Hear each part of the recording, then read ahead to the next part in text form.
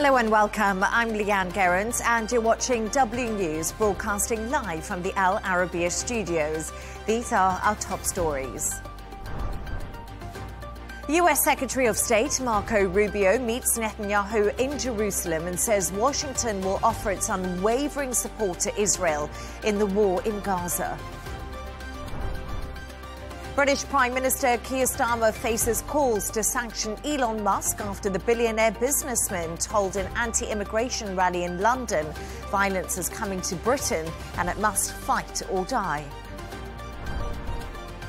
Plus, Vice President J.D. Vance will host a tribute edition of the Charlie Kirk Show tonight as his alleged killer is reportedly not cooperating with authorities.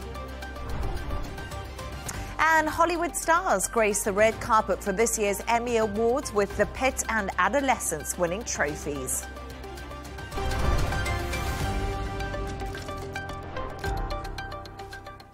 The US Secretary of State, Marco Rubio, has promised that Washington will offer its unwavering support to Israel in the war in Gaza. He made the remarks at a joint press conference with Netanyahu, who said Rubio's visit to Jerusalem was a clear message the United States stood with Israel following an Israeli strike on Hamas leaders in Qatar. Their meeting comes as Arab leaders hold an emergency summit in Doha today.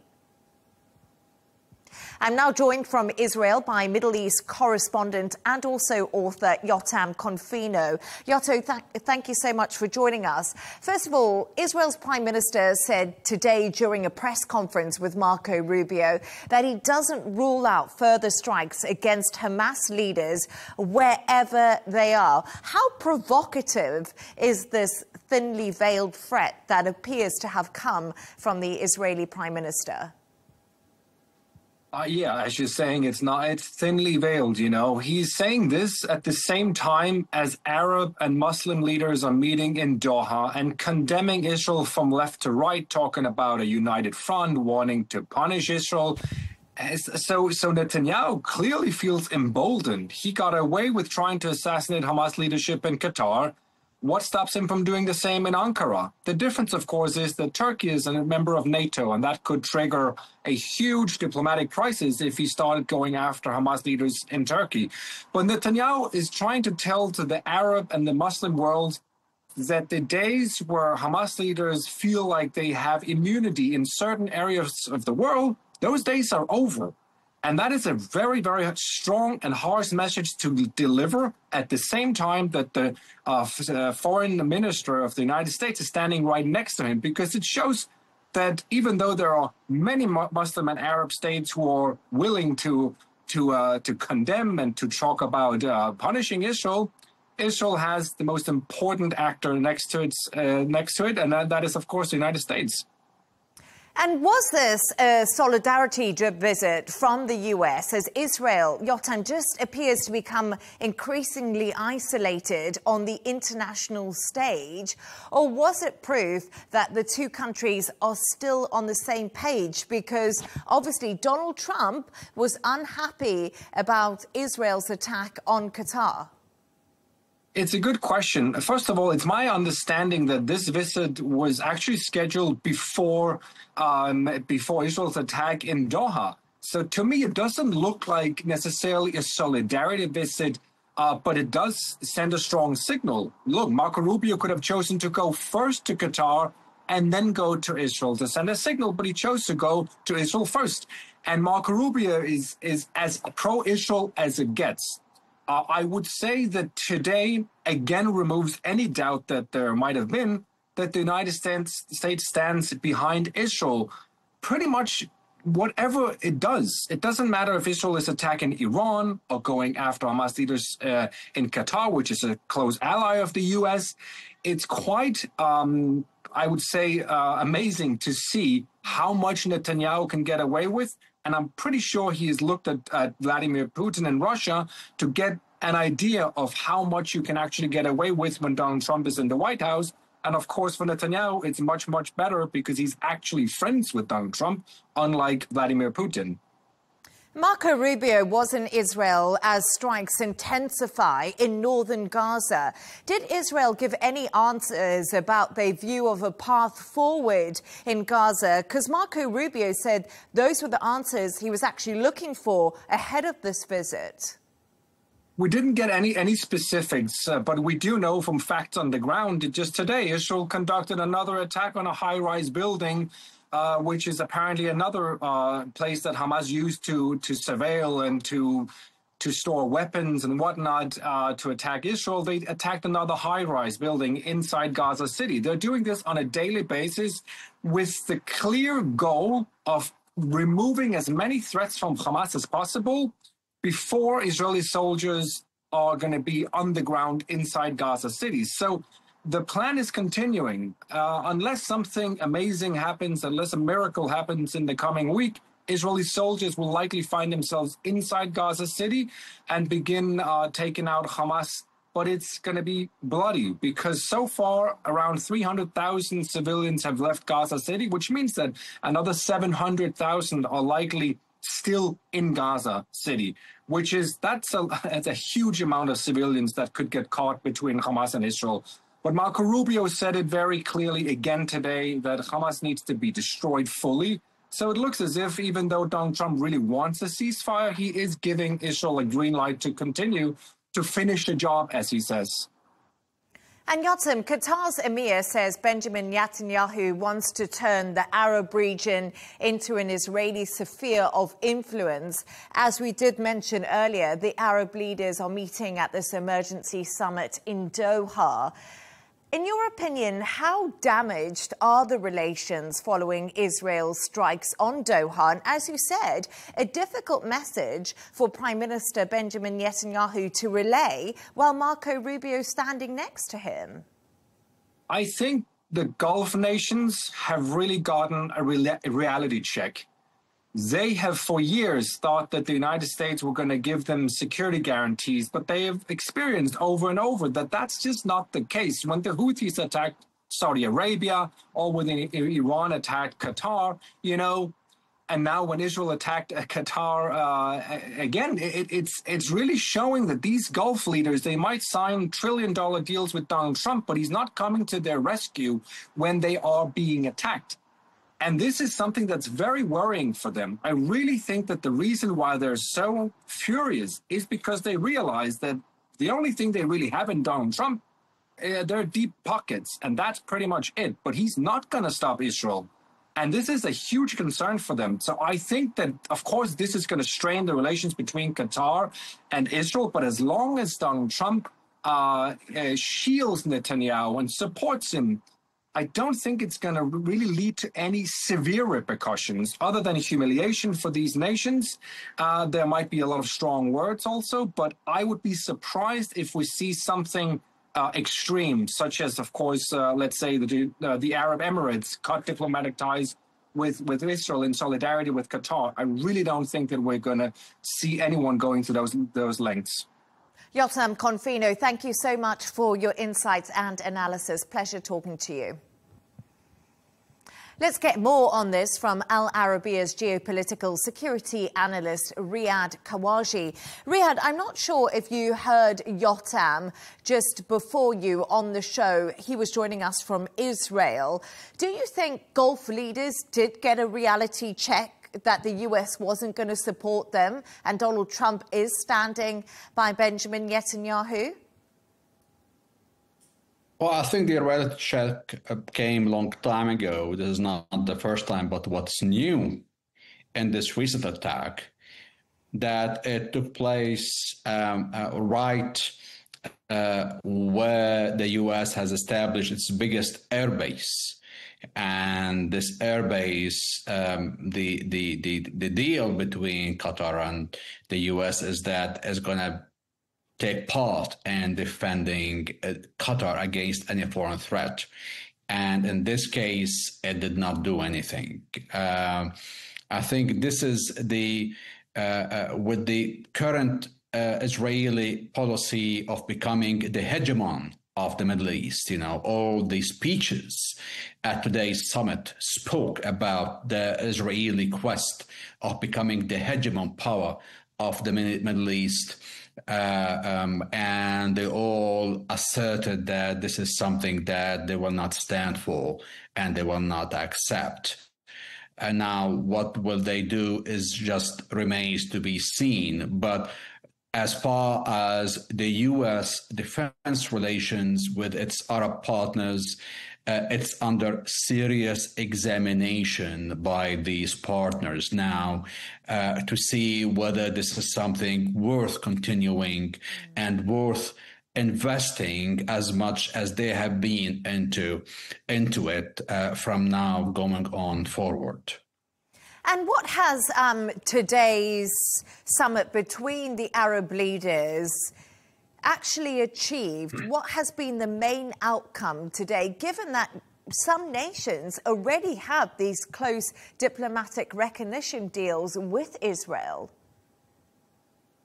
Well, one of the most important thing here is that they all focused on means and power tools they have in their possession to use against Israel. And many of them mentioned that the foundation of the peace offers from the Arabs towards Israel, and even the peace treaties signed between Israel and these Arab countries have in it that there would be a two-state solution, that this Israeli government is vowing to end a Palestinian state or the foundation of a Palestinian state.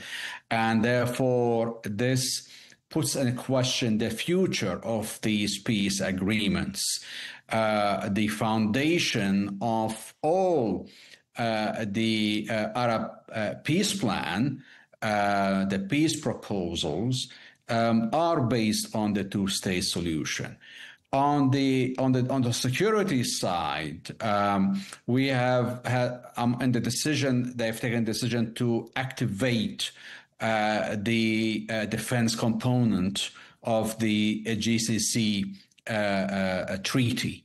This is, the Arab Gulf countries now will be reviving their military component and re-examining the situation in light of recent incidents, especially, the joint defense efforts, collaborations, and so forth to consolidate the defenses of the Arabian Peninsula.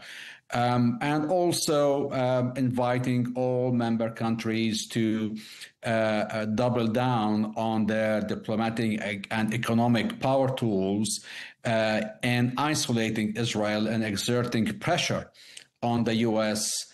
To itself pressure Israel to go back to the international norms and to end the war in Gaza and to seize the violation of sovereignties and the daily violations of sovereignties of countries like Lebanon, like Syria, and not to repeat these attacks on the Arab Gulf countries.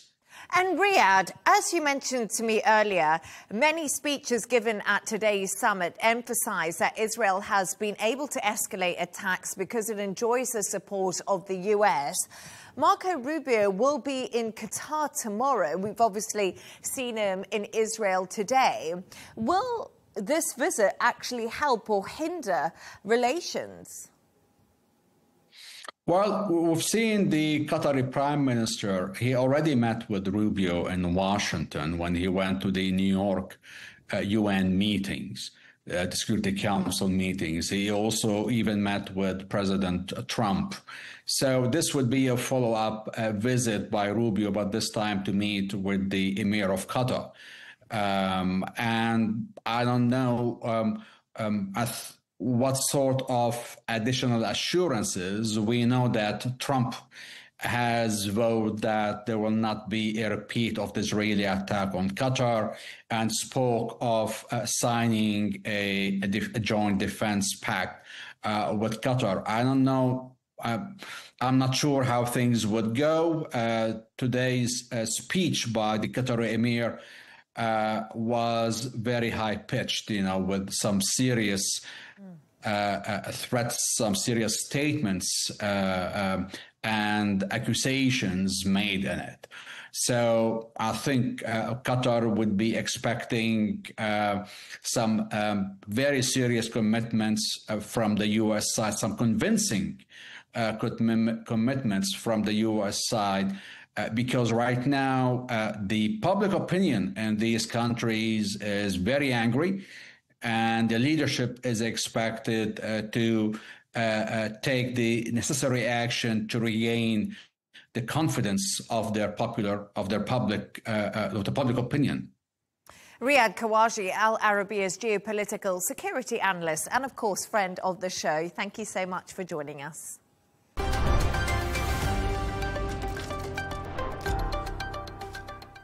Now, British Prime Minister Keir Starmer is facing calls to sanction Elon Musk after the X and Tesla owner told an anti-immigration rally in London that violence is coming to Britain and they must fight or die. The billionaire also called for the dissolution of Parliament during a speech to demonstrators. Up to 150,000 people joined the Unite the Kingdom demonstration in London, which was organised by far-right campaigner Tommy Robinson. For more on this, I'm joined from Delaware by former Trump state campaign chair Rob Artlett. Rob, great to have you on the show. Thank you so much for joining us. So Elon Musk addressed hundreds of thousands of protesters in London yesterday, claiming massive uncontrolled migration was leading to the destruction of Britain.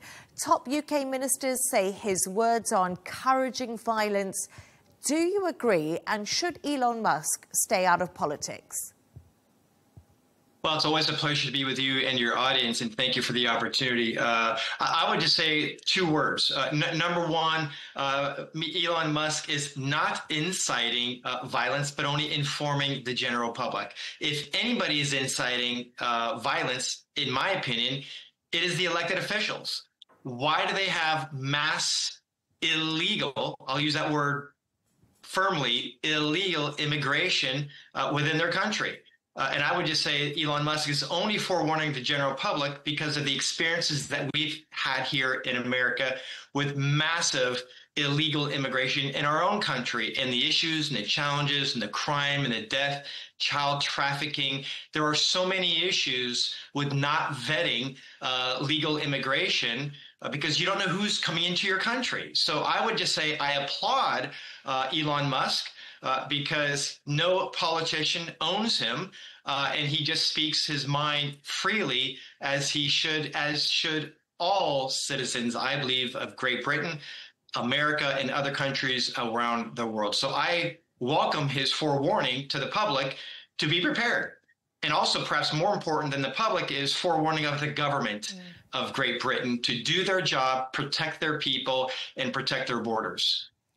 So you obviously don't think that he should face any form of sanctions from the Labour Party that is in power at the moment. You think he's doing the right thing? I do. And why would they sanction him? For what? Speaking his mind? For speaking the truth? Again, I think it's silly and almost irresponsible of elected officials to make those type of comments.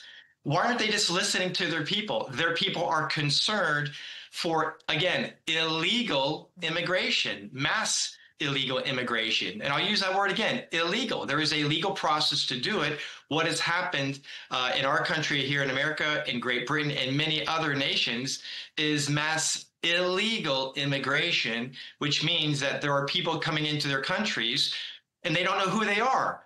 They don't know their background, and what they do know is the crime and the corruption and also the bloodshed that occurs when they come in, when they're not properly vetted. And I think that's a very distinct differential between legal immigration and illegal immigration. Big difference between the two. And President Trump is heading to the UK, Rob, for a second state visit, which is pretty unprecedented at a time of really high tension in both countries.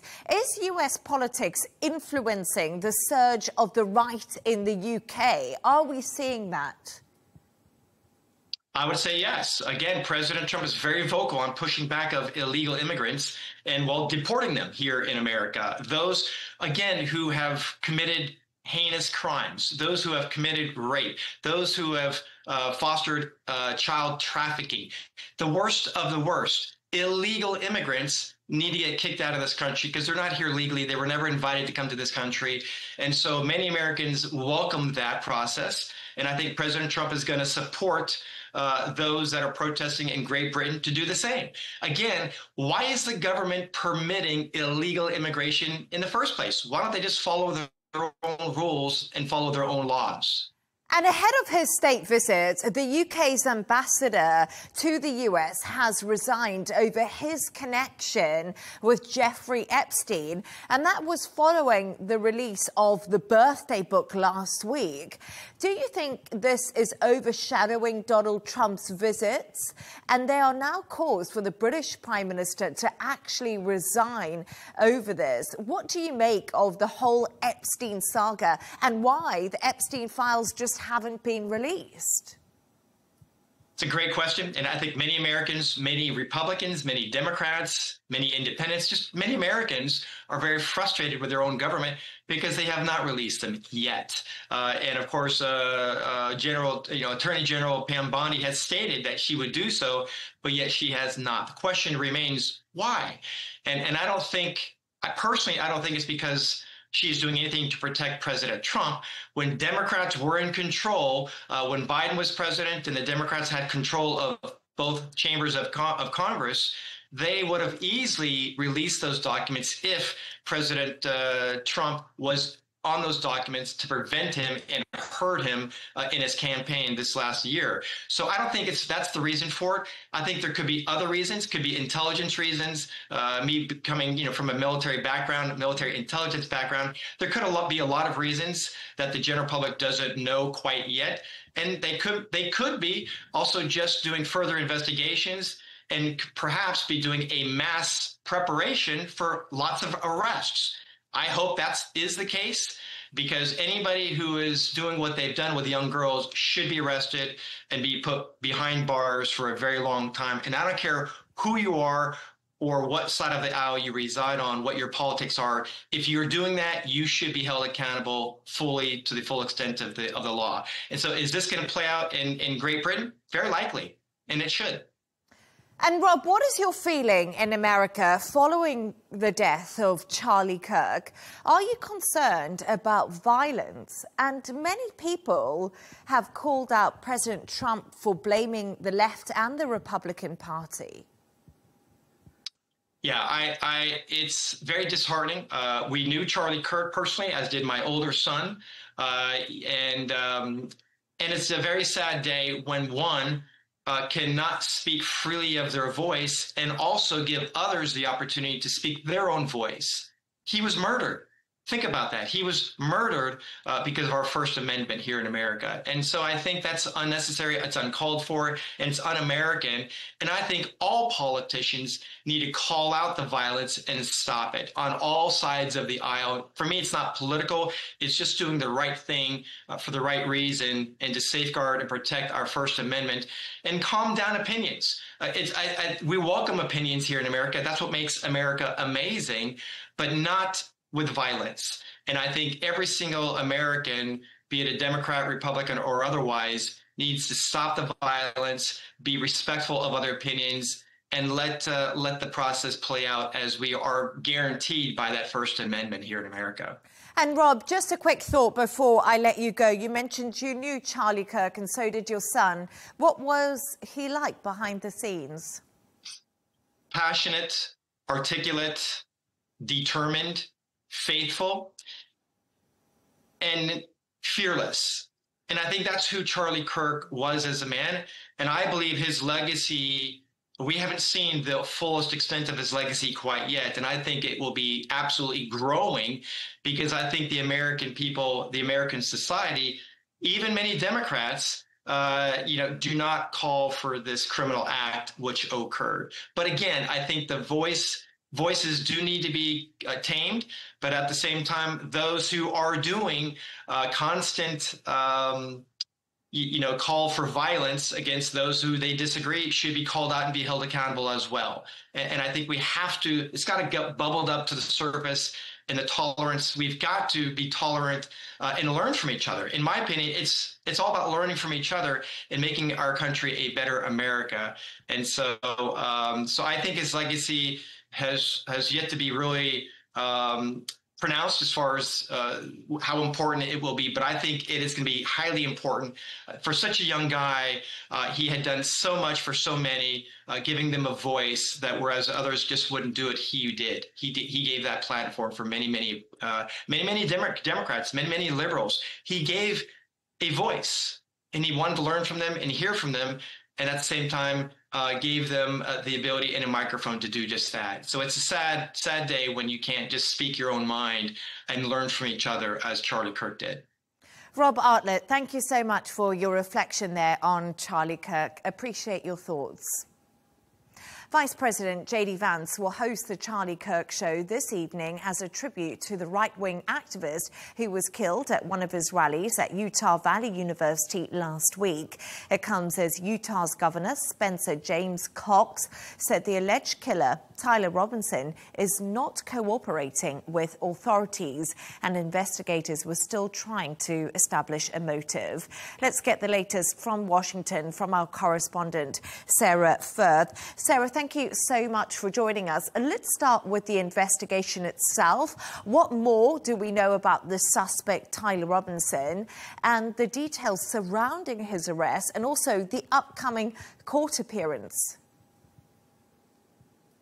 Yes, Leigh Ann, we've been learning more about the suspect over the course of the weekend and throughout today. Now, Tyler Robinson is the 22-year-old from Utah who prosecutors say carried out the killing of Charlie Kirk. He was arrested on Friday on suspicion of aggravated murder, obstruction of justice, and discharge of a firearm. Now, all of those are extremely serious offences, of course, and carry some of the highest penalties,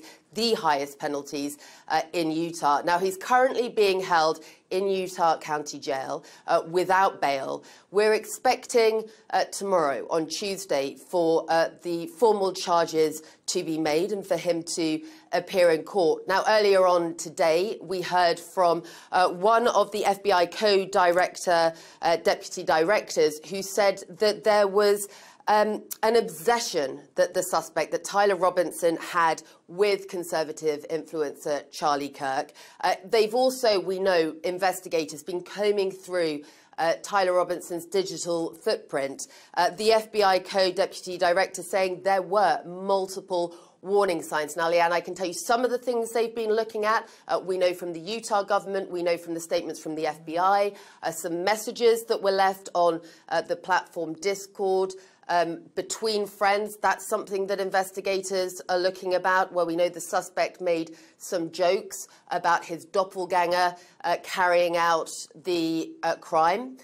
We also know that they're looking into his personal background. So Tyler Robinson comes from a conservative family, but we've heard that he had a very different ideology, what's called a leftist ideology. That's what the Utah governor has said. And we also know from Kash Patel, the FBI director, speaking today, he has said that the suspect's DNA was found at the scene. But we have to wait for tomorrow. That's when we're expecting to hear more details from those that are going to be prosecuting this case. And one of the big questions that remains outstanding, Leigh Ann, is the motive. That simply hasn't been explained right now. We know investigators are combing every avenue, especially this digital footprint, to try and draw up a picture of exactly what the motive was here.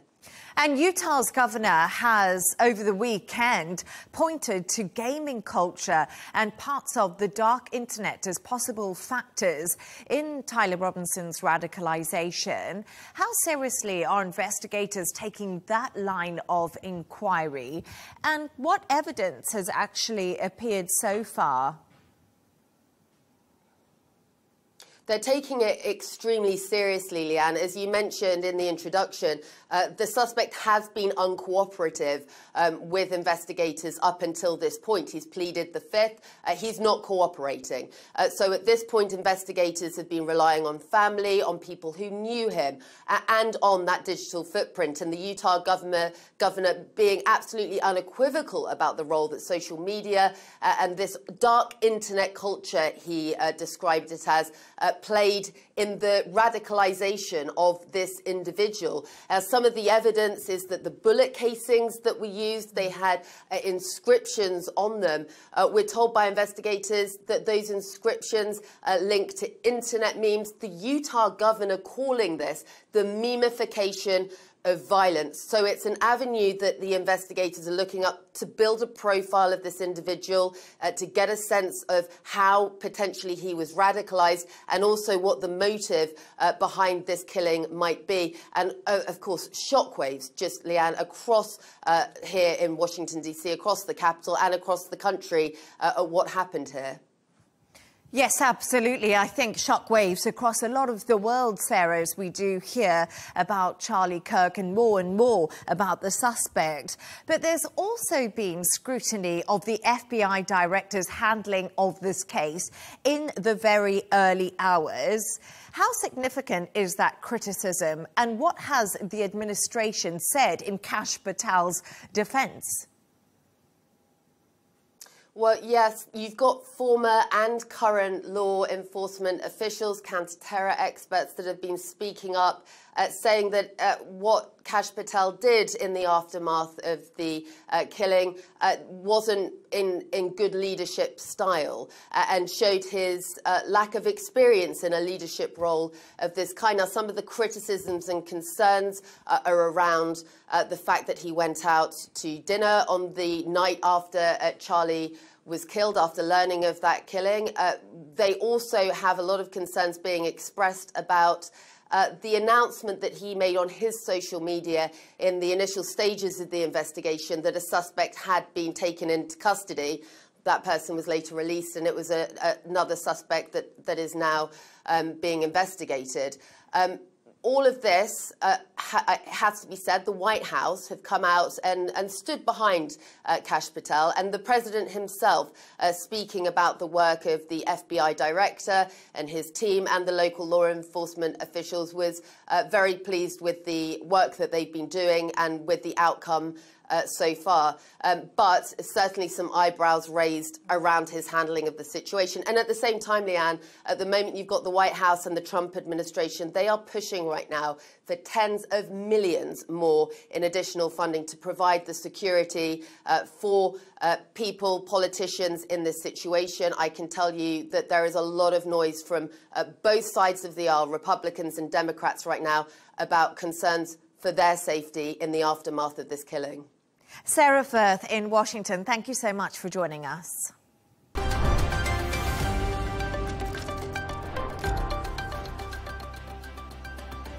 Let's take a look at the top business news now. And a framework deal has been reached between China and the US for the ownership of TikTok. US Treasury Secretary Scott Bessent made the announcement after a weekend of trade talks in Spain. He said Donald Trump and Xi Jinping will speak on Friday to possibly finalize that deal. A preliminary investigation has found NVIDIA violated China's anti-monopoly law. That is according to the country's market regulator. It's a big blow to the US chip giant ahead of US and China trade talks in Madrid. NVIDIA shares also fell 2.1% in pre-market trading. Turning to all the sports news now, former MMA fighter Conor McGregor has announced his withdrawal from the Irish presidency race. He told his social media followers it was not an easy decision, but it was the right one at this moment in time. 3 judges recently rejected McGregor's appeal against a sexual assault case where he was ordered to pay nearly €250,000 in damages. And world #1 golfer Scottie Scheffler is preparing for this month's Ryder Cup after winning the PGA Tour's Pro Court Championship. The American closed 5 under par to finish one shot in front of Ben Griffin at Silverado in Napa, California. It is Scheffler's 6th title of this year so far.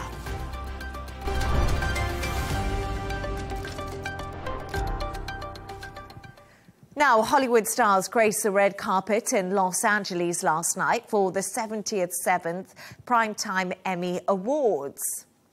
There were cash awards for short speeches, a historic prize for the miniseries Adolescence, and a big win for The Late Show, hosted by Stephen Colbert. To take a look at some of the night's biggest moments, I'm joined by entertainment reporter Stephanie Tecci. Stephanie, thank you so much for joining us to talk all about the Emmys. So let's start with Owen Cooper. Amazing achievement. He's become the youngest ever man to win an Emmy. And what did he actually win it for? Well, Leigh Ann, Owen Cooper is a name we won't be forgetting anytime soon because he's got such a long career ahead of him in Hollywood. At just age 15, yesterday, he picked up the Best Supporting Actor in a Limited Series for that powerful performance he put on in Adolescence. He plays a boy who was accused of murdering his classmate. As you can imagine, it's such a shocking plot. It became Netflix's 2nd most ever watched show. And, you know, just to reflect how young he is, he said in his speech yesterday, it was quite surreal for him. And you know what? He's not going to be living it up in Hollywood because this week he will be coming back to school. But he said he won't be bringing his award because he's scared it might get robbed. But yeah, you know, that is just goes to show how young he is and how much of an impact he made with this show. It's something that's been loved in the UK and it's gone worldwide. So it was a win that was very well deserved. And it was actually a great watch, wasn't it, Stephanie? And all of us were talking about it. It just created such a debate. But that wasn't Adolescence's only win for the night. In fact, it seemed to pretty much dominate the evening. What else did it win?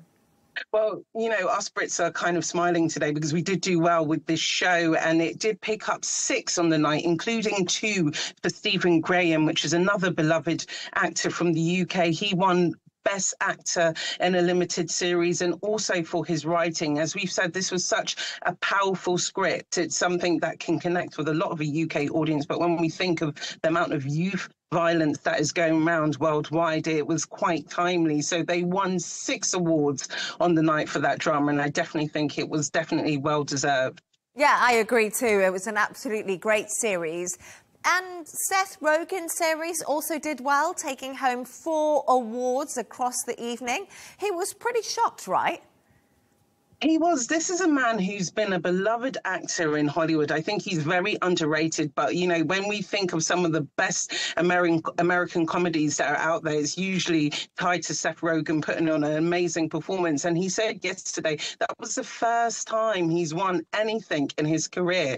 And, you know, he actually won 4 awards. Last night we only saw him pick up 1 for Best Actor, Leading Actor in a Comedy Series. But he won 3 other acting awards for producing, for scripting and for writing. So this is a man who I think he's finally getting the credit he deserved. And I thought he looked quite good in his brown suit as well. I love that brown suit. It's kind of cool. It looks a little bit like it's back in the 60s, doesn't it? It's a slight... I loved it because usually when you see men on the red carpet, usually it's just black and white tuxedos. I love that he stepped out in the brown suit and he's a bit of a fashionista. People are always watching what he wears and he genuinely was not expecting to win that award last night. So he said it came as a shocker, but I'm glad that he's finally getting the dues he deserves. And also, of course, the brown suit that I'm sure we'll see in many stores in the future. And Stephanie, Definitely. Let's talk a little bit about, there were predictions that Severance would beat The Pit for Outstanding Drama Series. But in the end, how did this sort of turn out? Well, it just goes to show you can't always trust the science when it comes to awards, Leigh Ann, because, you know, for the Severance, they had 27 nominations. So they have the most amount of nominations during the Emmys. So you would think that obviously they are going to pick up the Best Drama Series, but surprisingly, it went to the pit. So there's a lot of things that's happened here. Obviously, when it comes to these awards, it's up to the Academy members to pick who's going to win. And I think what's happened with the Severance, there was like a 3-year gap between the first season and the second season. So I felt like it kind of fell out of favour with TV members. And if you look at the pit, it's quite hard-hitting. It's focusing about the lives of American workers in hospitals and healthcare. So I think that was something that was touched the members of the jury. And I think that was something that made the Severance lose out. But, you know, it was still a big winner in the night. And to have 27 nominations, that's nothing which can say that this is a series that hasn't done well. Yeah, absolutely. And the ceremony actually unusually ran on time, something many people who sit down and watch it aren't used to it. But this was actually down to the host and a clever tactic. Tell us a little bit more. It was about time, because all these Hollywood speeches are too much sometimes, too long. I know they want to thank everybody and anybody, but Nate Bargatze, he done a really clever thing where he said that all award recipients only had 45 seconds in their speech. Any time over that, he was going to deduct the donation that he was making to the Boys and Girls Clubs in America. So by the end of the night, he did say initially he was going to donate $100,000. And by the end of the night, it had gone down to $50,000 because people were rambling a little bit. But luckily, at the end of the night, Nate and CBS said that they will be donating $350,000 to Boys and Girls Club America, which is quite a good cause, and it helps people with after-school clubs. And quickly, before I let you go, Stephanie, I want to talk a little bit about some of your favourite red carpet looks of the night, because I love the pictures, obviously, of the red carpet. It's why we look at all the newspapers. But I was just thinking, was red the colour of the evening? Because I saw Sydney Sweeney wearing it. I also saw Selena Gomez wearing it. So tell us more. Yeah. Well, I think clearly they wanted to blend in with the red carpet. But with Sydney Sweeney, come on, there's been a little bit of chapter about her, because obviously she had that controversial American Eagle ad earlier this year, which she got a lot of scrutiny for. The Republican Party defended her. And so people are saying actually she wore red as a secret gesture to say that she is a Republican supporter, and she's thanking them for the help that they've given her amid this controversy. But that aside, it was an amazing red gown by Oscar de la Renta, and it just looked amazing on her, like it did with Selena Gomez as well, who was another person who wore red. But there was some people who obviously brought politics to the red carpet, Leigh Ann. Megan Salter, the comedian, she actually didn't dress up in a gown at all. She was just in a white T-shirt and jeans, but she was holding this black bag that says "Cease Fire Now." Obviously talking about her support for free Palestine. And it was the same with Javier, I forgot his name, but Javier, also, he was also wearing, yes, that's it, sorry, I have brain freeze there. He was also wearing a keffiyeh scarf as well. So again, I think fashion and politics was going hand in hand. But one of my favorite looks was Jenna Ortega. She looked amazing in this jeweled top by Givenchy, which kind of reminded me of Isabella Rossellini in Death Becomes Her. So I think that was probably the most outstanding and risky outfit of the night. Oh, that was definitely risky. I must say something before I let you go. I absolutely loved Sydney Sweeney's red gown. It was beautiful. Entertainment reporter. I thought it was classic. I thought it was classic. I think sometimes Hollywood stars, they try too hard. Sometimes let's just stick to the brief and look glamour, and classic always does it best. I couldn't agree with you more. Entertainment reporter Stephanie Tecci there. Thank you so much for joining us.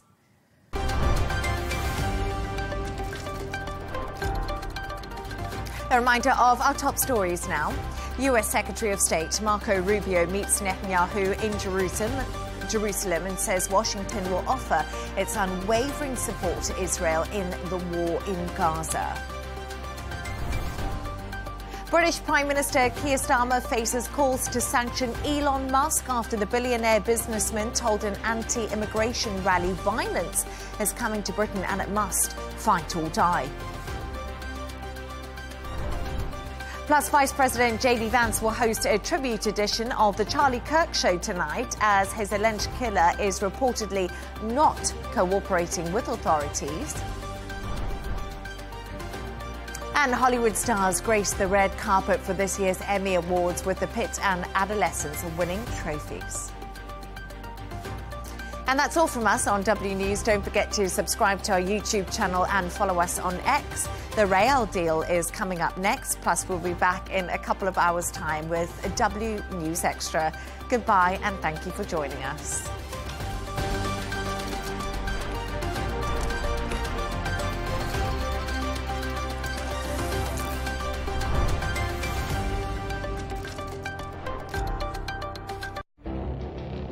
It feels like decades are passing by in a matter of weeks. Seismic shifts in the world order. Never, ever will be part of America. With so much happening and so much noise. Whether it's political upheaval, Canada has been ripping us off for years. Economic shifts or social movements. And no one wins from tariffs. I think America can be more friendly to the rest of the world. The in-depth analysis and all the latest developments across the globe. To have an inclusive policy together. The meetings with Hamas gave me some hope. We're in another nuclear arms race. The most important development straight to your screen. Welcome to the dressing room. I'm on my own. I need backup. And an insightful look at the issues shaping our world today. It was not going to happen, that war, and it happened. Join us on Arabiya News, where the world talks.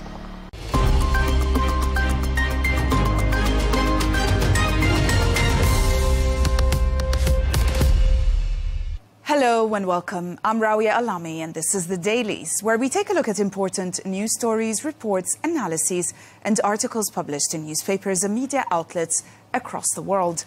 International media kept a close focus on the assassination of conservative activist Charlie Kirk as new details emerged about the suspect now in custody.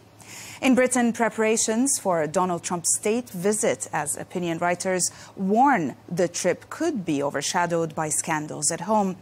Meanwhile, in the Middle East, Doha is hosting an extraordinary Arab-Islamic summit. Arab outlets have framed the gathering as a historic show of unity, portraying it as both a defense of Qatari sovereignty after Israeli strike and a platform to demand stronger action in support of Palestine. We'll start with the Washington Post, which profiles the suspect in Charlie Kirk's assassination, shedding the light on the complex portrait of Tyler Robinson. According to the report, Utah officials revealed he embraced a leftist ideology and may have been radicalized after leaving college, spending time in online spaces steeped in anger and gaming culture. Investigators found bullet casings engraved with anti-fascist slogans, hinting at the mindset behind the attack. The piece also highlights that while his conservative family expressed shock, Robinson's partner has cooperated with the authorities, saying she was blindsided. Charged with aggravated murder, he could face the death penalty. And the report underscores how a promising student spiraled into extremism and how his killing of Kirk has reignited urgent debates about political violence, polarization, and the risks of radicalization in digital spaces. Alicia Finley's Wall Street Journal column explores the troubling descent of Tyler Robinson, describing him as a gifted student from a stable family. The author explains how Robinson dropped out of college and became immersed in online subcultures, video games, and digital memes that appeared on his ammunition. The article argues that his trajectory reflects a wider crisis among young men, what the author calls America's lost boys, who retreat into virtual worlds instead of building real relationships. Also, she was drawing parallels with other young shooters. Finley highlights how internet addiction, mental health struggles, and cultural isolation can turn loneliness into violence. The piece calls for stronger social structures to re-engage alienated men and prevent similar tragedies. The Economist, on the other hand, examines whether Charlie Kirk's killing signals a surge in radical left violence, finding the data more complex than political rhetoric suggests. Multiple databases show right-wing extremism remains far deadlier in the U.S. than left-wing attacks. The prosecution project's chart highlights that while both sides commit acts of political violence, most recorded incidents lean rightward, as you can see in this chart. Also, Anti-Defamation League adds that 76% of extremist murders in the past decade were tied to the right, though classifications, of course, vary. Another also chart shows the threats and harassment against public officials are soaring, over 9,000 against Congress in 2024, before easing slightly this year. Armed Conflict Location and Event Data Project counts 373 politically motivated deaths since 2020, with partisan targeted attacks rising sharply since 2016. Researchers also stress violence remains rare but increasingly symbolic, with many perpetrators using politics as a vehicle for deeper personal crisis. Before moving across the Atlantic to the Middle East, let's have a look at this interesting investigation by the Washington Post into President Trump's month-long crime emergency in Washington, D.C., painting a stark picture of policing under federal control. Reporters estimated more than 1,200 court records, revealing that while crime rates fell, arrests were concentrated in the capital's poorest, predominantly black neighborhoods. The report also highlights that federal officers often stop people for minor infractions, from fare evasion to public drinking, hoping to uncover guns or even drugs. Judges have already dismissed some cases as unconstitutional, raising concerns about radical profiling and heavy-handed tactics. The investigation underscores the divide as supporters call the surge a success, crediting it with reducing homicides and robberies. And critics argue it sacrifices civil rights for optics, leaving communities distrustful of both police and federal power. To the Middle East now, where Arab and Muslim leaders convened in Doha for an extraordinary summit today after Israeli attack on Qatar. Arab media outlets reported on preparations, framing the summit as a historic show of unity after Israel's strike on Doha. Coverage emphasized solidarity, sovereignty, and defiance against what outlets called Israeli state terrorism. Editorials urged real measures, not rhetoric, while highlighting Qatar's vow to continue Gaza mediation. Ghassan Sharbil, the editor-in-chief of Pan-Arab Sharq al-Awsat newspaper, wrote describing Benjamin Netanyahu as the most dangerous leader in Israel's history, surpassing even past hardline prime ministers. Sharbil traces a long record of assassinations, disregard for international law, and relentless pursuit of Palestinian leaders, from the 1997 failed poisoning of Hamas's Khalid Mashal in Jordan to the recent deadly strike in Doha. The article accuses Netanyahu of reveling in destruction, ignoring global condemnation, and destabilizing Gaza, Lebanon, Syria, Yemen, and even Iran. His actions, it argues, are driven by paranoia and a refusal to accept Palestinian existence. The author calls on the Arab Islamic Summit in Doha to use diplomatic and economic leverage, especially via the US, to press for a two-state solution. To The Telegraph, which reported that Britain has barred Israeli students from the Royal College of Defence Studies, a first in the Academy's history. The Minister of Defense said the decision reflects opposition to Israel's military escalation in Gaza, insisting on diplomacy, ceasefire and humanitarian aid. Israeli Defense Chief Amir Baram condemned the move as dishonorable and a betrayal of an ally, warning it undermines Britain's own security. The ban follows a series of punitive measures from London, including holding arms exports licenses and signaling support for Palestinian statehood at the UN.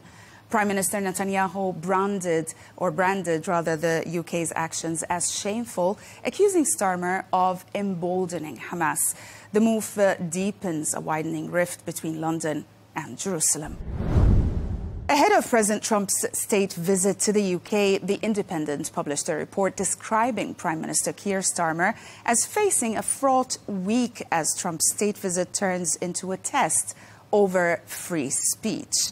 The report cites Washington sources who confirmed that Trump plans to make the issue a top priority during talks in London, putting trade negotiations and wider international discussions at risk. The row also follows controversial arrests in Britain under the Online Safety Act and growing criticism in the US that the UK is criminalizing speech. The piece highlights also that Starmer's position is further weakened by the sacking of Lord Mendelssohn as ambassador to Washington, leaving his government looking unstable. Yet the report also points out that Trump needs Britain as a reliable ally, suggesting that despite tensions, the special relationship may ultimately deliver economic and political support. The Guardian focused in its analysis on how Donald Trump's state visit to the UK comes at a politically fraught moment for Prime Minister Keir Starmer. The sacking of Lord Mendelssohn over ties to Jeffrey Epstein has left Britain without a US ambassador, just as the White House and Downing Street prepare for high-stakes meetings. The piece contends that while Trump craves royal pageantry and optics, banquets, military displays, and deals on tech and nuclear cooperation, the scandal risks overshadowing the visit. It also quotes analysts who warn Trump could weigh in on Mendelssohn's successor or even free speech controversies after Charlie Kirk's killing, though officials believe he will avoid clashes to preserve his rapport with Britain. The report concludes that for Starmer, the Trump spectacle may offer a much-needed distraction from Labour's internal turmoil. And we'll end with the New York Times report on the 77th Emmy Awards, capturing both the glamour and the tensions shaping Hollywood. The standout victory was HBO's Max surprise hit, The Pitt, which won Best Drama and Acting honors for Noah Weil and Catherine Lanassa, beating Apple TV's heavily favored Severance. Apple also still triumphed in comedy, while with The Studio, where Seth Rogen dominated the night, while Netflix's Adolescence swept the limited series category. The review also notes the symbolic win of Stephen Colbert's cancelled Late Show, which earned Best Talk Series, and emotional ovations and political undertones punctured the night. Free Palestine pins, also Javier Bardem's Kufia, and also there were boos at public broadcasting cuts, showing, or all of this spectacle shows, how entertainment ceremonies continue to reflect broader cultural divides. That's it for today. Thanks for watching.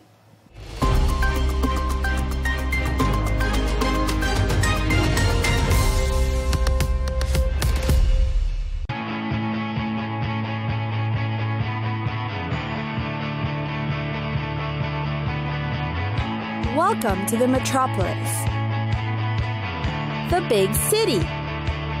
This is where tech, trends, and culture meet. Meet the people. see the sights, walk the city streets, and experience the lifestyle.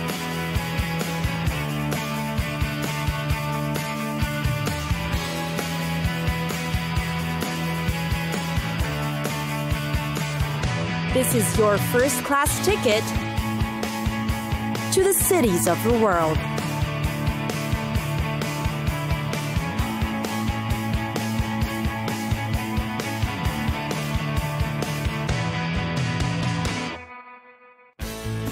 Seattle. Seattle's best. Get to know its finest characteristics and what makes it such a unique city that's worth getting to know. For one, Seattle is surrounded by water. It's got a great historic seafaring culture too. You'll find so many water-related activities to do in the city. You can go fishing, sailing, scuba diving, kayaking, paddleboarding, surfing, and commuting by ferry. Next is its coffee. After all, this is where Starbucks was founded in 1971.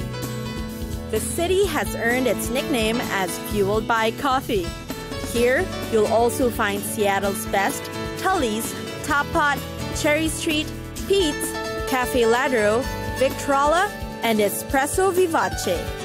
Its coffee scene is thriving with commercial, independent, and artisanal espresso roasters and cafes. There can never be too many places to grab a cup of coffee. Here in Seattle, the more coffee places, the merrier. Seattle is also known for its nature parks. Did you know that it's surrounded by about 30 national parks? This means more opportunity for outdoor activity. Seattle is a city where you can find beaches, glaciers, waterfalls, and rainforests. Imagine all that in one place. Meanwhile, it is also known to have a reputation for being a culinary destination. Seattle is home to many critically acclaimed world-class chefs. The city can in fact be considered a farmer's market, locavore, and seafood culture. The people in Seattle usually like to buy food products that's within their area of residence as a way of supporting their neighbors and the natural resources. And last but not least is its culture. Seattle is known to be a place friendly to any race, gender preference, families, you name it. It has in fact gained the title of being one of America's best cities for families. The city has also a remarkable LGBT population. Many of its residents also hold a commendable bachelor's degree or higher. Family-friendly fairs, festivals, markets, restaurants, and activities make it a well-loved city for families to settle in. It's a pet-friendly place too, and you can expect a playground anywhere nearby.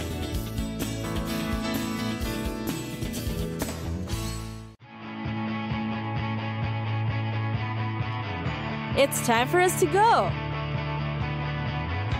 Pack your bags and get your tickets ready. And we'll see you on the next destination.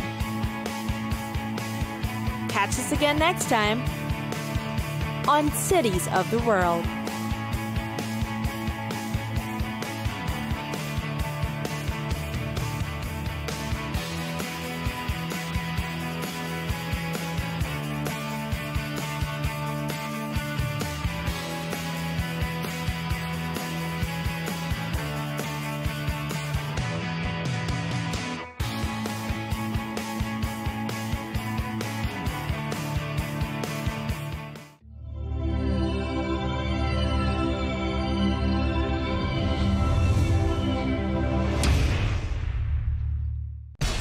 We have to take care of our people, and we're going to take care of our people first.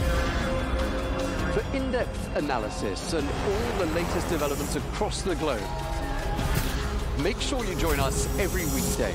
President Trump is trying to negotiate a ceasefire. with so much happening, so much information and so much noise. International law will have no part in his administration. It can be hard to keep track. Tariffs will just fuel inflation. We're going to fight these tariffs. But you can count on us to tell you what you need to know. We stand by your side. Join me, Tom Burges Watson, for Global News Today, right here on Al Arabiya News.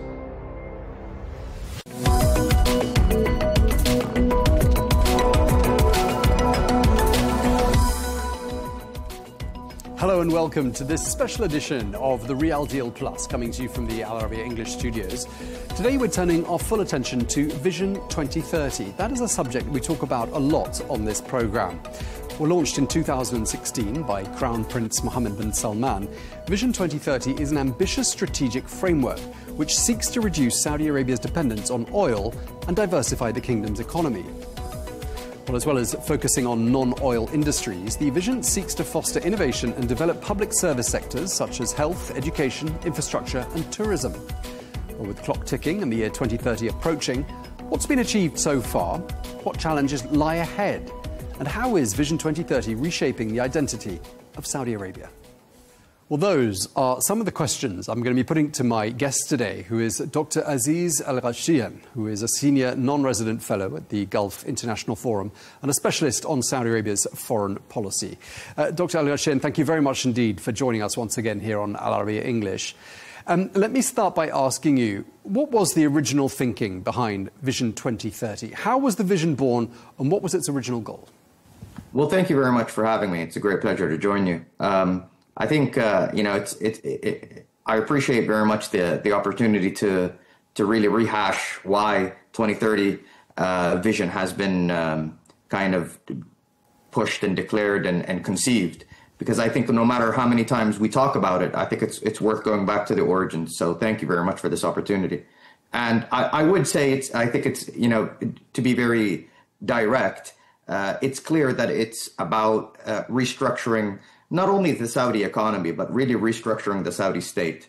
I think for the past decades, there's been a lot of discussions regarding the sustainability of how the Saudi economy will continue in its form that was very oil-centric or natural resource-based.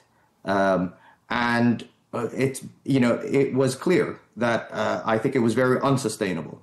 And I think with the change of leadership and the change of kind of the dynamics, both and the international dynamics and inside Saudi Arabia politically, there was then a real push and an institutionalization of this kind of change. And I think this is what really conceived, I think, 2030. 2030 really is about reconstructing not only the state, not only the economy, but reconstructing the Saudi state. Because I think, without reconstructing or addressing core issues of society, addressing a lot of the tapped sources that have been unused, the tapped manpower and women power that have been unused, restructuring the economy in itself is just a very difficult task. So I think that's really about, in other words, to catapult Saudi Arabia into the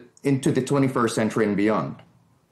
I want to read an excerpt, really for the benefit of our audience, from Vision 2030. It goes as follows. This ambitious roadmap leverages the kingdom's unique strengths, its pivotal role in the Arab and Islamic worlds, its strong investment capabilities and its strategic geographical position.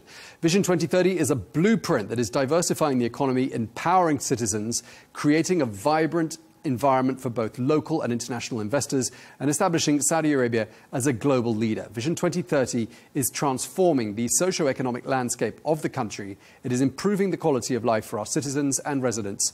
Saudi Arabia is forging a future where tradition, innovation and sustainability go hand in hand, providing endless opportunities for citizens to realize their potential and ushering in a new era of development and prosperity for the kingdom.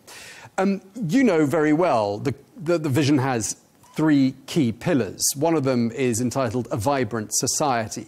I'd like to ask you, how does Vision 2030 balance these various goals? You know, it's got Saudi heritage and values on the one hand, traditional, quite conservative, and a push for modernization on the other side. How do you reconcile the two? It's a fantastic question, and it's an important question, and that's a process that's actually continuous. It's still till now.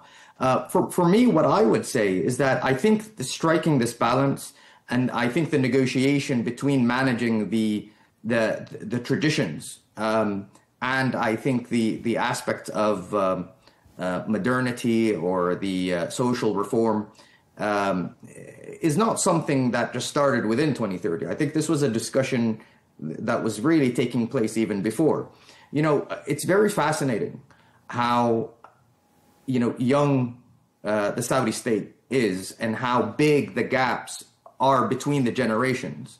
You know, it really leapfrogged a lot of these things. So, I mean, you know, in my parents' generation, there were probably barely cars around. And then all of a sudden, here I am in our generation, you know, being in the kid in the 90s and 2000s, there were worlds apart. They were literally worlds apart. And then you have this generation, Generation Z.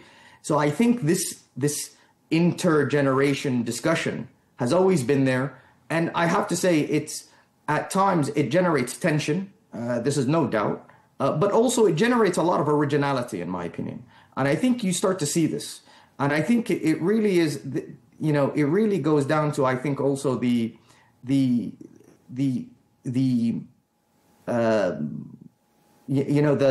aim and the bearings of where the trajectory of where the country is going. I think if there is a new, a clear direction of what are I would say, what are the opportunities, but also what are the limitations and what is the goals, there will be a great deal of originality of trying to balance between what are the, or leverage, I would say, leverage the history and the heritage that we have and generate it into something of, fantastic initiatives. And also, I think, opportunities to create more space for not only articulation, not only space to find new space for people within society, but also can this be leveraged into investment? We see, for example, the aspect of camel milk and the products that emanate from that. And this is, I think, for example, a prime example of how leveraging our heritage, leveraging our history, our norms. Of course, our norms are not just camels and stuff from the desert, but leveraging our things that make us into something that is becoming very business focused, creating opportunities. So it's a negotiation that is taking place. Sometimes it creates tension, it creates originality, and it creates opportunities. But I think one of the main benefits of 2030 is that it creates that debate. And that debate in itself is worth having. And since there is this discussion, I think this is really where the moving forward, the momentum forward is seen. I think that's one of the hallmarks of it. It's the creating these discussions. Yeah, and actually nowhere sort of seems to exemplify this marriage of history and heritage and modernity better, in my mind, than somewhere like Alula, where you've got all of that archaeological richness and heritage richness alongside the Maraya Concert Hall, the largest mirrored building, outdoor building in the whole world. I mean, an amazing juxtaposition there. Under that same heading of a vibrant society, there is the goal to bring about improvements in the quality of life, housing, healthcare, social care, right across the country. And I want to ask you, as a Saudi national, are you seeing these changes happening under your nose? I mean, does this change manifest itself in every aspect of daily life in Saudi Arabia? Well, where I am, from my vantage point in Riyadh, I think there is clear change. And I think, it's very difficult to go anywhere without seeing, I think, a lot of these initiatives and promises materialize. This is, in our everyday life. I think, recently I had to change my passport, and then rather than go to the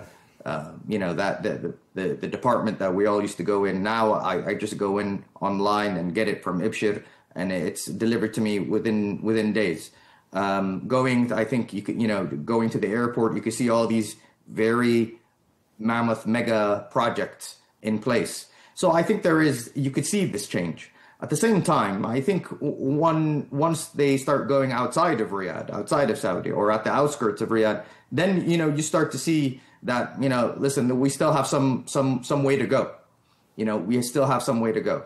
And I think this is, for me, I think that the main benefit of Vision 2030 is that it's not necessarily about achieving goals immediately on 2030, either before 2030 or after 2030. There have been some goals that kind of the vision strived to achieve, and they reached it before 2030. And there are some that will take a bit more time.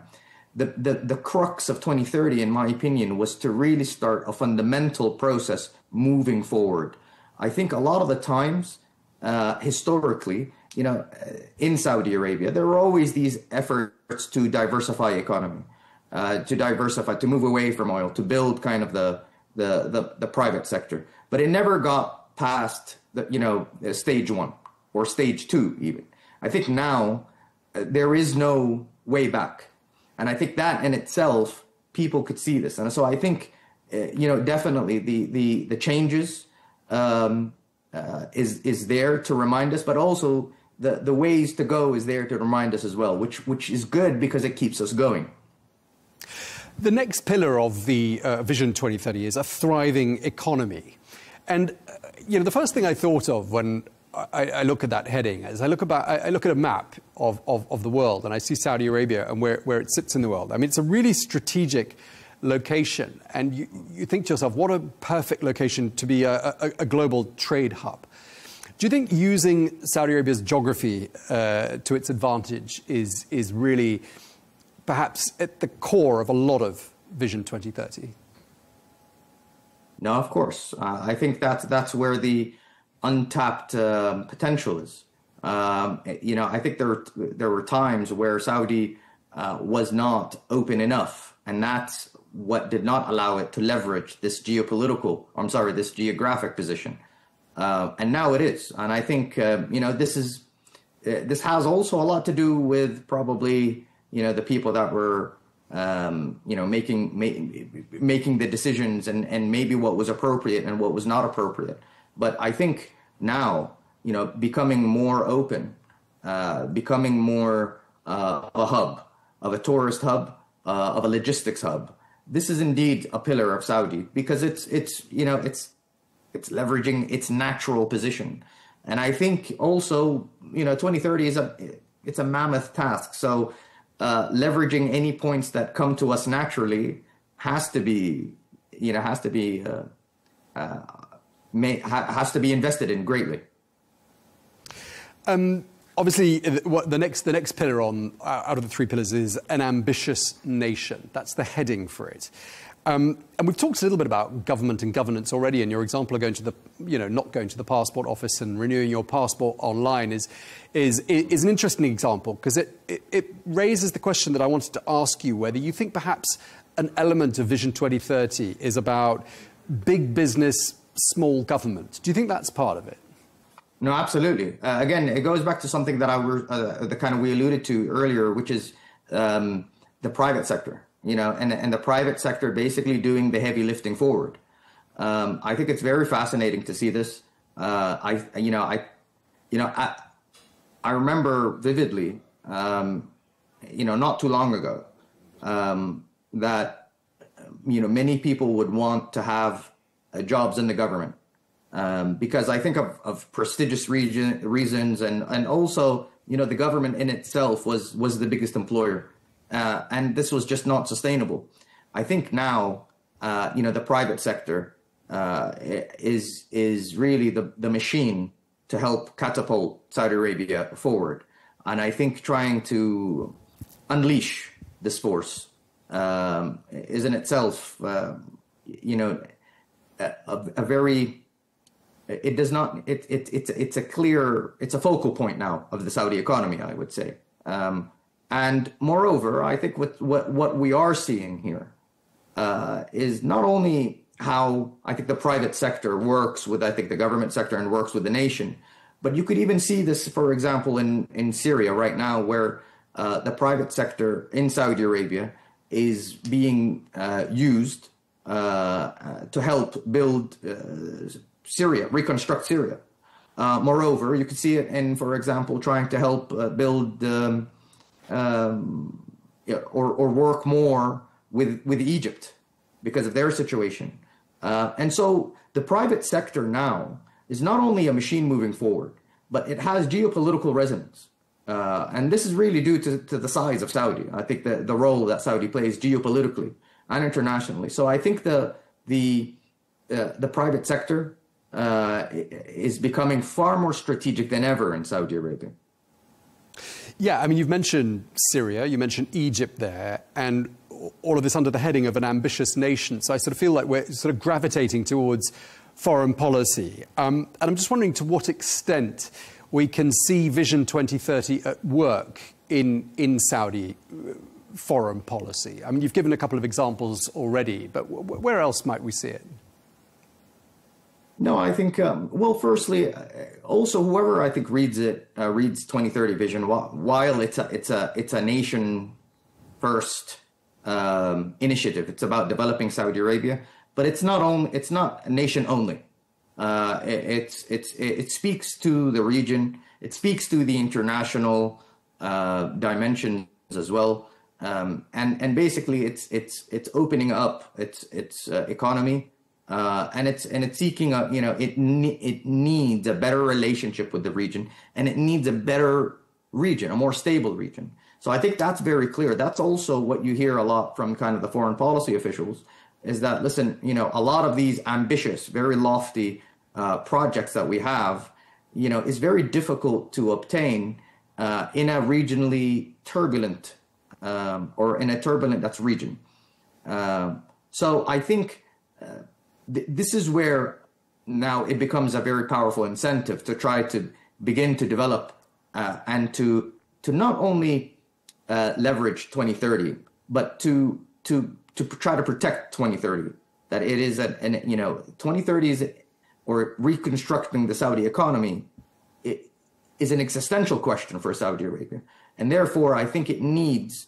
It needs a far more stable region, and it needs partners to this. What's very interesting here, if I could say something more, kind of more historically, we are now seeing a very economic-driven foreign policy, and I think that's very clear. I argue this is actually the traditional foreign policy of Saudi Arabia. When Saudi, was first, before even Saudi was declared as a kingdom, its foreign ministry was in Jeddah alongside the Minister of Finance.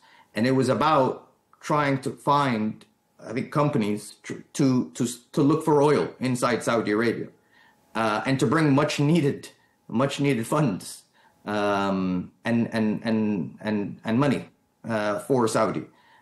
So in many ways, I think the business first, the economy driven foreign policy for Saudi is actually a traditional one, but the way but the landscape is just completely different.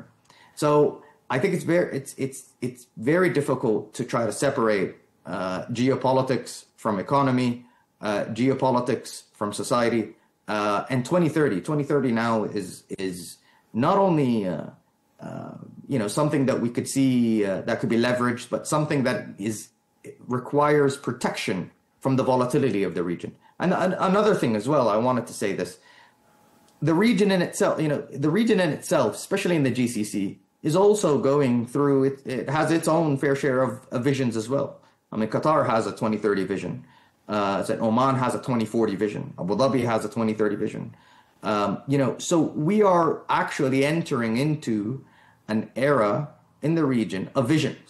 You know, we're a kind of a vision heavy place, especially in the GCC. And I think in my discussions with colleagues around stuff around Israel and Palestine and around Syria, is that, you know, to what extent can there be, you know, visions that could speak to Saudi's vision also, and vice versa, and allow the heavy lifting, allow the economy to do some of the heavy lifting there? Because unfortunately, we're seeing, you know, in Gaza, a humanitarian crisis that's just getting worse and worse. And you know, every time we're trying to talk about reconstruction, you know, it's difficult. Well, how are we going to reconstruct, you know, all of this? How are we going to create a more sustainable region? And I think for me, it's worth discussing having a more interdependence amongst respective visions around the region. So, you know, the notion of visions goes back to your first question, is something that I think could be regionalized. And if it does become more regionalized and institutionalized and strengthened, then I think we could probably head to a more stable region. Okay, well, we're going to have to leave it there because we're out of time. I would have loved to have talked to you for longer. It's been a real pleasure, and thank you very much indeed for helping us to better understand Vision 2030. Dr. Aziz Al-Ghashyan, thank you very much indeed for your time, sir. My pleasure. Thank you. Well, thank you very much indeed for watching this special edition of The Real Deal Plus, only here on Al Arabiya English. Thank you very much again. We look forward to seeing you again soon. Stay tuned.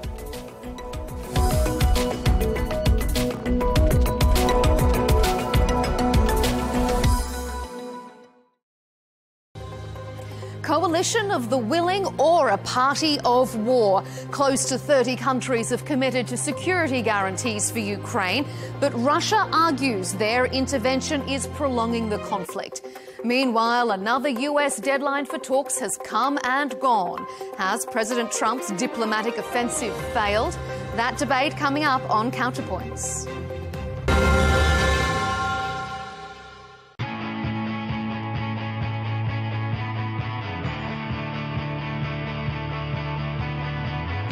Welcome to the metropolis, the big city. This is where tech, trends, and culture meet. Meet the people. See the sights. Walk the city streets. And experience the lifestyle.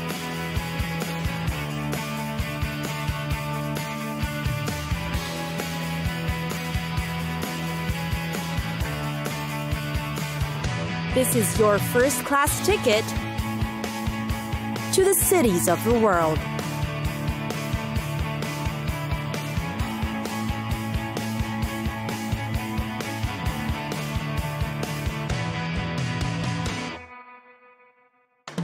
Tunis, the capital of Tunisia and one of North Africa's easygoing cities. Yet, behind its laid-back approach is an exotic appeal. Tunis deserves to be the perfect introduction to the region. You'll find most of the main sightseeing in the Medina or Old Town, which is already an attraction in itself. There are winding routes along the alleyways, and behind the high walls, you may find yourself lost. But that's the charm of the city. There's a fabulous mosaic collection of the world-famous Bardo Museum. And then there's the remnants of the once glorious Carthage that's a tourist highlight. Carthage, the fabled wealthy seafaring city of the Phoenicians, lies scattered across the Bay of Tunis. Its columns and pile of marble rubble are bordered by a panorama of the Mediterranean Sea. And who could resist such a view? The sea is actually vital to Tunis's prosperity. The Carthage was completely destroyed in the Third Punic War in 146 BC. and the surviving ruins is worth the visit. The view is yet amazing, especially with its seafront setting. Meanwhile, there's also the Medina district or Old Town. It is considered Tunis's historic heart and known as the Port de France during the colonial period.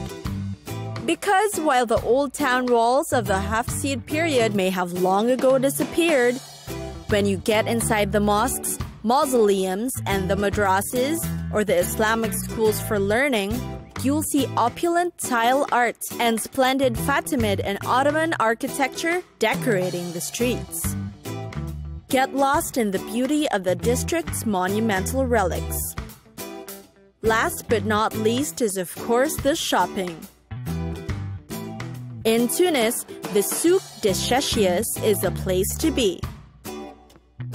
Makers of Tunisia's traditional woolen hats will be found here and are even conducting workshops. Looking for furniture to bring home? You'll find them between Rue Gemma es Zaytuna and Rue Kasbah.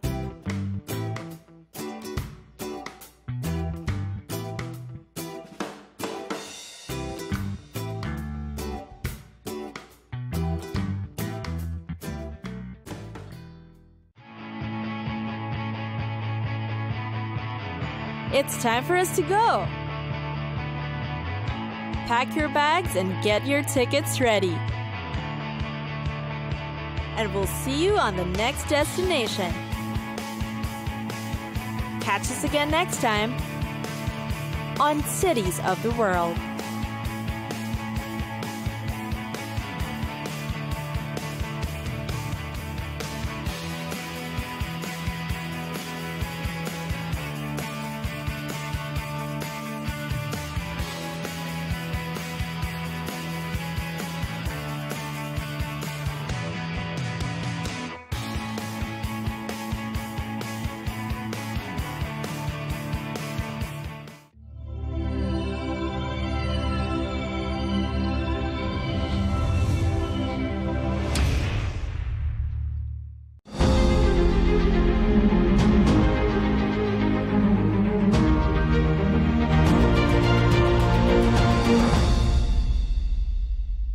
John, thank you so much for having us here in this lovely place.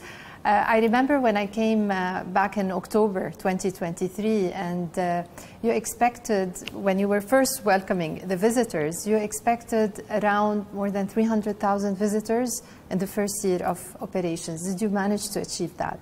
Well, I'll remind you that the 300,000 is when we complete the first phase of the Red Sea, which is just about there. We're about to open the balance of the first phase. We've probably achieved about 50,000 in a typical year. So this year we'll expect 50,000 visitors because we've only opened up 5 hotels. But watch this space. As we open up Shura, that 300,000 will happen next year. And what are the nationalities of the visitors? Well, interestingly enough, we get roughly half of our visitors are Saudis and regional, and then the other 50% are coming from overseas. And we have obviously a lot of Europeans, but we've had people from as far away as Australia, Sao Paulo in Brazil, so a real mix of nationalities that are coming to experience the wonders of the Red Sea, which is consistent with what our original plan was. We expected a 50-50 split, and we're more or less there now. And John, what is the occupancy rate, the average occupancy rate of the 5 resorts that are operational? So on average, we're around 40%. That's sort of where we're trending right now. But it's a growing story because as we've opened more resorts, there's been more attention paid to the destination. Shebara in particular has created global attention. And so we're seeing week on week, month on month growth in our visitors and the occupancy. Would the number be higher if the prices were lower? I mean, some might argue that the prices are too high. Don't get me wrong, the resorts are beautiful. I've visited 2 of them and they're really exceptional and beautiful, but the prices are very high. The starting ticket is around 7,000-8,000 riyal per night. So are you considering offering rooms at a much lower rate? So we're unashamedly expensive, right? When we compare the product against global benchmarks, it's not expensive. It's comparable to the best of the Maldives resorts and other global benchmarks that one would consider. But, you know, the intention is ultimately to provide a much broader offering to offer to the greatest number of visitors, and the opening of Shura, which is why we're here today, is going to do that. So as we open up the Red Sea Edition where we are today and the many other hotels on Shura, that price point, that average price point will get down into the mid-2000s. And I think that just opens up the addressable markets. John, let's discuss the residential units. Did you start selling units? And again, where is the demand coming from? So the answer is yes. We started selling residential. We announced the first of the residential offerings earlier this year. To date, we've sold about $1.5 billion in residential sales, but we have $2 billion in pending deals. So the demand is coming largely from our domestic, the Saudi people, but we're also getting a lot of interest from foreign nationals. And with the recent announcement of the change in the foreign ownership laws, we see that number increasing dramatically. And what's the average selling price? So the average selling price on our rate per square meter is around 70,000 SAR per square meter, which is a little bit on the high side. But again, the offering is so unique. If you compare what we offer, it's the best of the best in terms of beachfront properties in a pristine environment and of the highest quality. So I think the demand is there clearly because we're achieving great sales. So I'm very confident in that. So you're getting revenues now from the sales, from the residential units, and you're getting revenues from operating 5 hotels. What is the total value of your revenues? So look, by the end of this year, for our first full year of operations with only 5 resorts, we should be in and around 500 million SAR in revenue. And excluding the residential, obviously. Up until now, you have spent around 42 billion riyal on the Red Sea project alone. How much do you expect to spend more on the project upon completion by 2030? So I think right now we're in around 120 billion for what we're currently working on, and I think that number will go over, well over 200. This is just for the Red Sea or Red Sea and Amala? Yeah, both projects. And speaking of Amala, when do we expect Amala to welcome visitors? The end of this year. So we got a busy year on our hands. We have 11 resorts here at the Red Sea to open, and another 8 resorts at Amala. So between now and the end of the year, and maybe slipping into the beginning, 19 new resorts are going to open, which is pretty remarkable compared to where we are today with 5.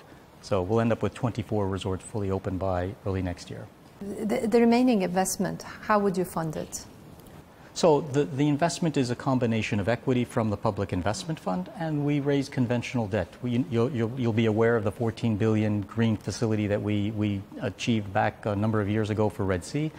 We're about to secure 6 billion financing for Amala, and we'll tap the capital markets as and when needed. But fundamentally, that's the main capital sources. And you previously mentioned that you are looking maybe to go public or maybe to even REITs. Is this something that we can see anytime soon? Well, as I said, our focus today is completing and opening the destination. And so in order to tap the capital markets in a more permanent sense, whether it's a public offering, whether it's the establishment of a REIT, you need to establish a track record of positive cash flow and profit and so on. So the goal right now, open the destination. The next 3 to 4 years will be stabilizing the destination, proving the model and the revenue generating potential of the destination, and then we would consider different types of market offerings. And as we've discussed in the past, the purpose is to either dividend back to our shareholder or recycle the capital so that we can continue to develop more projects within the kingdom and beyond. Any changes to the original budget of the project? No. The project, any cuts? No. The project continues to grow, and we will continue to deliver on the original vision.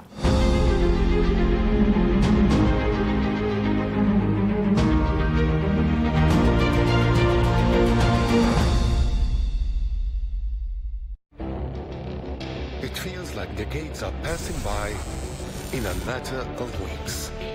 Seismic shifts in the world order.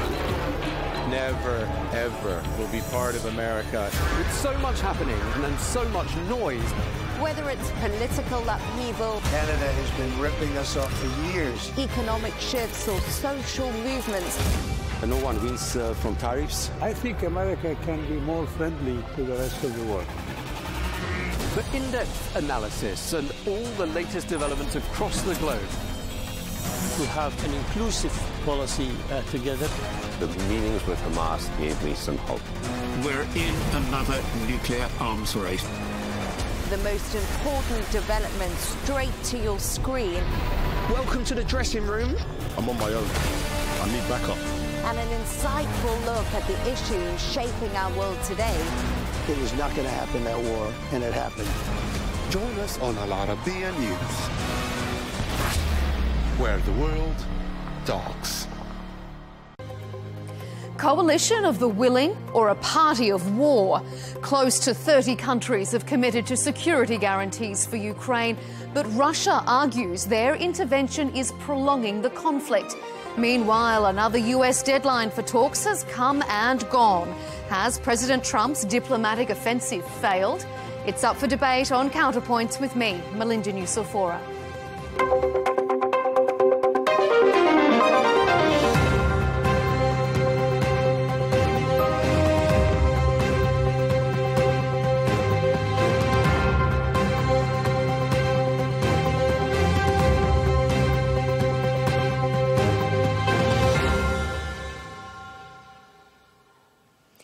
Europe and its Western allies are putting on a united front. Meeting in Paris, leaders from the Coalition of the Willing say they're now the Coalition of the Ready, having agreed to security guarantees for Ukraine in the event of a ceasefire.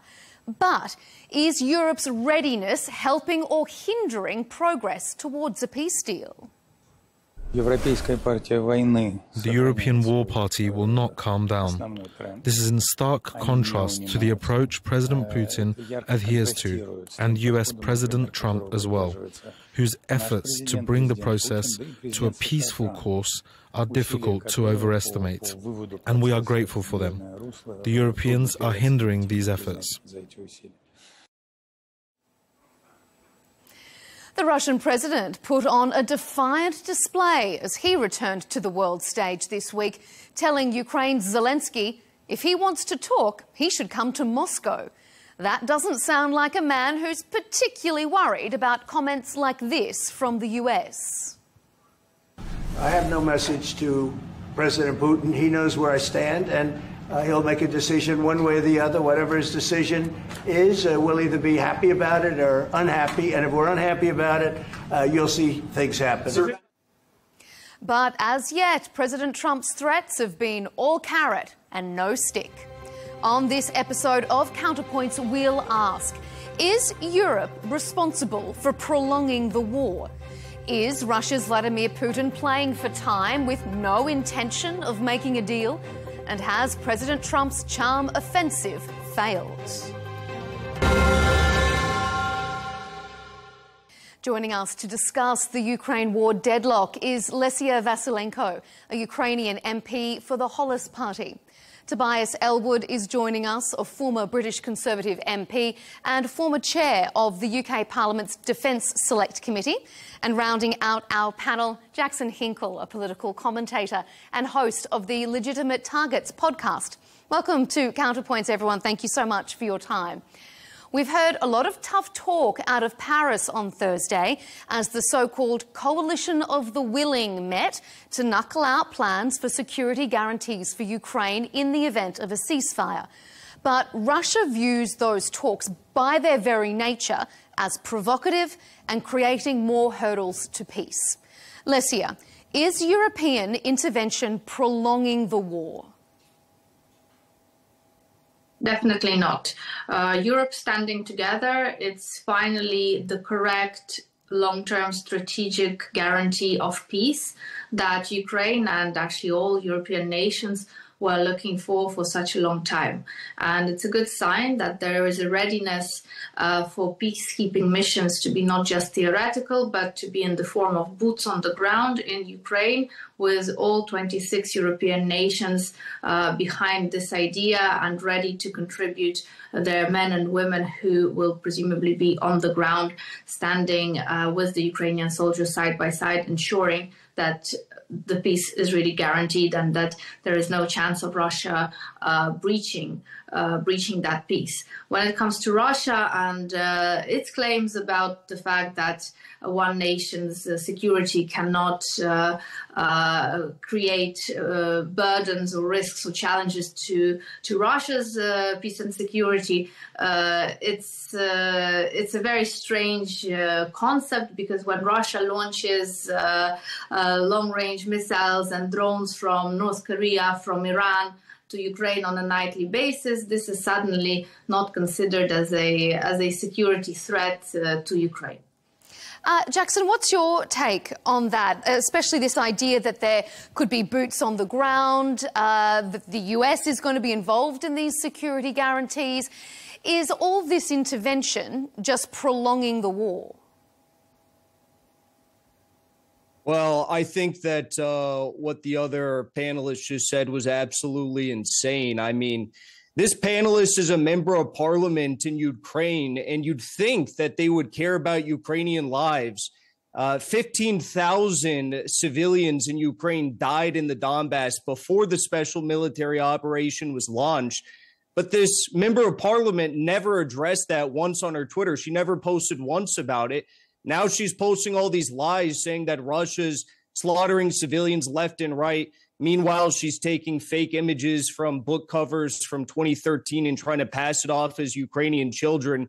The truth is, the only path to peace here is a complete, total, and utter end to the war. No temporary ceasefire is going to work. And honestly, as for peacekeepers, I think it would be interesting. Donald Trump proposed the idea and backed the idea of having Chinese peacekeepers. I think that could be an interesting proposal. But having an entire NATO coalition of troops enter Ukraine, when President Putin's one aim for this, one of two aims, was the demilitarization and denazification of Ukraine to make sure Ukraine would never be in NATO. I mean, it's absurd, it's laughable, and it's never going to happen. I'm going to bring you in just a moment, Tobias, but Lesia, I'll give you a chance to respond to those comments.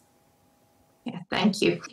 Well, first of all, it was never about any special operations. It was Russia's aggression against Ukraine from day one. And day one being February 2014, when Russia launched its military operation, aggressive military operation, to annex Crimea and occupy the Ukrainian territories of Donetsk and Lugansk, the so-called Donbass regions. The people of Ukraine who are still living in those regions are Ukrainians who want to speak Ukrainian language, who want to learn Ukrainian history, and who want to live by the Ukrainian culture and tradition, not an imposed Russian culture and tradition, which is being done by Russia in its aspirations to recreate the Russian Empire. And all that Ukrainian people want is to be left alone and have the right to live in an independent Ukraine. And basically, this is what it's about. There's one victim here, Ukraine, that is defending itself, and there's one aggressor here, Russia, that is attacking the very principles of democracy and the right of sovereign nations to self-define and to have the right to territorial integrity. That's as simple as that. Tobias, if Europe is serious about peace, why aren't they engaging with Russia directly and more consistently to work on a peace deal rather than holding meetings about forming new military groups to provide boots on the ground in Ukraine against Russia? Well, good evening. Let me first say I hope we can keep this conversation professional and focus on the issues at hand rather than taking personal swipes. I'm not sure that achieves anything. You asked the important question as to whether or not a deal could be struck with Russia. And that's what concerns capital cities across Europe as to what Russia might do if a deal was struck, whether or not we'd simply have a pause and we'd see a regrouping, a rearming, and Russia doing something else further in Europe. And that is the dilemma of appeasing the bully. And it's better if Europe and America are in lockstep, always, when it comes to these things. Unfortunately, Donald Trump has wanted to do exactly what I've just described, which is to bring Russia in from the cold, to trust Moscow, to strike a deal with Putin. And so European capitals went along with that, with the Alaska summit and the discussions afterwards. What happened after is the continued bombing, devastating attacks on the capital city in Ukraine, underlining what Russia's intentions are. But wider than that, if I can just share a bigger analysis, which shows just how Ukraine is one cog of a bigger geopolitical jigsaw. Where have we seen Putin this week? Rubbing shoulders with China. And President Xi openly promoting a non-Western vision as to where our global order should go. That places into context what Russia is doing and why there is now a coalition of the willing developing, despite what America is thinking, because we know that if we don't stand up and support a democracy in Eastern Europe where this might unfold, and the challenge that we have in Europe now is persuading America, persuading Donald Trump, that it should be vested in the very global order that it helped craft in the first place after the Second World War. The longer the Western order crumbles, the stronger the Chinese model starts to advance. And as I stress, Russia is in lockstep now with China. That is the bigger picture that we must now face. Jackson, what do you think? Has Russia, in effect, brought this on itself? The fact that President Putin hasn't followed through with these peace talk suggestions, that there's only discussion of a multinational troop because Russia's not giving Europe any other option? Well, I think President Putin should only engage in serious peace talks. And what the NATO counterparts are offering is nothing serious. I mean, even the panelists right beside me, they believe that Russia should be kicked out of the United Nations.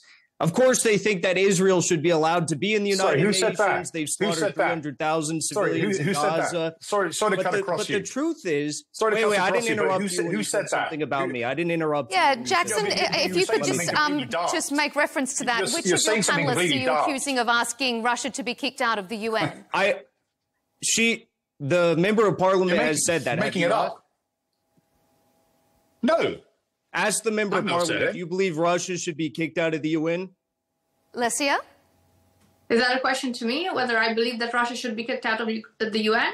Well, Russia has no standing to be in the UN. If you look at the legalistic issue of it, Russia has never presented its credentials to be in the UN in the first place. But it's an entirely different discussion, and one which cannot be just lightly brushed over in this conversation. It merits its own hour of debate and discussion with legal professionals who are experts in the UN, rather than just talking over political issues. Okay, indeed. All right, we will leave that discussion for another day. Jackson, if you could respond to the question. Yeah, I don't know if that's true because you put out an 8-word tweet saying Russia should be kicked out of the United Nations, but I'll leave that to the side for now.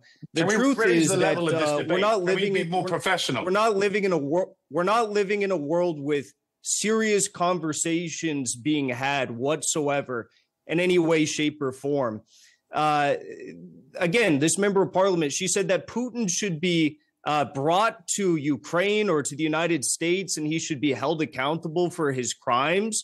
That's one of her demands for ending this conflict.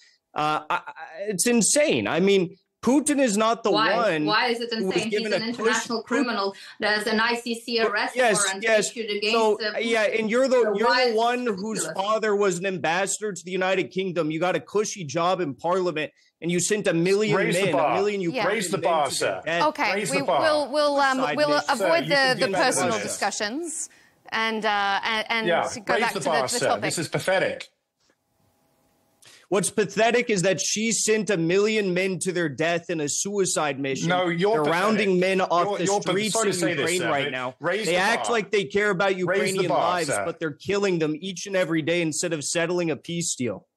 Okay, we're going to move on to focusing on Russia specifically here, because I don't necessarily think that that Leigh is responsible for sending all those troops to their death, as you say, Jackson. But let's return our focus to the topic at hand. We've focused on what Europe wants, but one of the other big questions is, what does Russia want? Russia's President Vladimir Putin has so far found every reason not to meet with President Zelensky to negotiate a peace deal. When President Trump took office, he stunned many European and Ukrainian officials when he suggested Ukraine would have to make territorial concessions. But will that be enough to end the war? Leigh, what do you make of this? Do you think Russia is serious about wanting peace? And if Ukraine does make these concessions, do you think that will be enough to get Russia back to the table? Appeasing the aggressor has never worked, and history has many examples of this. It just simply does not work. It just raises the bar, it raises the appetites of any aggressor to go out and do more.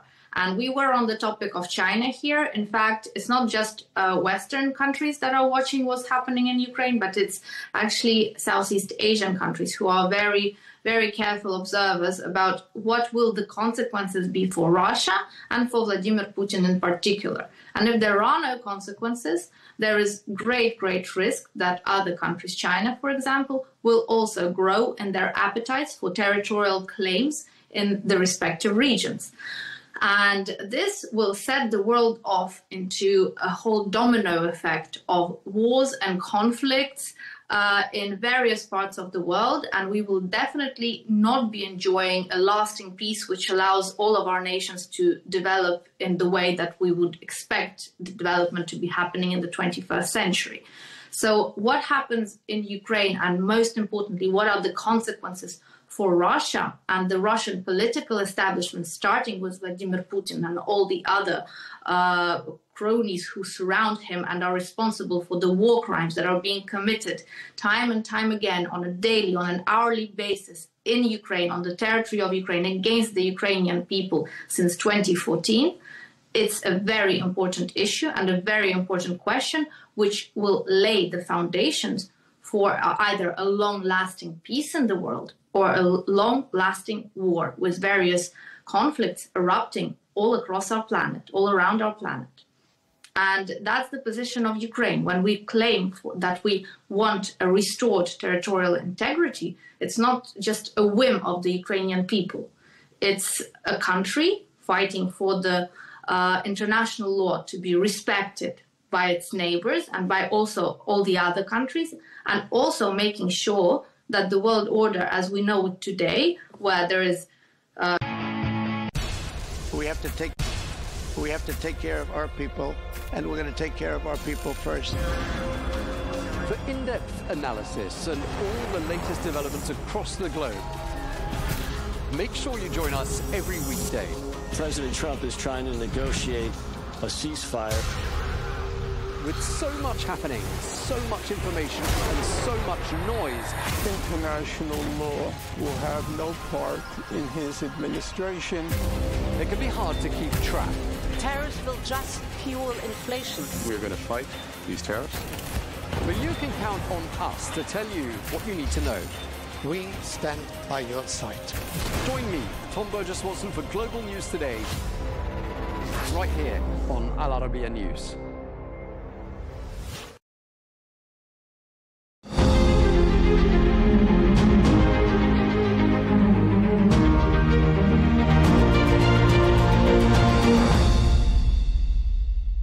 Welcome, Admiral Cooper, with us. And of course, this is one of your very important trips. Would you tell us what are your priorities as the new CENTCOM commander, and why are these priorities important? Well, first, it's great to be here in the Arab Republic of Egypt. It's great to spend some time with you. This is my first interview in my capacity, so it's a great honor to spend time with you and the people of the region. As to your question specifically, I think Bright Star 25 is a great example of Egypt, in this case, bringing together more than 40 countries from around the world and focusing on interoperability and strengthening partnership, strengthening this great relationships and doing it in a unique way at a very large scale. So I came here to be able to shine a light on the good work that's been done by the Egyptian military. Our commitment as part of this, more than 1,700 Americans, I think is a strong symbol of our great bilateral relationship as part of this overall exercise. Well, I think it's always important to train together, and we are at our best when we're actually shoulder to shoulder, and this is exemplified in Bright Star 25. We literally are shoulder to shoulder, more than 40 countries, thousands of men and women on the land, in the air, and at sea. It's a very unique exercise. And I'm here to demonstrate the U.S. commitment to the exercise. 4 years ago, we had about 600 troops here. Now we have more than 1,700. So I think you see the importance of this, not just for the United States, not just for the United States and Egypt, but I think it's a great example where we have a partner, in this case Egypt, bringing so many countries together. The U.S. is helpful, but Egypt is leading it. This is a great model for the rest of the region that I look to replicate in other parts. Okay, how does this exercise fit into the regional security? The security of this whole region now it's at stake at many places. So how does this exercise fit into the security of the region? Well, I think it's a key exercise, and it sets a great example of what we want exercises to look at in the future. Led by our partners, integrated with the United States, but integrated with as many partners as we can. In this case, more than 40 partners, thousands of men and women, and we're doing it not just in one dimension or domain. It's in the air with multiple partners. It's on sea with multiple partners, and it's on the land. That's very sophisticated. It's difficult to pull together, but I think it's a great example of what we want the future to look like. Okay. The region, as you know, of course, is facing ongoing wars and threats. So can you describe the significance of this training just under this regional threats that we're facing on daily basis now? I think the uniqueness of Bright Star 25 can be summed up in three ways. Its scope, its scale, and the complexity.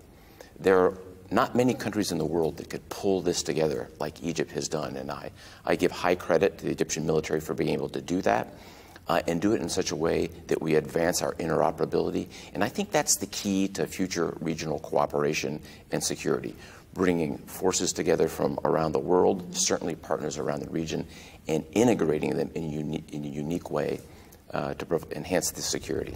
Okay, how does the United States rely on Egypt to help maintain regional stability and, of course, combat terrorism? Well, of course, the United States and Egypt have had a decades-long strategic relationship. In my case, I'm very familiar with our military-to-military relationship. I've been here many, many times over the years. This is actually my fourth Bright Star exercise, 3 times previously at sea. And this time observing from land. And actually, I'm a second-generation Bright Star veteran. My father served in Bright Star more than 40 years ago. So I think this is a great example professionally of sophistication and complexity coming together.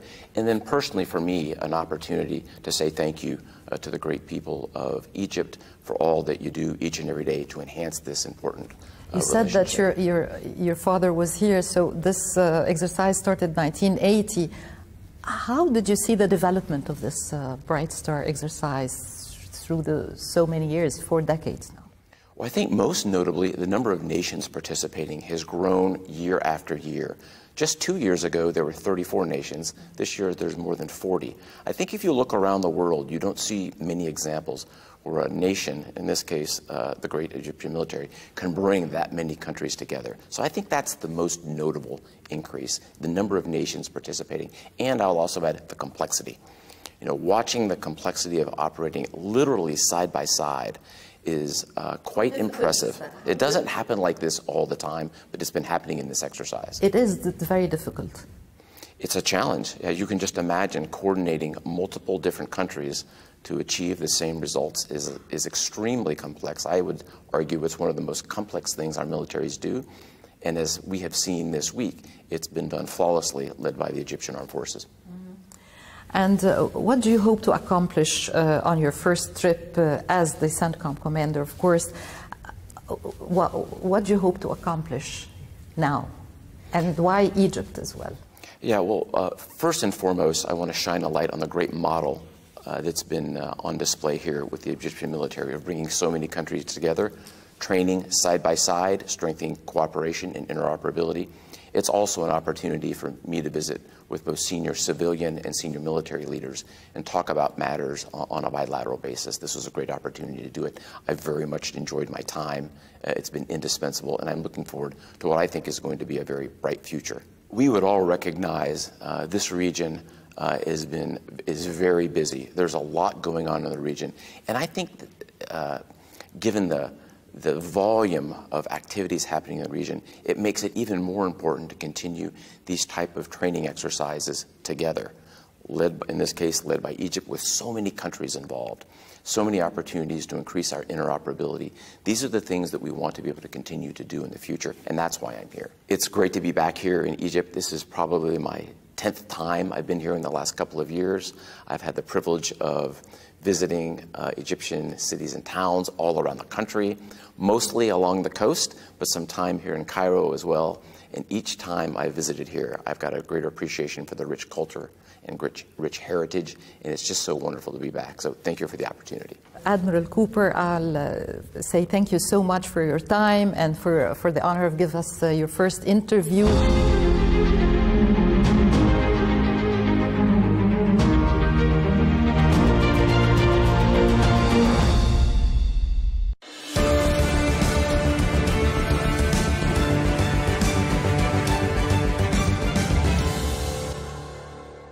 Hello and welcome. I'm Riz Khan. The words spoken by the US president are among the most closely listened to in the world. One sentence or phrase can move international financial markets, force heads of state to rethink their policies, and certainly define what America is all about. So when President Donald Trump uses phrases such as the big beautiful bill, or says, in Japan they bow, I love it, the only thing I love about Japan, or quite famously describe nations in Africa as S-holes, the world is hearing a rather different rhetoric compared with speeches from past US presidents. My guest today was the speechwriter for Bill Clinton at the turn of the millennium, and can give me an inside track on what it takes to put the words into the president's mouth. But more importantly, as the editor-in-chief of the Washington Monthly, Paul Glastris has a very relevant perspective on how the Trump administration and its policies are having an impact domestically in the US and on the international stage. Paul, I'm really glad you could make some time for me. There's lots to talk about. Delighted to be here. Thank you for having me. Well, first, sir, I've got to ask you, the reputation, obviously, the name that you're given a lot of the time is the speechwriter for Bill Clinton, and we'll touch on that because that must have been a very interesting time. But so much is going on in the world right now, and as you're a Washington insider, I want to get your perspective on certain things. How do you regard the atmosphere right now in D.C. in terms of politics, the new administration, and so on? We've never really seen anything like what's happening now. No president has wielded power over his party to the degree that Donald Trump does. You'd have to go back to maybe Lyndon Johnson, and even there. No president has broken the norms that President Trump has. No president has, I think it's pretty clear, broken the law in terms of the Constitution and been allowed to get away with it by his party in power and by the Supreme Court as Donald Trump. So it's really no precedent like it. This is so funny because I really wanted to follow up on that particular thing. It seems to the outside world that Donald Trump has this kind of unbridled power. I mean, he's able to, he says it, he does it, or he says it and he doesn't do it. Either way, he seems to hold all the cards. I mean, is it really the case that he is that unchecked? You know, he's not unchecked in the sense that the markets are bigger than the presidency, right? So when he tried to impose these tariffs a couple of months ago, the bond market disciplined him and he had to back off. He is not unchecked when it comes to international affairs. You know, the Prime Minister of Israel checked him by moving on Iran and more or less forcing his hand to do the bombing that he didn't want to do. Vladimir Putin certainly has checked his every move so far. So he's not without checks, just no check by his own party. I'm going to get into some of those topics in a moment, but, you know, I want to get your perspective on what seems to be the Republican Party either being beaten into shape, perhaps beating themselves into shape. What is the reason? Is it simply because they're terrified of Donald Trump, or is it because they see him as the only person who can keep them on top? I think it's a split, and it would depend on the Republican. There are in Washington, I'm not talking about the voters, there's a great base of fandom for Donald Trump out in the country. In Washington, much less so. They will mouth support, they will flatter him behind the scenes. They're terrified, they're fearful, they're ashamed, they're trying to figure out how to ride it out. There are those who are clinging to office in the vague hope that somehow they can keep the country off the worst future. Others actually agree with him on a number of items, even if they're horrified by others. So it's a mixed bag. Do you think he has actually delivered for the Republican Party? Well, if the party's number one goal was tax cuts for the wealthy, yes. And I think it's fair to say that was their number one goal, or at least extending the tax cuts that they had passed in his first term. I think he has delivered on long-held, hard-right agenda items like eliminating U.S. aid to foreign countries. I don't think that's a huge Republican agenda item, and I think, again, Republicans here in Washington who know how the world works are secretly horrified, but it has been an item for them. How do you regard what is often seen as his contradictory paths? He'll take one, then suddenly switch last minute with no warning to another one. It leaves everyone confused around him. The global tariffs, I guess, being one example. So being capricious and being able to change one's mind on a dime and have the world react is part of the fun of power, right? It's the privilege of having so much power that whatever side of bed you get up in the morning, the world reacts. I think there's a certain intoxication with that. But also Donald Trump, though he has ideas that are fixed ideas that he's had for decades, is extraordinarily transactional. And I think everyone tries to psychoanalyze the guy, and I certainly have no better ability to do that than anybody. But I think he is primarily motivated by short-term victory, by hits that look good. You know, he'll ask aides all the time, how's it playing? And by that he means, how's it playing in the media? He wants to be seen as powerful, as successful, and so he jumps on things that look like they'll give him short-term hits. But if it's ego-driven, as seems to be the case, as you're indicating, then it's not necessarily the best thing for the country. No. I think it's terrible for the country.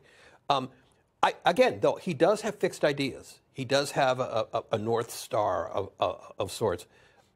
His hatred of immigration goes back decades. His belief in the all-powerful, universal utility of tariffs goes back decades.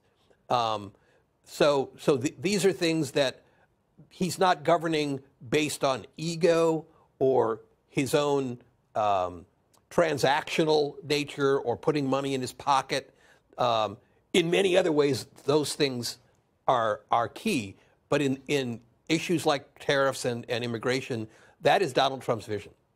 There's an irony, though. He's a property developer, which is so dependent on immigrants. Yes. Look. I mean, none of it makes sense, right? None of it makes sense. He's attacking immigration, and red state farmers are totally dependent on immigrants. As are many other parts of our economy. Tariffs will, if he continues, undermine the economy, and is absolutely anathema to the big part of the base of his party. Certainly the old Republican Party, gutting academic research spending, might feel good in that it goes hardest against elite colleges and universities in blue states, but it's also hitting purple states. It's also hitting red states. It's terrible for the Republican Party. It's not good for his legacy. In many ways, he reacts and jumps on things that he's not really thought through. It's interesting you said it wasn't about the money so much, because one of the comments that comes out a lot from analysts is, well, look, he's doubled his wealth, all these deals he's doing. You know, he did a visit to the Gulf region, to Saudi Arabia, to Qatar, and to the UAE, and suddenly there are all developments going on there. His family's in tow. So it seems strange that you don't see what a lot of analysts seem to see as his motive. Oh, I 100% think that on an array of issues, he is acting to pocket, to line his own pockets. I mean, there's no question about it. You mentioned, the flows of Saudi money and so forth. And you see it everywhere. You see it, the transactional nature of his antitrust policy, right? He threatens antitrust enforcement until someone provides him $25 million for his library, or, the whole crypto thing. He's made billions on crypto after saying, that he thought the whole industry was corrupt and crazy. So he's certainly in it for the money. All I'm saying is there are issues that he cares about and has cared about that aren't lining his pockets. They may be, bad for the country, but they come from a place of his conviction. One thing that the Gulf has changed a lot. Saudi Arabia has progressed remarkably in the last few years under the Crown Prince, and it seems that they are easier partners for him now. Isn't that the case? Yes, and the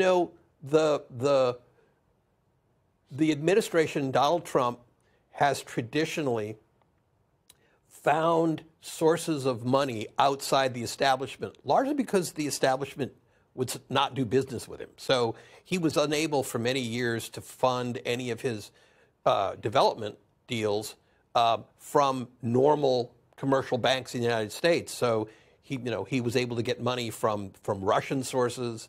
I think the Saudi sources in past years have been shunned by the establishment. That makes it more interesting to Donald Trump. And I think there has been a very profitable marriage there. But also politically, because it looks like, the Gulf countries, Saudi Arabia, the UAE and so on, are doing peace with Israel, are making peace with Israel. And that, of course, is better stability for the region. And that also makes him look better. No question, no question. And in his first term, his son-in-law orchestrated the Abraham Accords, which, you can debate how well they worked. And he is attempting some kind of peace settlement in Israel. Of course, he and Benjamin Netanyahu are discussing ethnically cleansing Gaza, which probably is not something the rest of the Arab world can get behind. But yes. I'm curious, with Donald Trump saying he would end wars in a day, the main wars, of course, Russia, Ukraine, still at a complete impasse. Israel has pretty much flattened Gaza and has gone after Iran in a very aggressive way, and also now Syria, currently going on as well. What tolerance will the American people have for America, under this promise of looking after America, making America great again, still being embroiled in these conflicts outside? How much tolerance will people have, do you think? His base has minimal tolerance for any of this. One of the reasons he's stuck with Ukraine in his policy is he's sold himself as the person who's going to extricate the United States from that. But he can't, because despite his offers of a peace highly in Russia's favor, Vladimir Putin is continuing his aggression. The rest of the American public is not so restive about American power in the world. I don't think most Americans see us helping the Ukrainians defend themselves as deep embroilment. The question of Israel is a more complicated one, but Americans are, by and large, pro-Israel. So I think amongst his isolationist base, yes. The rest of the public, no. Paul, how do you think the dynamic has changed between the USA and Israel, considering that there has been no ceasefire achieved? Israel continues its actions in Gaza and elsewhere, as I just mentioned, and is now being regarded more and more as a pariah by much of the international community. The word genocide keeps coming up. How do you think that has affected the dynamic between the USA and Israel? Well, you know, it's generational. If you're under 40 and not evangelical, your attitude in general, I'm speaking in general terms, toward Israel is much less warm than those of us of an older generation who knew an earlier Israel. I don't see any signs yet of a real breach between the United States and Israel. The current Israeli government is really testing that. Is the U.S., as a result of its inactions in these instances, becoming more isolated, morally, if not economically, from the rest of the world? Yes, 100%. And the rest of the world, which has never been as pro-Israel as the United States, made allowances for the United States policy on Israel at a time when the U.S. was supportive of its alliances. Now we are defying and degrading our alliances, so that accelerates the isolation. Well, meanwhile, the domestic front is still quite interesting and confusing. If you were to describe in one word the big, beautiful bill, what would you say? Well, it's a continuation of siphoning of money toward the very, very wealthy, not just the affluent, the very, very wealthy, at the expense of the working poor, with some bonus benefits thrown out there, like no taxes on tips, to make it palatable politically. What would be the one word then? Nonsense. Okay, I'm just curious to see what you would say. Now, in terms of such descriptions, the One Big Beautiful Bill Act and Donald Trump's sweeping rhetoric when it comes to, the comments and speeches he makes, often analyzed, by the way, as outright lies by many international organizations. What do these say about the U.S. presidency's intellectual kind of status and position? That's an interesting question. So if you look at presidential speeches over the decades, presidents have learned to speak in a more popular way. Complex syntax, large, fancy words have been wrung out of presidential rhetoric. Presidents have learned to speak in the vernacular. Donald Trump has taken that to an extreme of simplification and added to it a shameless level of open deception and lying. That's the big change. That was not typical of presidential rhetoric until Donald Trump. I'm going to get more onto your career and influence as a speechwriter of U.S. presidents in a moment, but it does make me wonder, if you had to put yourself in the shoes of the person who's responsible for making Donald Trump speeches, what would you imagine writing for him? I mean, assuming he even listens, because there's a feeling that it's all off the cuff and ad-libbed. So if you watch his speeches, you can see pretty obviously the parts that are written for him and the parts he ad-libs.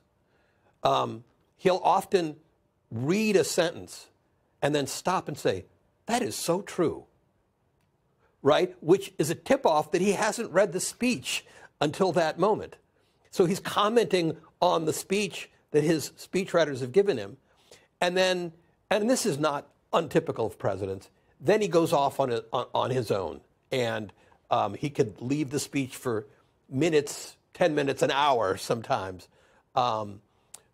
One of the distinctive things that's with Trump is his speeches have become less and less like other presidents who had different speaking styles, if you will, for different occasions and different audiences. Right. With Donald Trump, it's become more and more every speech is a rally speech. So he speaks to European leaders or at the State of the Union with the same aggressive and freewheeling and dishonest rhetoric that he would do just, at a open air speech to his base. And it seems that a lot of his comments are about himself. And his successes. Is that quite common with presidents? No. Presidents are, of course, they have great egos, but most successful presidents learn to make speeches about the audience, not about themselves. I was going to go back to the Trump administration's policies and the funding cuts in many areas, such as overseas aid, and now education is being targeted. It's lost thousands of jobs, American jobs, in those very important areas. How sustainable is that going to be? Not just the impact of the unemployment, but how the country will operate. When it comes down to that, on a global scale, for example, now with the planned funding cuts in overseas aid, HIV/AIDS would rise up, and of course would have an impact on the USA as well. Looks like that might be scaled back to continue the aid. But what sort of impact is it going to have on the way the world works when you have cuts that are having such a broad impact? I think it's completely unpredictable. What I can say with some confidence is it is not going to end well, and that it will be at some point reversed. Here's the reason I say that. When you look at the history of presidencies, the recent history of presidencies, poor policy choices, poor budgeting choices, poor management, eventually in ways that nobody could have predicted, lead to disasters.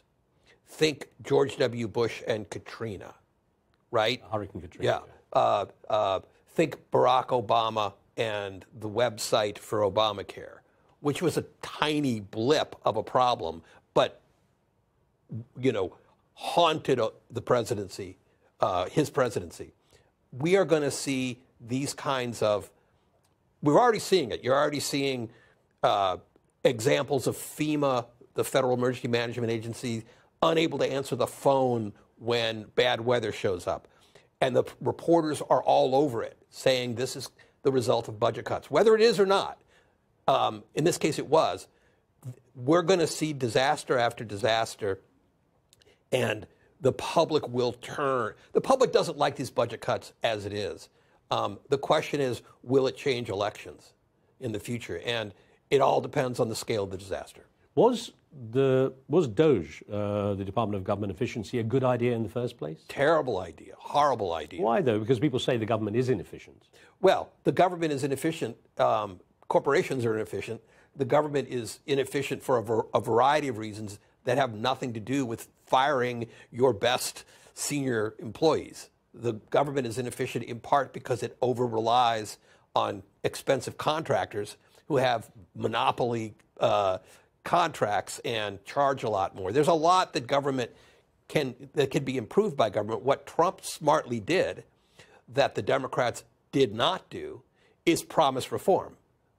Gallup polling has been consistent for decades. The average American thinks Washington wastes 50 cents on its dollar, on its tax dollar. And that's an exaggeration, but it's not totally wrong. Trump played on that, and I'm sure won votes on it and got support on it. He utterly mismanaged the reforms themselves. He did more harm than good. What impact do you think Elon Musk had in shaping this second Trump presidency, particularly in the eyes of young people? Then, of course, he fell out with him, so of course that has an impact too. How did you regard what was going on there? Well, he handed a tech oligarch the keys to the federal government, all its data, and let him run rampant through it. And it was more or less a disaster from beginning to end, to the point that Trump had to distance himself and get rid of him. So in no way was it a positive. I'm sure like someday we'll look back and something that the Doge did under Elon Musk, somebody will build something good from, but it's pretty hard to see right now. I did hear you say in interviews that one of your concerns was that basically Elon Musk was using young kids with no real experience, right, to judge everything. So it's the reason generals send 18-year-olds to the front is because they're looking for adventure and they don't know their own self-interest, right? Anybody with wisdom and a few years under their belt, would know that the things that they were being asked to do were illegal and will haunt them the rest of their lives. So they sent interns. It was really quite horrible. So what was the biggest problem with DOGE? What's gone wrong the most? Is it simply that it's targeting the wrong areas? Yes. The problem with the federal government is not that we have too many federal employees sitting around doing nothing. The problem with the federal government is we don't have enough federal employees with enough authority, and there are many of them, the best of them in the key sectors, overwhelmed. And they're reliant on outside contractors, outside forces. They don't have the tools they need. They're often burdened by procedures that they didn't create that get in their way, that are the accretion of reforms and legislation from years ago. There's very good ways to unknot the bureaucracy, strengthen the bureaucracy, bring in better and more talent, and have a more efficient government. That is not what they did. Well, the fallout with Elon Musk was quite severe and very public, of course. When you saw Elon Musk tweeting and Xing, or whatever it's called now, about the need for a third party, and in his case, naming it the America Party, what went through your head? Well, the Washington Monthly's chief political writer, Bill Scher, wrote a quite smart post about this. Musk could succeed. As unlikely as it is to build a sustainable third party, Musk is a little bit like Ross Perot. He's got the money, he could have the issues, and he could make life very difficult for both parties. Isn't there a need for a third party?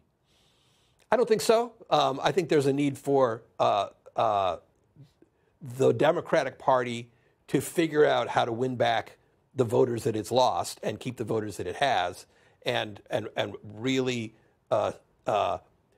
govern in a sustainable way for a while. I'll get back to that in a second, but isn't one of the biggest problems in most countries that if they're a two-party political system, that it becomes a kind of us against them, and it's usually just countering each other's policies, irrespective of whether they're good or not, or bad or not, and it's simply the public get left out as they fight amongst themselves.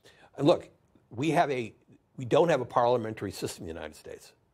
If you have a parliamentary system, multiple parties can work. It can be just as dysfunctional as a presidential two-party system, too. There's good and bad in both, but I just don't think there's any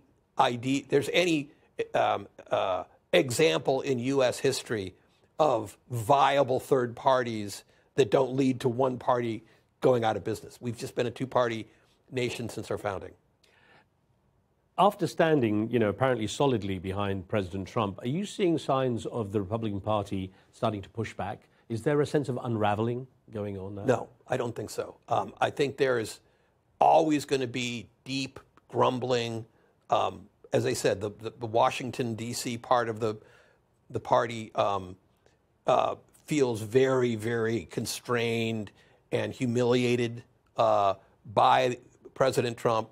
But they fear breaking from him far more than anything else. So, Paul, what do you think it would take for a major backlash by the Republicans against? I think support for Donald Trump has to plummet among Republican voters, and I don't think that's going to happen. And support also among independent voters, and I don't think that's going to happen unless and until they feel it in their lives.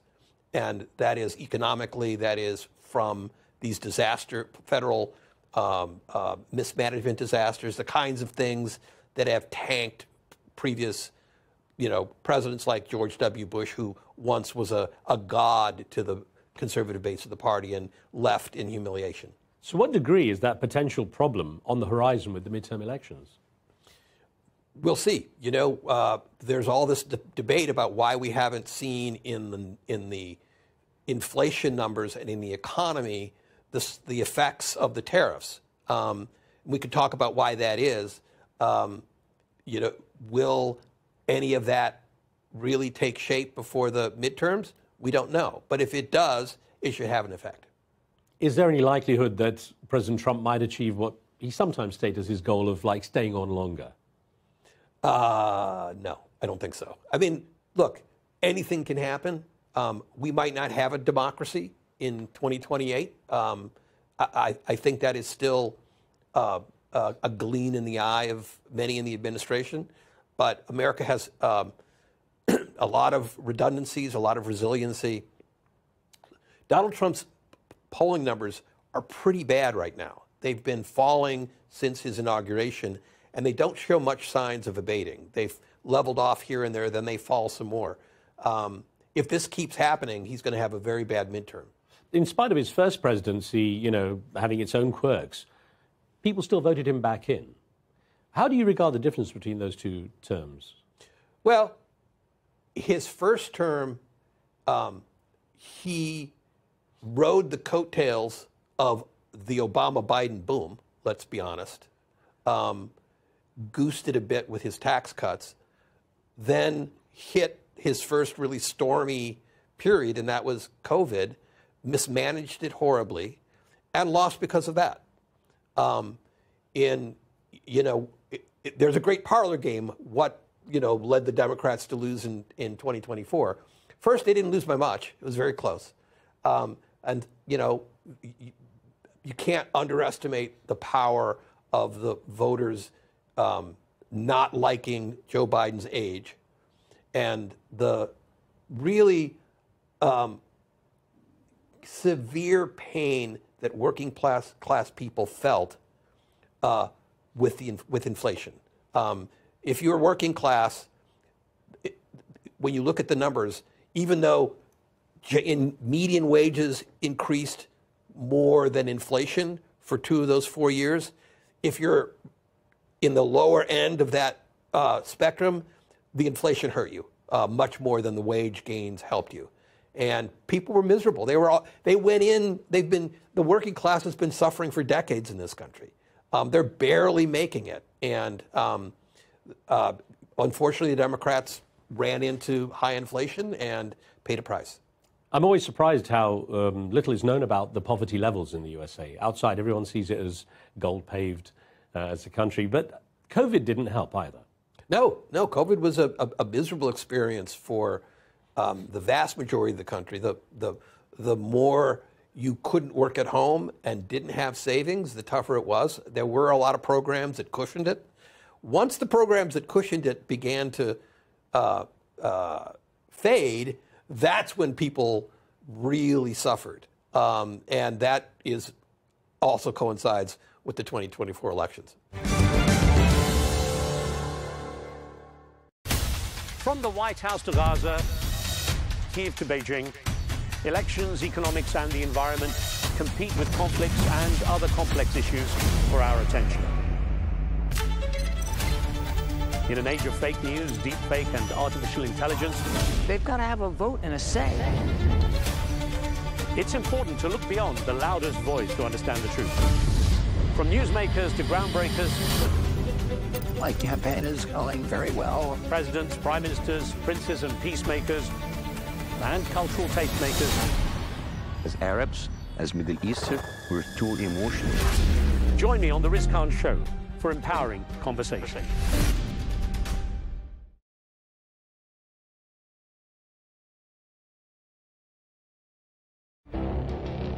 It feels like decades are passing by in a matter of weeks. Seismic shifts in the world order. Never, ever will be part of America. With so much happening and so much noise. Whether it's political upheaval, Canada has been ripping us off for years. economic shifts or social movements. And no one wins from tariffs. I think America can be more friendly to the rest of the world. For in-depth analysis and all the latest developments across the globe. To have an inclusive policy together. The meetings with Hamas gave me some hope. We're in another nuclear arms race. The most important development straight to your screen. Welcome to the dressing room. I'm on my own. I need backup. And an insightful look at the issues shaping our world today. It was not going to happen, that war, and it happened. Join us on Arabiya News, where the world talks.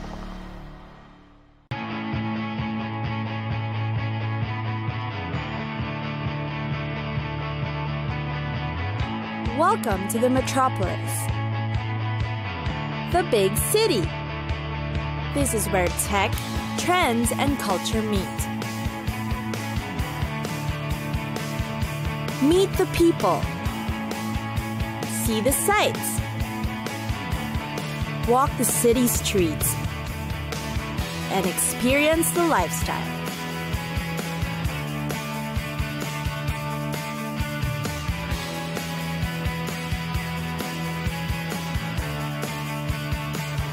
This is your first-class ticket to the cities of the world.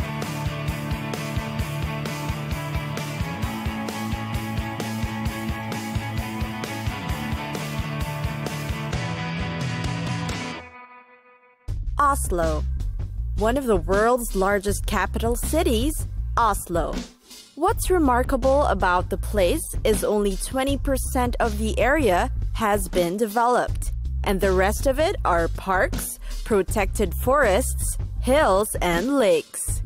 Parks and open spaces are essential in Oslo's landscape, and they can easily be accessed from almost any point from the city.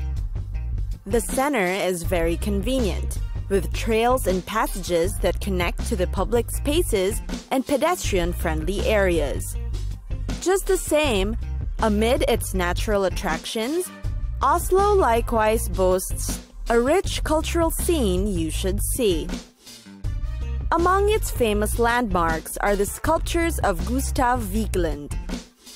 You can stroll through the town center to witness many of its historical structures. One of the popular attractions is the 1,000-year-old Viking ship. Get to know the Norwegian capital better by walking through the old neighborhoods in the Oslo Fjord. The districts are near the famous landmarks, such as the National Opera and Ballet Building, a testament to their rich culture.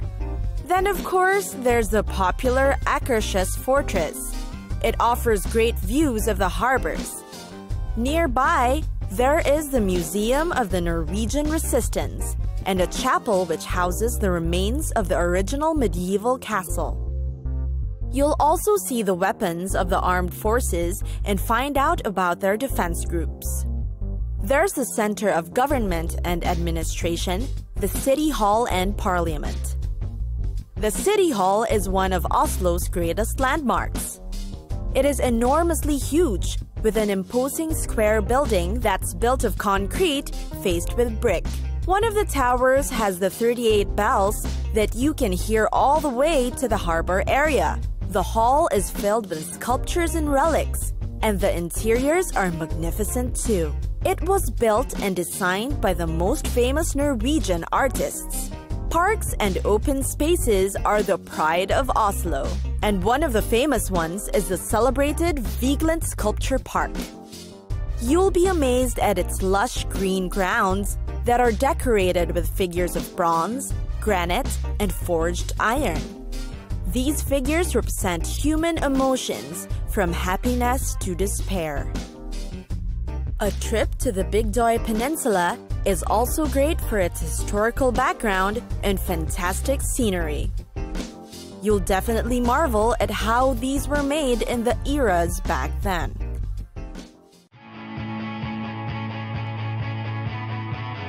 It's time for us to go! Pack your bags and get your tickets ready. And we'll see you on the next destination. Catch us again next time on Cities of the World.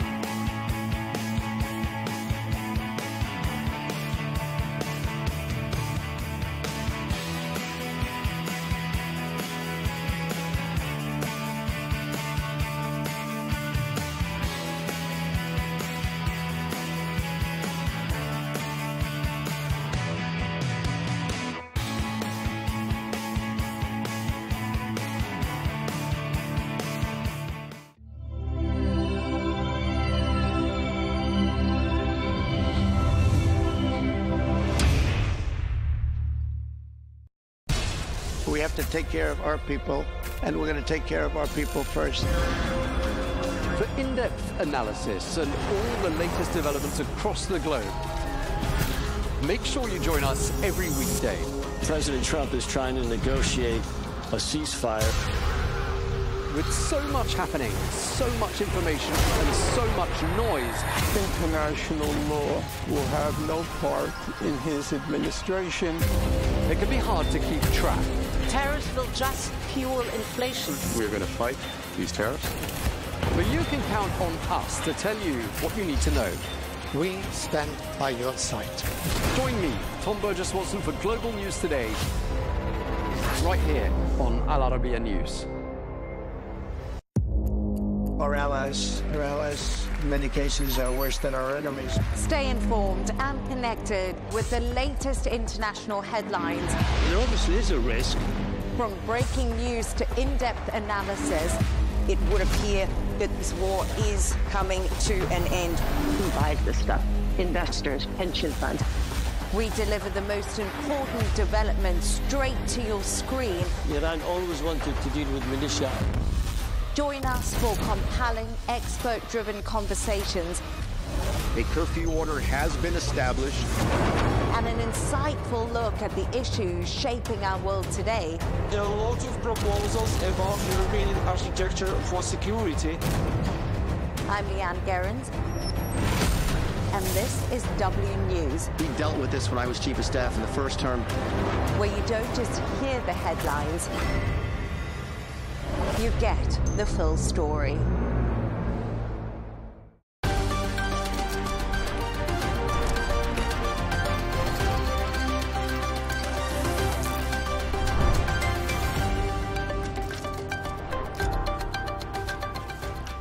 Hello and welcome. I'm Leigh Ann Gerrans and you're watching W News Extra, broadcasting live from the Al Arabiya studios.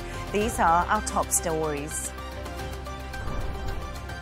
US Secretary of State Marco Rubio meets Netanyahu in Jerusalem and says Washington will offer its unwavering support to Israel in the war in Gaza.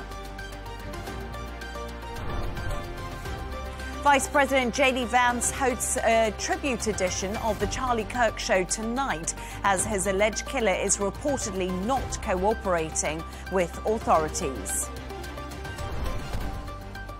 And Hollywood stars grace the red carpet for this year's Emmy Awards with The Pit and Adolescents winning trophies.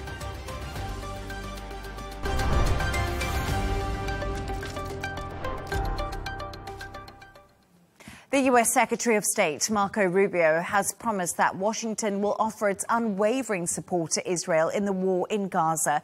He made the remarks at a joint press conference with Benjamin Netanyahu, who said Rubio's visit to Jerusalem was a clear message the United States stood with Israel following an Israeli strike on Hamas leaders in Qatar.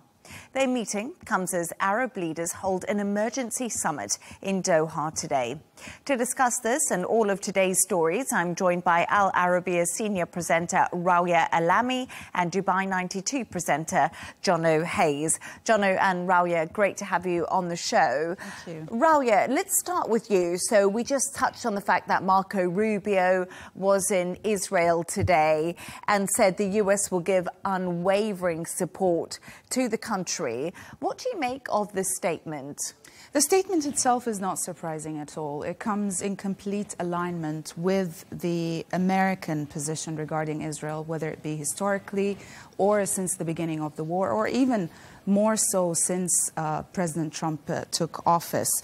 It's also, you know, the further more statements that Rubio gave today during that press conference also shows the complete alignment of the American position with Netanyahu's aim in Gaza and regarding Hamas. Now, whether people would regard this as a complete blank card for Israel or for Netanyahu to repeat, for example, his gamble in Qatar, nobody knows, because we don't know really what's going on behind the scenes. Yet the visit itself, Rubio's visit itself, I think is, on the one hand, shows support and solidarity with Israel, because he goes to Israel before he goes to Qatar as the Arab Summit is happening there today. But also it comes as some form of damage control after the Israeli strikes on Qatar. And I think that is a good point. I think it was definitely diplomatic ties needed to be... It's a tough diplomatic job. Yes, and I think Rubio went there to really smooth over the relationship following those Israeli attacks that we did see in Qatar. And, Jono, the backdrop of all of this, at the same time that Rubio was meeting Benjamin Netanyahu, an Arab-Islamic summit has been held in Doha today, and that has come to a conclusion. But Qatar's Prime Minister has said the international community must reject and also double down on what's happening. And I think what the Emir of Qatar said today was quite strong.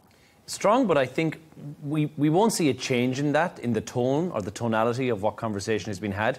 I think what Marco Rubio has done has been strategic, and I think it's one that actually may work as a strategy. He will go to Qatar after this and say, here's what Israel had to say, here's why they did what they did, and here's what the US thinks about it, and here's probably where the US stands. And that chat can only happen in that order. It has to go Israel first, and then go and meet the Arab League, the OIC members who are there as well, because they will then have something to say about it. But I think Marco Rubio is going to go in now with the ammunition that he requires in order to be able to have that conversation. Now, the summit that we've seen take place as well, obviously it's in direct response to the strike that took place in Qatar.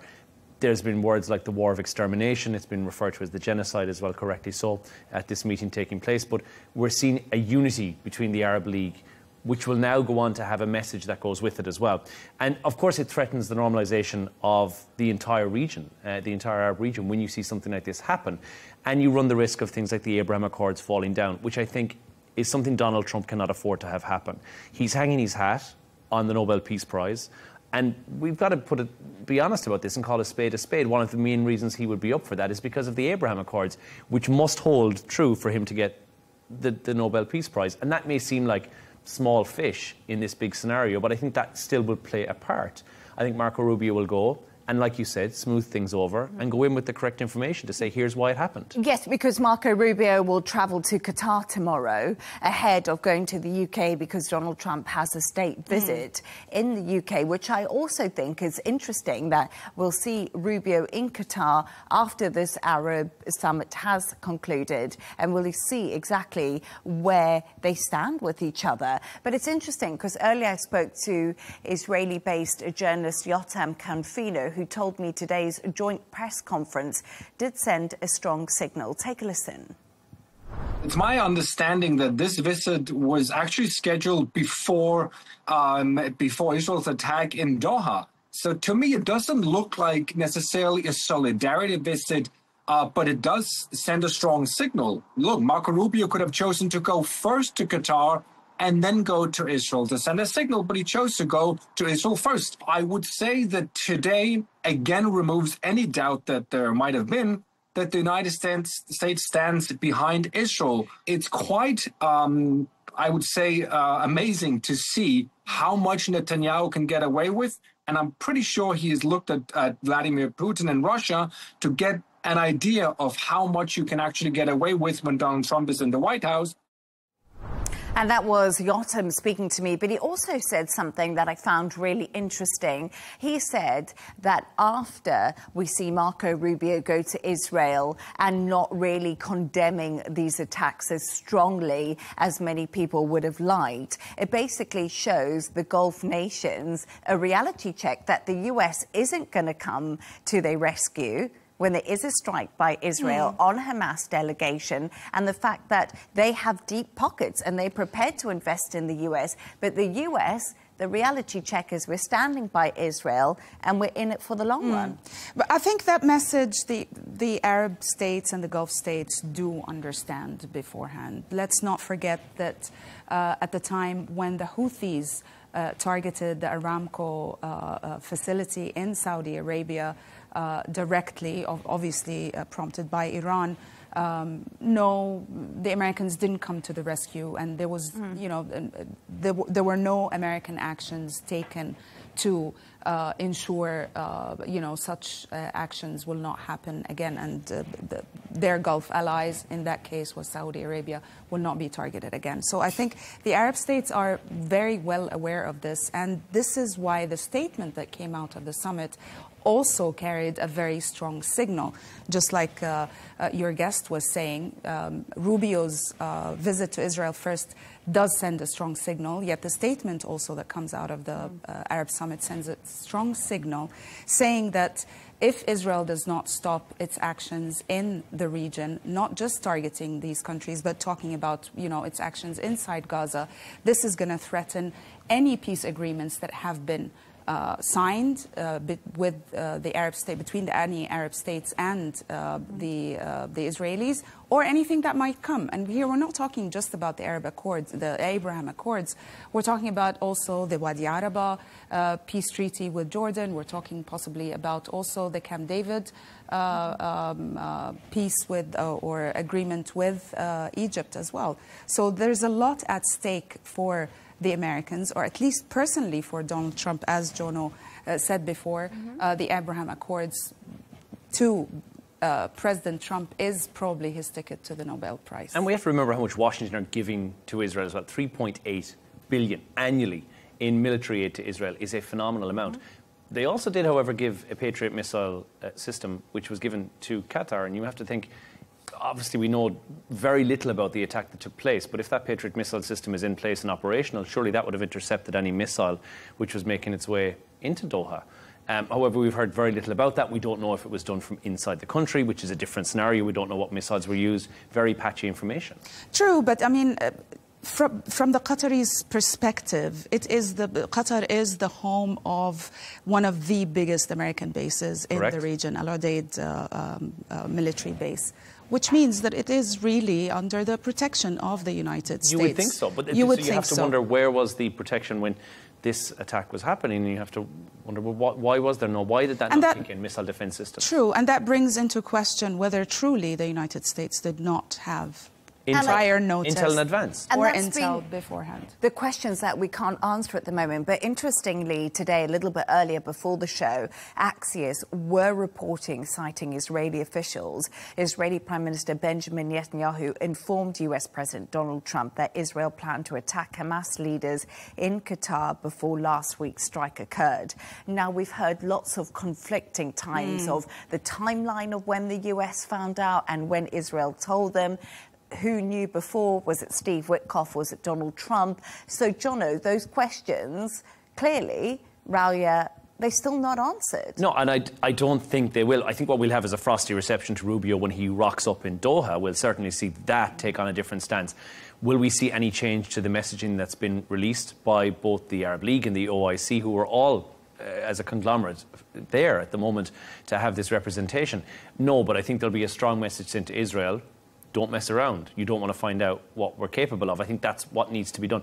And it's much akin to the sanctions. We'll say that we condemn it, but I don't think there'll be any necessary action, because I did expect, and I said this to Rawi, I did expect there to be some sort of a retaliation back towards Tel Aviv. We saw nothing, and I guess it's not the way of the Arab, or at least the Gulf states, that they usually diplomatic solutions are exhausted before anything else, before any military action is taken. And I think Qatar has decided to go that way. It has repeatedly said that it will still take on the role as the mediator of a ceasefire deal or a hostage deal between Israel and Hamas. Yet, I think it's a very strong message coming out of Doha today. How the Americans will take it, how are they going to relay it to the Israelis, I think we're yet to see. Definitely, and as this all happens, we still know that Israel is launching strikes on Gaza City, and that's another conversation. But thank you so much for your thoughts on that. Stay right there as we move on to another story now. And Vice President J.D. Vance has hosted the Charlie Kirk Show this evening as a tribute to the right-wing activist who was killed at one of his rallies at Utah Valley University last week. It comes as Utah's governor, Spencer James Cox, said the alleged alleged killer, Tyler Robinson, is not cooperating with authorities, and investigators were still trying to establish a motive. Here's how he addressed reporters after Robinson was caught. Take a listen. Social media is a cancer on our society right now, and I would encourage people to log off, turn off, touch grass, hug a family member, go out and do good in your community. That is happening, and it's happening organically right now. You have to go back to JFK to have seen a video live of something like this happening. I wasn't born until 1975, but I know that things were really dark in the late 60s. Sorry to some of you. I know some of you were there. This is our moment. Do we escalate, or do we find an off-ramp? And again, it's a choice. It's a choice, and every one of us gets to make that choice. So, Jono, Charlie Kirk's death in the US has definitely sparked a divide. Social media has been absolutely vile. It's been quite a difficult atmosphere for people to look at and watch as the division on both sides of the political aisle deepens over in the States. But I actually think that was some fairly calm, reasonable words, and it seemed a little bit more proportionate. Yeah, and strange, because Spencer Cox is known for being quite an inflammatory character, and most of his statements tend to rile people up. This was very calm, this was very collective, and I think that this was intentional as well. He's decided to say, listen, don't rush to conclusions, please don't jump onto your social media, don't form your opinions from this, and again was speaking to younger people to give them some restraint, to say hold back from these decisions that you're making. I think probably a few different reasons here as well. You don't want to incite any sort of a riot or be the reason that a riot was incited, because as we know currently, the suspect is non-cooperational with, however, people in his surrounding are being cooperating with the authorities. So what he wants to try and do here is create a sense of calm, which, to be fair, is not really what we're seeing right now. The left has gone off the hook with this, which unusual to see, because I think you sometimes always associate that with something that the right might do. But it seems that the right are having candlelit vigils, the left are spitting in the faces of police officers to try and decide what... It's really created a divide. And I saw something over the weekend saying that this may be the precipice of the US right now. This may be something that tips it over into somewhat of a civil war. And this absolute, you're either left or you're right, and you can't be in the middle. There's no middle ground politics. And that's a sad reality, because Charlie Kirk, if you agreed with him or you didn't disagree with him, when you watched him, he was all about debate. He was all about conversation. He was all about hearing the opposing view and listening to it, and then giving his argument if he felt it was right or if it was wrong. And now there's just so much anger that's being fueled. I think it's not so much anymore about the individuals and what they say and what their opinions. It's more about this extremely politicized atmosphere that has spread in the US and in so many other countries as well. I think this is mainly the problem. I mean, nobody deserves to be killed or die in this way for something they said, for their opinion, for practicing their freedom of speech, regardless of whether, you know, which side of the spectrum are they on. You know, it's just it's very sad what's happening, and this polarization within the American society doesn't seem to be basically getting any less. It's getting worse, and we're heading to difficult times, I think. I think he's such a divisive character that you either sit, and I think that's probably why this is the precipice of something that's going to be much greater. We're seeing it at an absolute top level, and J.D. Vance is now on there hosting the show, and you just think you have to be for or against, and I think that that's always a risk where you run with it. But we are seeing some of the things from the left are really, really shocking right now, and you have to wonder, well, where is this hatred coming from? Where is this? At the end of the day, it's an argument about free speech, because... Or is it a reaction? I mean, some people, they believe, could be a reaction to the other side, to the radicalized right. And the radicalized right, they believe that it's the other way around. But I do think that there needs to be a situation. Lots of people have spoken to me, and we've all got social media. And Jono and Rawia, I feel like on a personal level, I've gone on social media and it's hatred. I feel it's vile. It's a man's life. Why have we started dehumanizing political figures like this? Yeah. And it just seems almost what's happened. Why? And with Charlie having such a phenomenal following, 2 million people following him on social media, and now for him to be catapulted into regardless of what you think of his views, there's been pictures over the weekend of his wife at his open casket holding his hand, which is, it's awful to have to look at two kids. Very 1 and 3. Yeah, and regardless, and there's a lot of things that Charlie Kirk has said that I thought, okay, this I don't agree with, this I don't agree with. But guess what? Freedom of speech. He's entitled to have that opinion. And that's also the basis of a democracy. Absolutely. A democratic I'm entitled to say I don't like that opinion, but I don't need to go out there, spit in the face of police officers who are out there to control the law, which is what we're seeing on social. Isn't this the predominant atmosphere, even created by the Trump administration, where any voices of dissent are excluded from certain, federal jobs or... There is a mechanism that is creating this polarization on both sides, from both sides, I think. And I think Donald Trump would probably argue that when Joe Biden was in power, they tried to put him in jail. And we saw a really strong rhetoric against Donald Trump and the MAGA movement. So I think this is the problem, Jono and Rawiya. There's no middle ground right now. Yeah, there is not. Either with me or against me. Exactly, but they're so radical on both sides.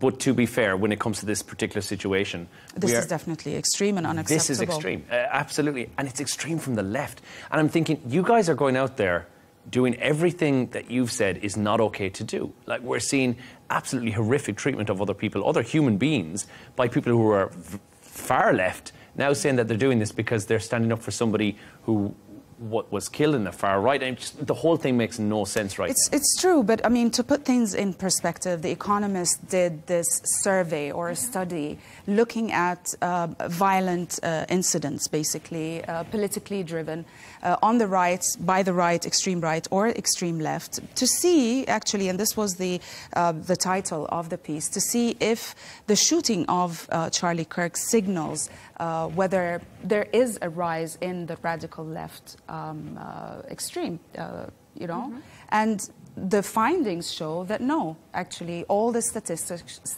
still show that there's a much higher percentage of violent acts leading to killing done by the radical right rather than the radical left.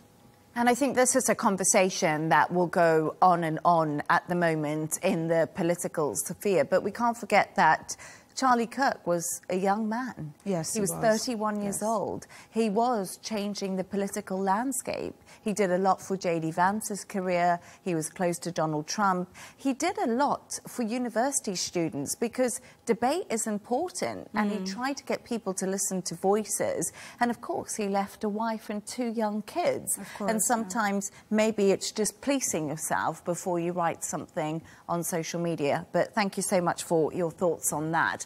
Let's move on. And British Prime Minister Keir Starmer is facing calls to sanction Elon Musk after the X and Tesla owner told an anti-immigration rally that violence is coming to Britain and they must fight or die.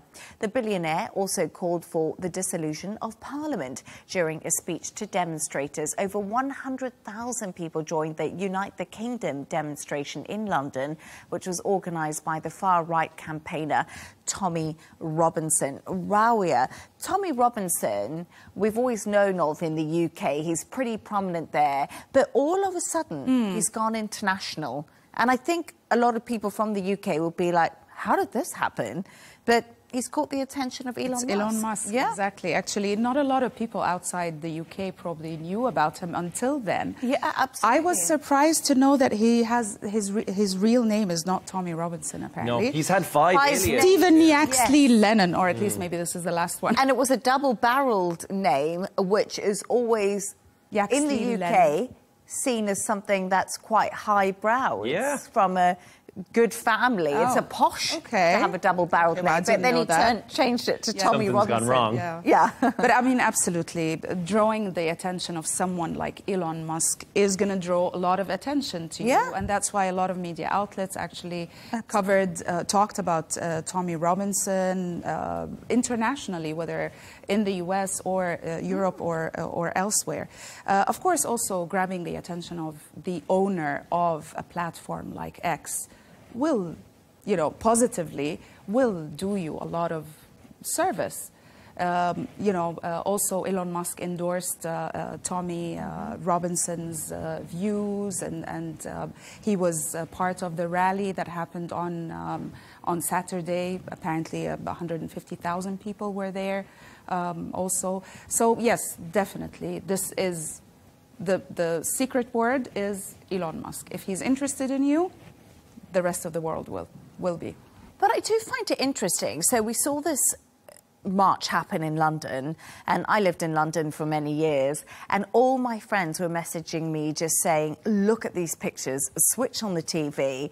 We're all journalists, we all obviously discussed what was happening. We were like, wow, that many people. They estimate 150,000, maybe more people took to the streets of London, Jono, for this anti-immigration rally that happened. And I think it goes deeper than X. I think it goes deeper than Elon Musk. I think it's almost similar to what's happening in the US. Yeah, and there's a concern that this ideological cross-pollination between the US and the UK right now, where Trump supporters all of a sudden seem to have a lot in common with the man on the street in the UK who's showing up to your Tommy Robinson rally.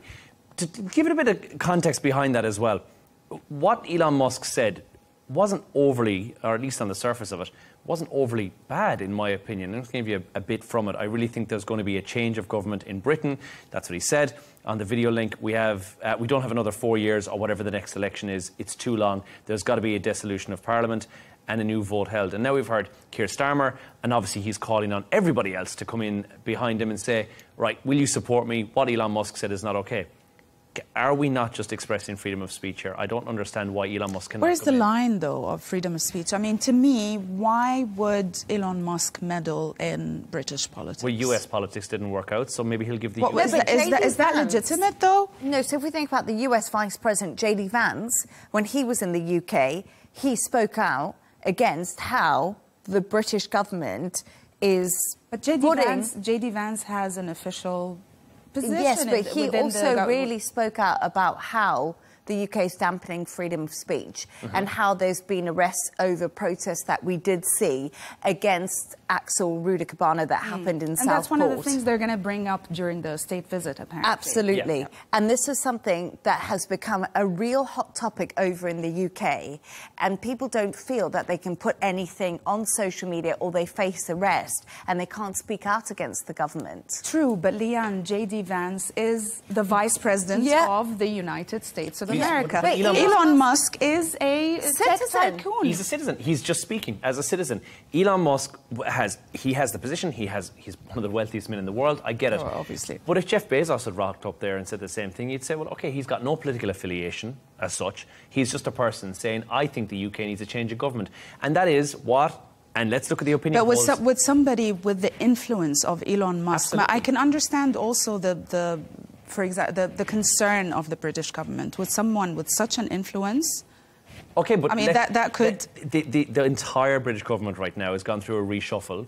It's third. I mean, it's crazy to see this happening, but we're going to see another prime minister before the end of the year. No, I'm not saying that we're not, and I'm not saying that these opinions are not the opinions of the lay British persons on the street. They have the right to demand that the change of government, dissolution of parliament. I'm not saying that this is not their right or this is not their opinion. What I find strange is someone like Elon Musk, being able to have such an influence in a different country. I think and that's what Tommy has done politically, here. I say. Tommy has garnered favour with Elon Musk. He's used that to his advantage. He knows what Elon Musk's opinion is, and he's used that for 150,000 people who are there to sway influence with them as well. But it was largely a peaceful protest, 26 arrests, 24 officers were injured there as well. But largely, if 100,000 people are there, that's a music festival effectively. 24 arrests, not that many. And I think what he's done is he's garnered favour, he's carried favour with him, and I think he's carried that through to try and say, Elon Musk is supporting this cause, why don't you get behind it as well? And that will snowball with more people getting on board with his ideology. I think that's what it is. But there is a lot of parallels and comparison between the MAGA movement and between people in the UK who are not anti-immigration, but they're anti-illegal immigration. Yeah. Obviously, there is a lot of people who may not be able to define the line between the two, which is slightly a concern. But that's what we're seeing now, is a great unrest with the fact that you're watching Keir Starmer week on week send 100 people to France and then take 100 people back in from France who are now here to cost more money because they're in as refugees, not illegal immigrants. So there's a disconnect and a concern between the government and the people. And I think that was shown and that was felt on the streets of London definitely this weekend, because I don't think anybody expected 150,000 to march in the streets so strongly. And like you did say, Rawia, Elon Musk would argue, I own X, I'm a citizen, I've got a right to say and right to have freedom of speech and my own views. But it would be really concerning for the Keir Starmer government. They're hanging on by a thread at the moment. They are. And this, it's certainly not a good look. And to sanction Elon Musk, if that happens, and I don't know what it'll be even bigger outcry. But I don't know what they will do. Will you say, right, we're going to increase the taxation on Teslas? What are you going to do? Because then it looks petty, to be honest. It looks like you're just doing tit for tat. And if Keir Starmer is really that concerned, one tweet would have been effective. One tweet is more than 150,000 people who are gathered in London. More people will see Elon Musk's tweet with his followership. But then my worry is if they sanction Elon Musk, what's going to happen is people are going to say, see, the UK government is against the freedom of speech, and the cycle just continues. And not just that, the backdrop of all this is the state visit, the Trump state visit, and also, of course, there have been a lot of sources in Washington saying that this is, freedom of speech is one of the topics that Trump is intending to talk about during the visit. And let's see how that visit goes. Starts tomorrow. Jono and Rawia, thank you right there. Let's move on to another story. And Hollywood stars graced the red carpet in Los Angeles last night for the 77th Primetime Emmy Awards.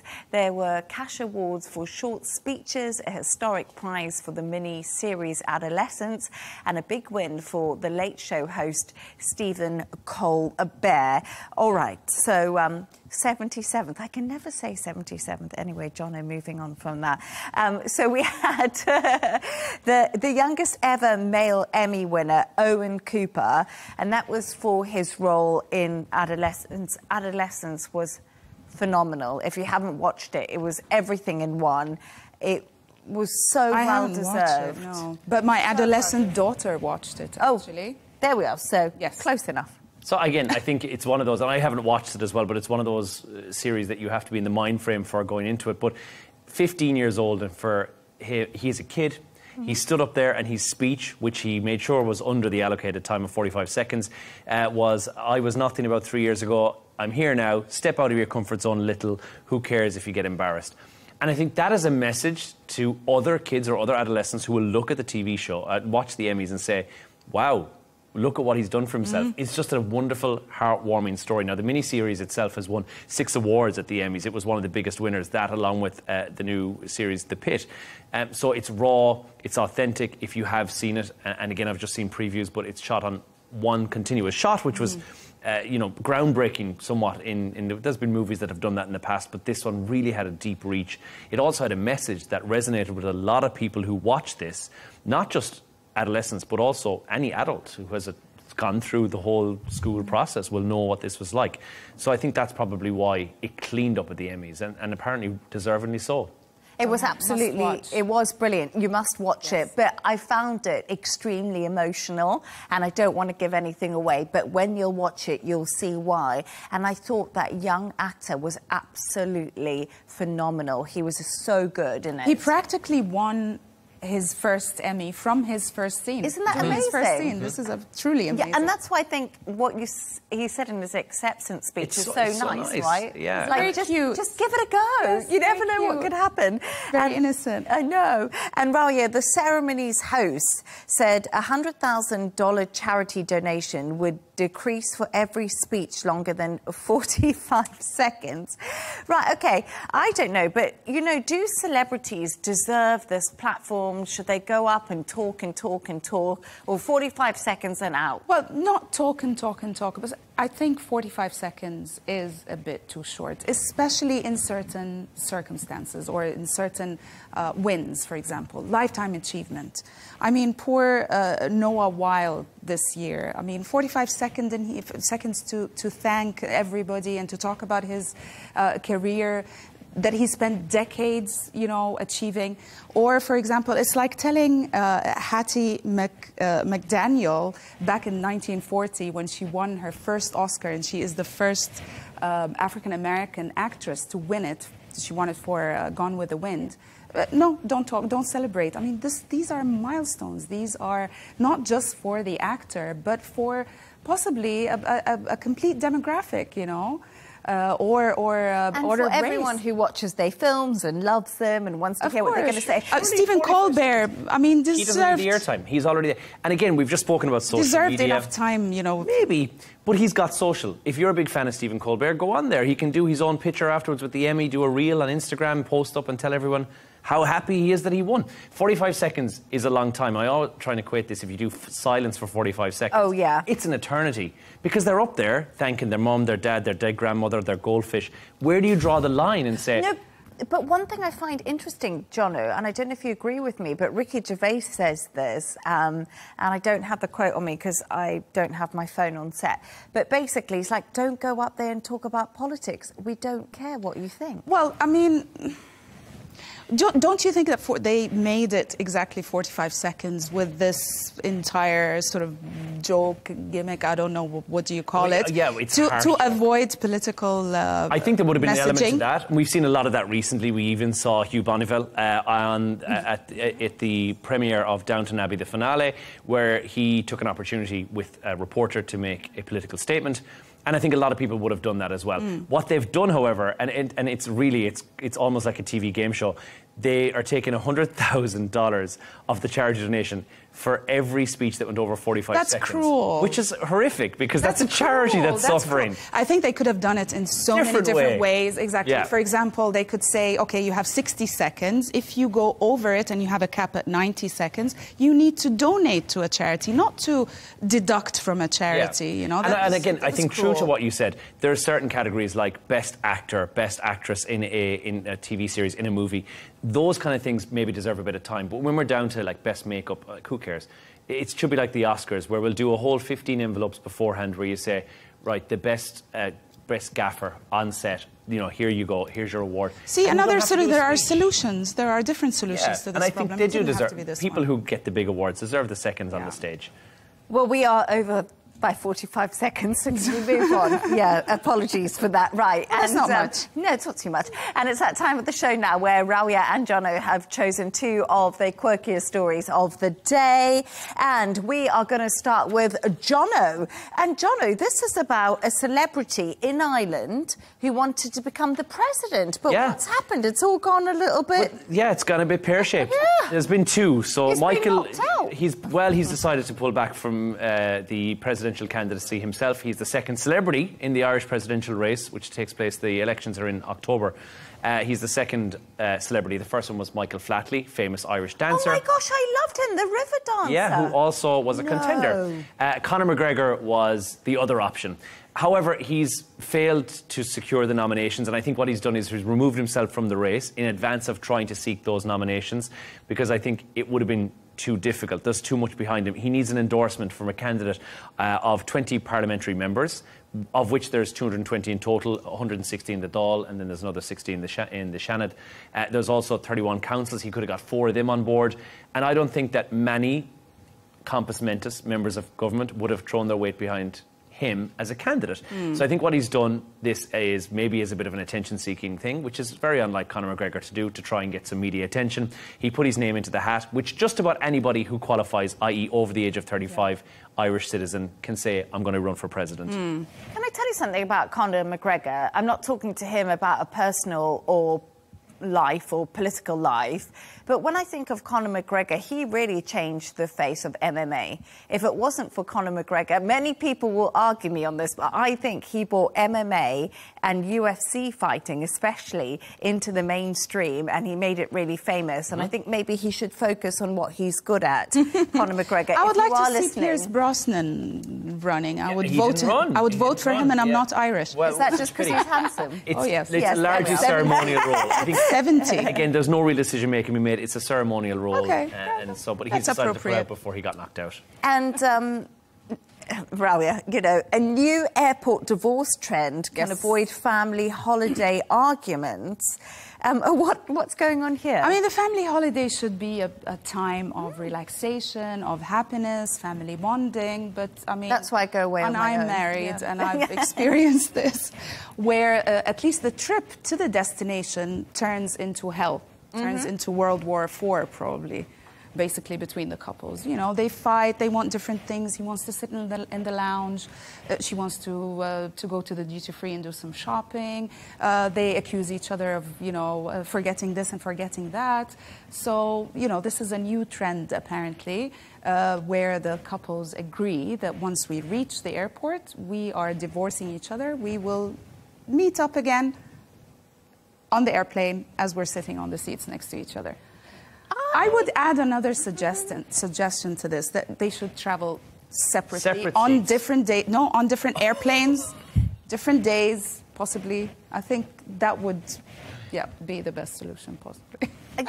I mean, whatever makes you happy. I'm just going to say something.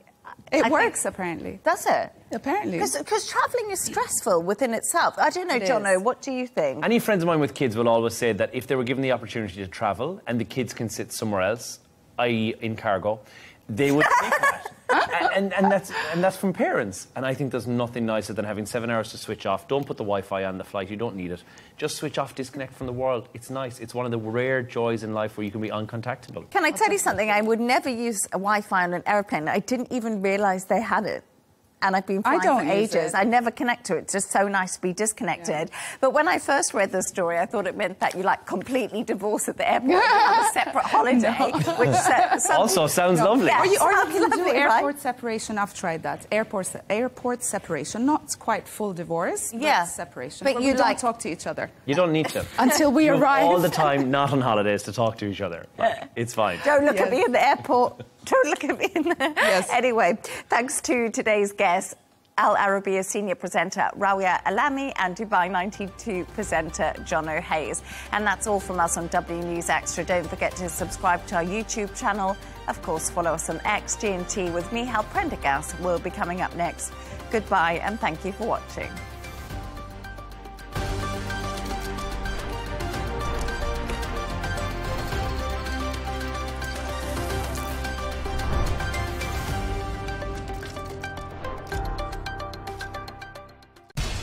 We have to take care of our people, and we're going to take care of our people first. For in-depth analysis and all the latest developments across the globe, make sure you join us every weekday. President Trump is trying to negotiate a ceasefire. With so much happening, so much information, and so much noise, international law will have no part in his administration. It can be hard to keep track. Tariffs will just fuel inflation. We're going to fight these tariffs. But you can count on us to tell you what you need to know. We stand by your side. Join me, Tom Burges Watson, for Global News Today, right here on Al Arabiya News.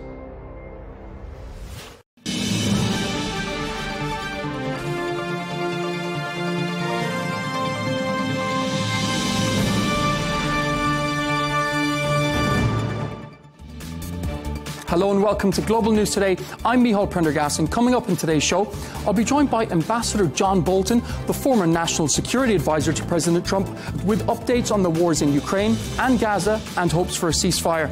After which, a quick-fire roundup of the biggest stories in the US political scene, including fallout from the tragic assassination of Charlie Kirk.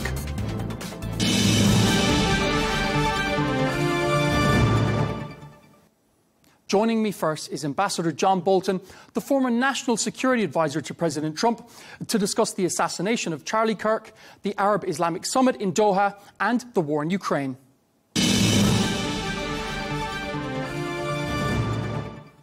I'd just like to start off, Ambassador Bolton, by asking you, what's your reaction to the callous murder of Charlie Kirk? Well, it's a terrible tragedy. It's for his family, obviously, but it's a stark reminder to the country as a whole that that violence of any kind in a civil political society is unacceptable, and it applies whatever it is the speaker's saying, whether it's from the right or the left or whatever perspective you want to have. It's just not acceptable.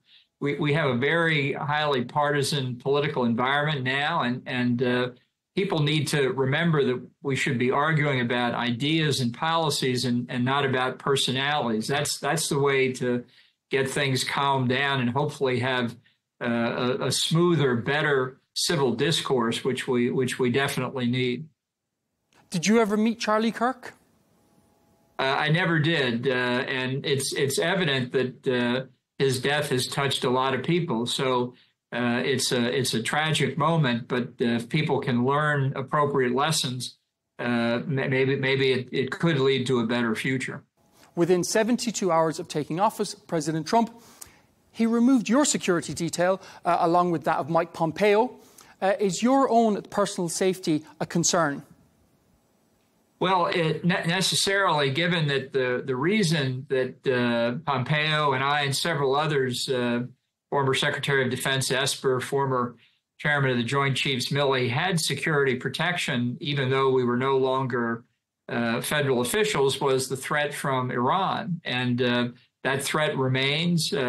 Conceivably, it's worse today after the attack on Iran's nuclear weapons program, and the regime is dangerous enough that I think people should be concerned about it. We can see this pattern from Tehran and terrorist attacks all over Europe against members of the Iranian diaspora in the U.S. as well. So this is a terrorist regime. There's no doubt about it. Is the Arab Islamic Summit in Doha, is it a diplomatic threat to Israel, or is it just more rhetoric?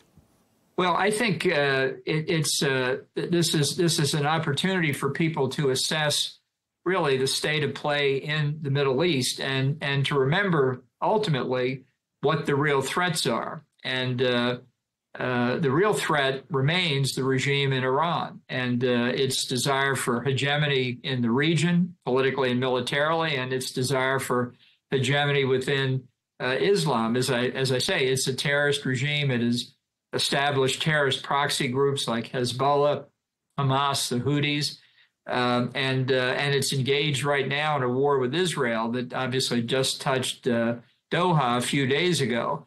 So I understand the level of criticism of Israel, and I think you heard it from President Trump as well.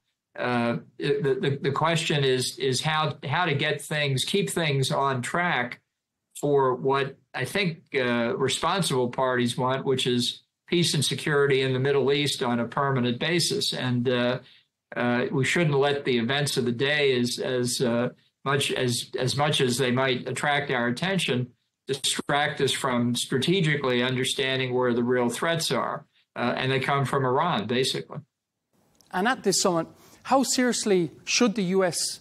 take calls from Iran and others to sever all ties with Israel?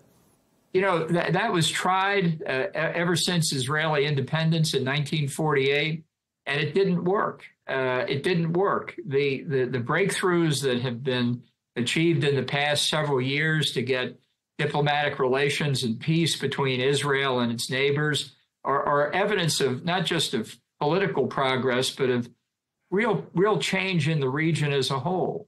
Where I think in the Gulf Arab countries in particular, the view was essentially the same as Israel's, that the greatest threat to their peace and security came from Iran. That's what led to the Abraham Accords. That hasn't changed. If anything has changed in the region, it's that Iran and its proxies have now been weakened by the war they launched by the Hamas attack in October of 2023.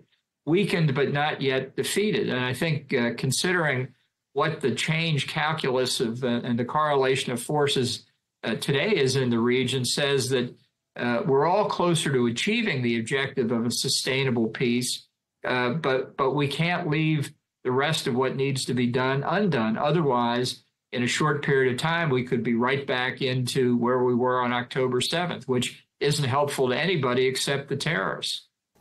Does Israel strike on Qatar? Does it risk triggering a broader regional escalation? And how should the U.S. respond?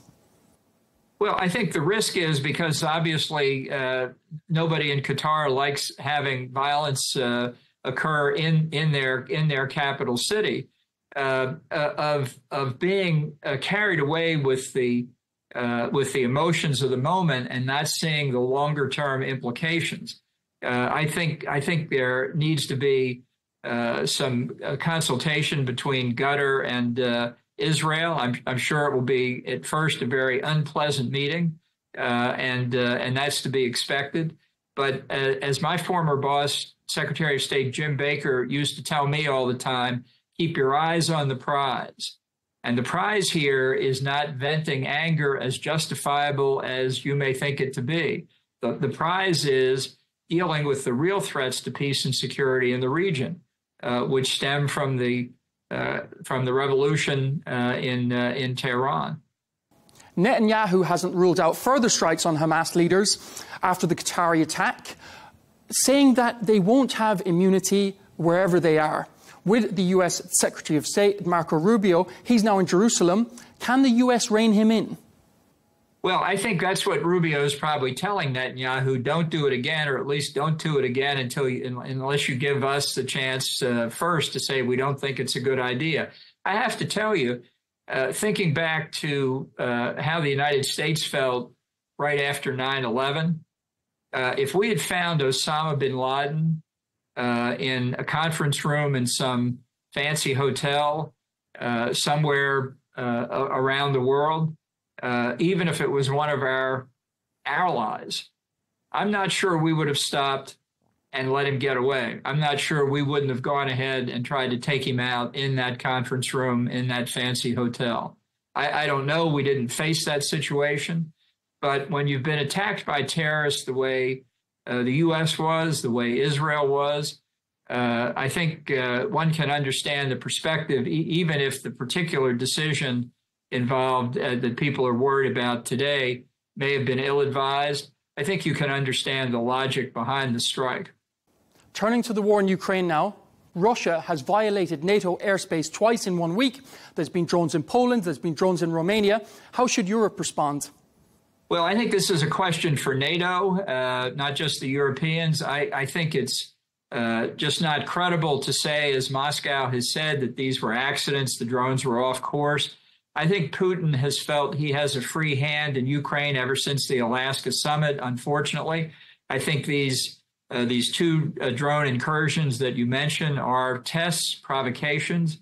The Russians want to see how NATO reacts.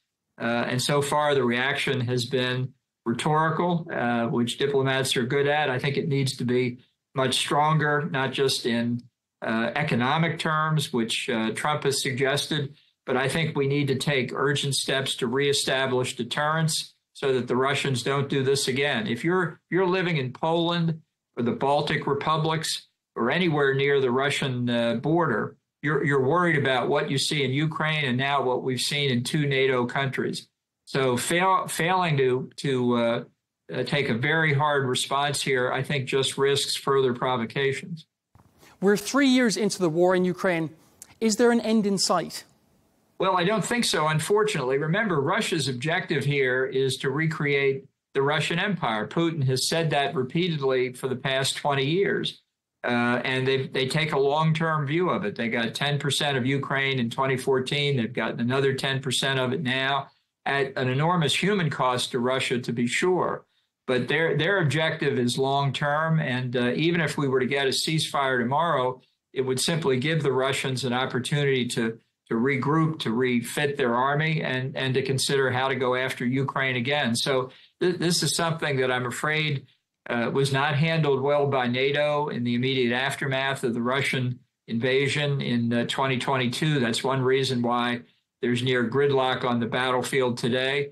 But I don't think you can ever let this kind of unprovoked aggression go unanswered, because it's a matter not just in Ukraine. It sets a precedent in the Middle East. It sets a precedent for China along its Indo-Pacific periphery. There's a lot at stake here.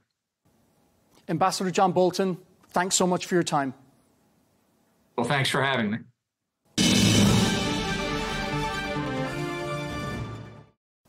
Thanks so much for your time, Angie. You've met Charlie Kirk. You've heard him speak at many turning point events in the USA. What kind of first impression did he make on you? Yeah, Charlie Kirk was a very good man. He was one of the good boys. He was always very, very helpful. He always took the time out, if he could, to speak to everybody. And that's what was so wonderful about Charlie Kirk. He wanted to hear from you. He wanted a live debate, an open debate. He didn't care what spectrum you were on in the political circus. He wanted to speak with you, mainly to change your mind, but he loved talking to people. Charlie Kirk's death is really a mirror into what is happening in U.S. politics right now. Instead of a universal outrage, we had a lot of people celebrating his death and murder online over the past few days. And it's been, to me, an outrageous thing to do when anyone dies. But that's what's happening. People were cheering on his murder as if it were a sports team winning. And I think it's a very, very dark moment for U.S. history. J.D. Vance is hosting an episode of Charlie Kirk's show tonight. Does this show the level of power and influence that Charlie Kirk held? Yes, and Charlie Kirk gave a platform to young students when for many, many years the conservative movement and the conservative voice was canceled here in the United States. Social media took down a lot of social media influencers on the conservative side, and Charlie Kirk made it okay to be a conservative, especially in youth in America. And that's why he was such a big threat, is because he really resonated with young Americans. And that's why TPUSA will live on beyond Charlie Kirk. And I think that's what J.D. Vance is trying to do today, to say this doesn't die with one man. This movement continues. And it's so brave for the vice president to take over his show, at least for one night, because it does show a growing audience, not just in the U.S., but now we're seeing it in the U.K., we're seeing it in South Korea, we're seeing it in Germany. So TPUSA in the last week has grown multiple folds. It just says that we cannot be silenced. And as you stated earlier, we've seen a plethora of people from every walk of life, from doctors, from nurses and pilots, who've lost their jobs for going onto social media and celebrating the brutal assassination of Charlie Kirk. This is surely a stark example of how far the left has gone and how divided America is now. That's right. And for the past 10 years, the media has been telling us how bad Trump is, how anti-conservative we should be, and really giving permission to dehumanize anyone on the right. This is what accumulates over 10 years, is kind of the right to bash other people. There used to be a time when I may vote differently than my neighbor, but yet we can still talk to each other. That time has long gone in the United States, and we like to get that back. We like to get the conversations back. So even if you didn't like Charlie Kirk, you don't like what he stands for, it's still time to at least talk to one another, at least treat each other as human beings. I think that is the lesson that we should take away from his death, is that he really tried to reach over to the other side. And, you know, I think both sides has to learn to listen again, because otherwise we're going to keep dehumanizing each other, which then makes a bullet then justified. And that's what we saw last week. And it's a continuation across the political spectrum. I would say the false narrative, the false accusations of calling people fascist, it does nothing but debase actual fascists in the world. That's right. And, you know, calling people fascists or Nazis or enemies of the state, enemy of democracy, it almost pushes you to the point, for those who are not based in reality, that you have to eradicate the problem. And I think that's what brings on the cheering from the left of Charlie Kirk's death, is that they feel that they've eradicated a big problem here in the U.S. and U.S. politics. And I think in their minds, it was justified. justified. I think that's very, very wrong, very, very dark. Murder should never, ever be justified, especially political murder. This was clearly politically motivated. We see that the left doesn't mind that this happens. And, you know, I actually take a little bit of pleasure in seeing that doctors, nurses, and other professionals are getting called out online, sometimes fired, for celebrating a death of a political character. And I think that is really, really just wrong and disgusting. So I don't like the cancellation of anyone, but we should not be celebrating political violence in any form. And turning to the suspect himself, Kash Patel, the director of the FBI, he has said there's been a DNA match between Tyler Robinson, the gunman, and the gun he used. How significant is this in terms of the case and the public reaction?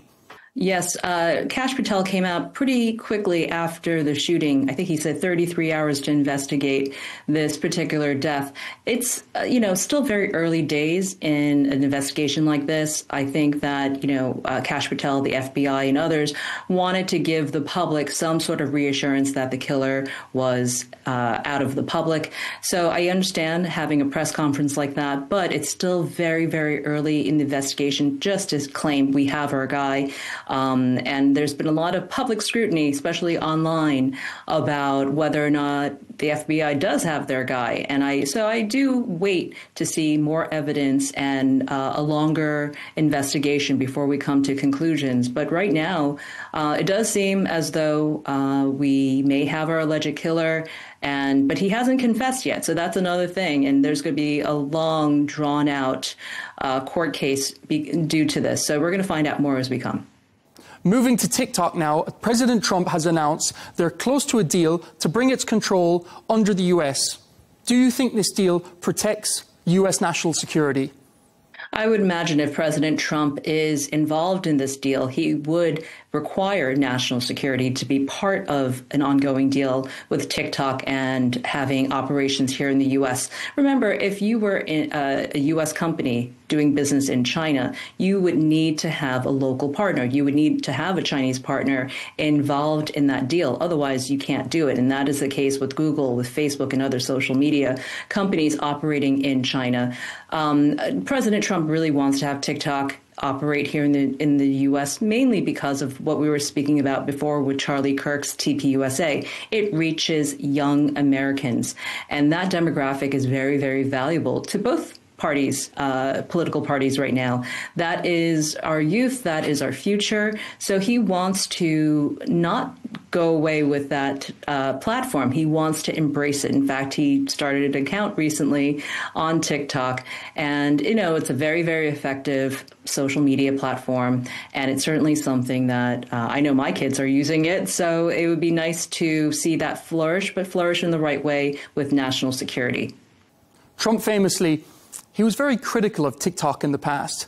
Why do you think he's changed his tune now? I think he sees the numbers that TikTok users and what they do and how influential it is here in the United States. It does bring on a much, much younger audience, and that is something that the Republicans have yet to really tap. Charlie Kirk did a fantastic job in delivering the youth vote in 2024, but in order to continue Charlie Kirk's legacy and also to reach younger voters in this generation and in future generations, TikTok is the platform that we need to be embracing. So if security measures are there, I think President Trump would more than happy to expand his social media presence onto TikTok and other platforms that cater to younger and younger audiences. Remember, that is one of the last strongholds the Democrats have. Trump has made inroads with Black men, with Latinos, and with Asian voters. Now he wants to go after the youth voter. Is the UK's royal welcome for Trump, is it a sign of respect or is it simply a sign of diplomacy by the UK government? I think it's all of those things. I mean, President Trump and the First Lady really enjoyed their first state visit back in the first Trump administration. It was 3 days of pageantry, and we're about to see exactly the same. We're going to see the royal family and Keir Starmer roll out the red carpets for our president and the First Lady, and there's going to be a great bilateral showmanship of respect and how diplomacy can look. And I think it's a great thing for both countries. Because we do need each other. There's a lot of world wars happening right now, lots of tariffs to discuss, and lots of tech and energy issues that are going to be on the agenda for this state visit. So I think this is a great showing of two countries that always have had a great relationship and always will continue to have a great relationship. And President Trump and Keir Starmer, they're political opposites. What have you made of their seemingly friendly relationship?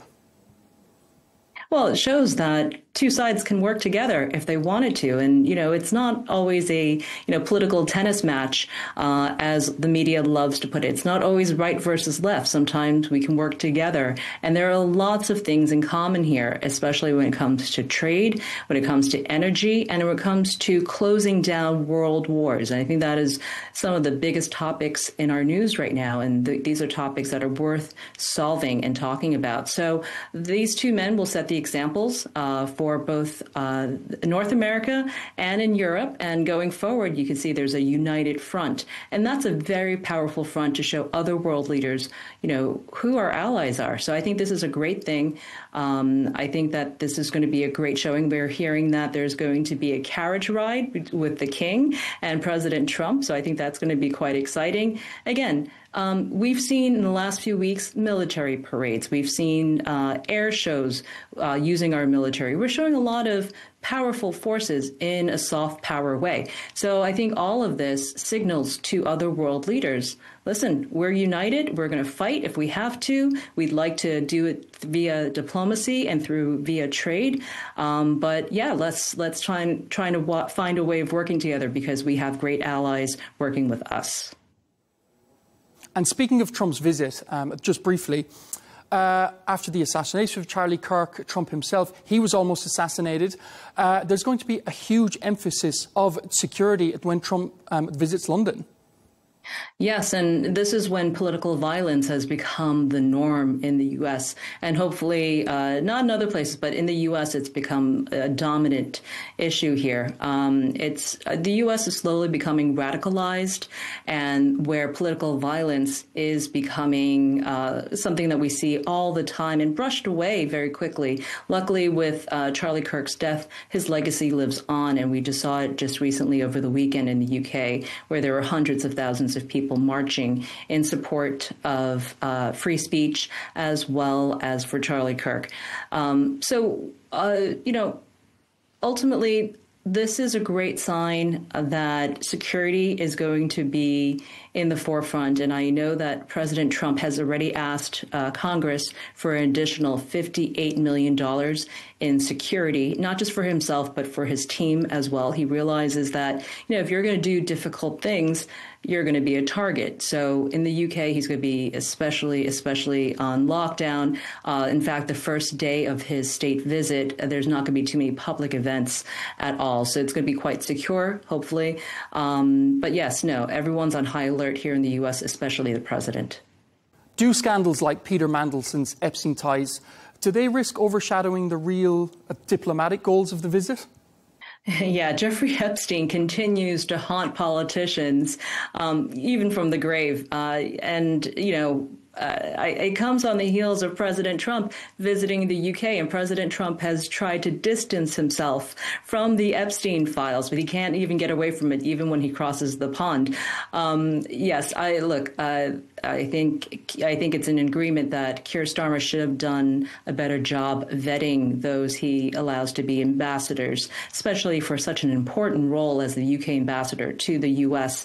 I think there's going to be some review of that process. Seems like there was a lot of political kickbacks on this one. So, remember, Lord Mendelson He was supposed to be there to greet President Trump and the First Lady as they came off the plane into the UK this week. And it doesn't look like there's going to be an empty spot for whoever's going to be the next UK ambassador there. So it hasn't gone unnoticed for sure. And I'm sure the UK press will be all over it. Trump has often said that free speech in the UK is under fire. There's been arrests over tweets. There's been mass rallies. Elon Musk has spoken out on numerous occasions. How is this being viewed from the US, especially by Trump?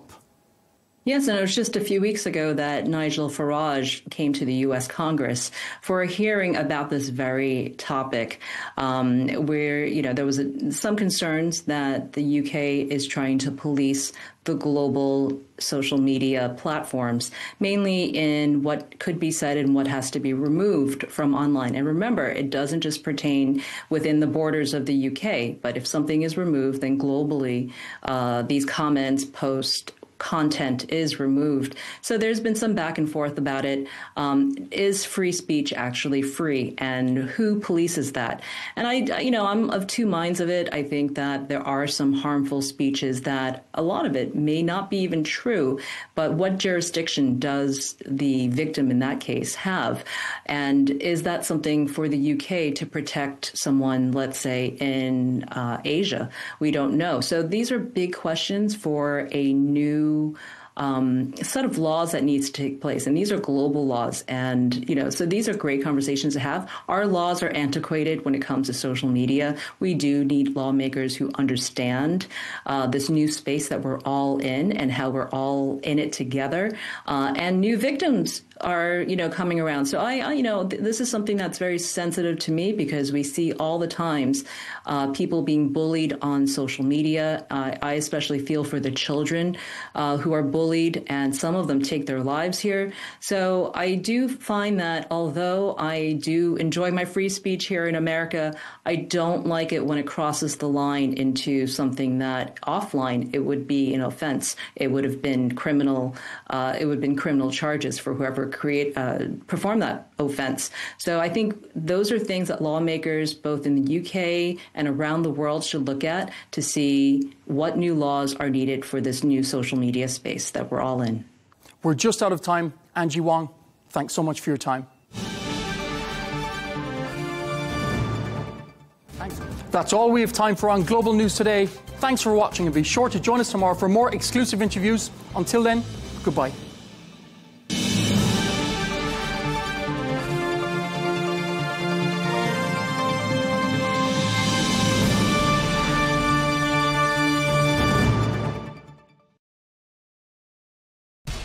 We have to take care of our people, and we're going to take care of our people first. For in-depth analysis and all the latest developments across the globe, make sure you join us every weekday. President Trump is trying to negotiate a ceasefire. With so much happening, so much information, and so much noise, international law will have no part in his administration. It can be hard to keep track. Tariffs will just fuel inflation. We're going to fight these tariffs. But you can count on us to tell you what you need to know. We stand by your side. Join me, Tom Burges Watson, for Global News Today, right here on Arabiya News. Our allies, in many cases, are worse than our enemies. Stay informed and connected with the latest international headlines. There obviously is a risk. From breaking news to in-depth analysis. It would appear that this war is coming to an end. Who buys this stuff? Investors, pension funds. We deliver the most important developments straight to your screen. Iran always wanted to deal with militia. Join us for compelling, expert-driven conversations. A curfew order has been established. And an insightful look at the issues shaping our world today. There are lots of proposals about European architecture for security. I'm Leigh Ann Gerrans, and this is W News. We dealt with this when I was Chief of Staff in the first term. Where you don't just hear the headlines, you get the full story. From the White House to Gaza, Kiev to Beijing, elections, economics and the environment compete with conflicts and other complex issues for our attention. In an age of fake news, deepfake and artificial intelligence, they've got to have a vote and a say. It's important to look beyond the loudest voice to understand the truth. From newsmakers to groundbreakers, my campaign is going very well. Presidents, prime ministers, princes and peacemakers, and cultural tastemakers. As Arabs, as Middle Eastern, we're too emotional. Join me on the Riz Khan Show for empowering conversation.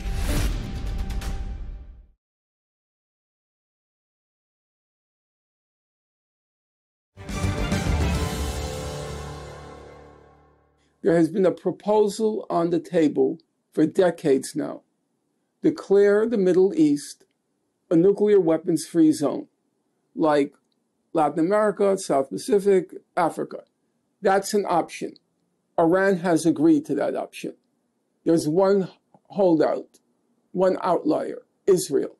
So you had the option of turning the Middle East into a nuclear weapon-free zone, and we wouldn't be having any of these discussions.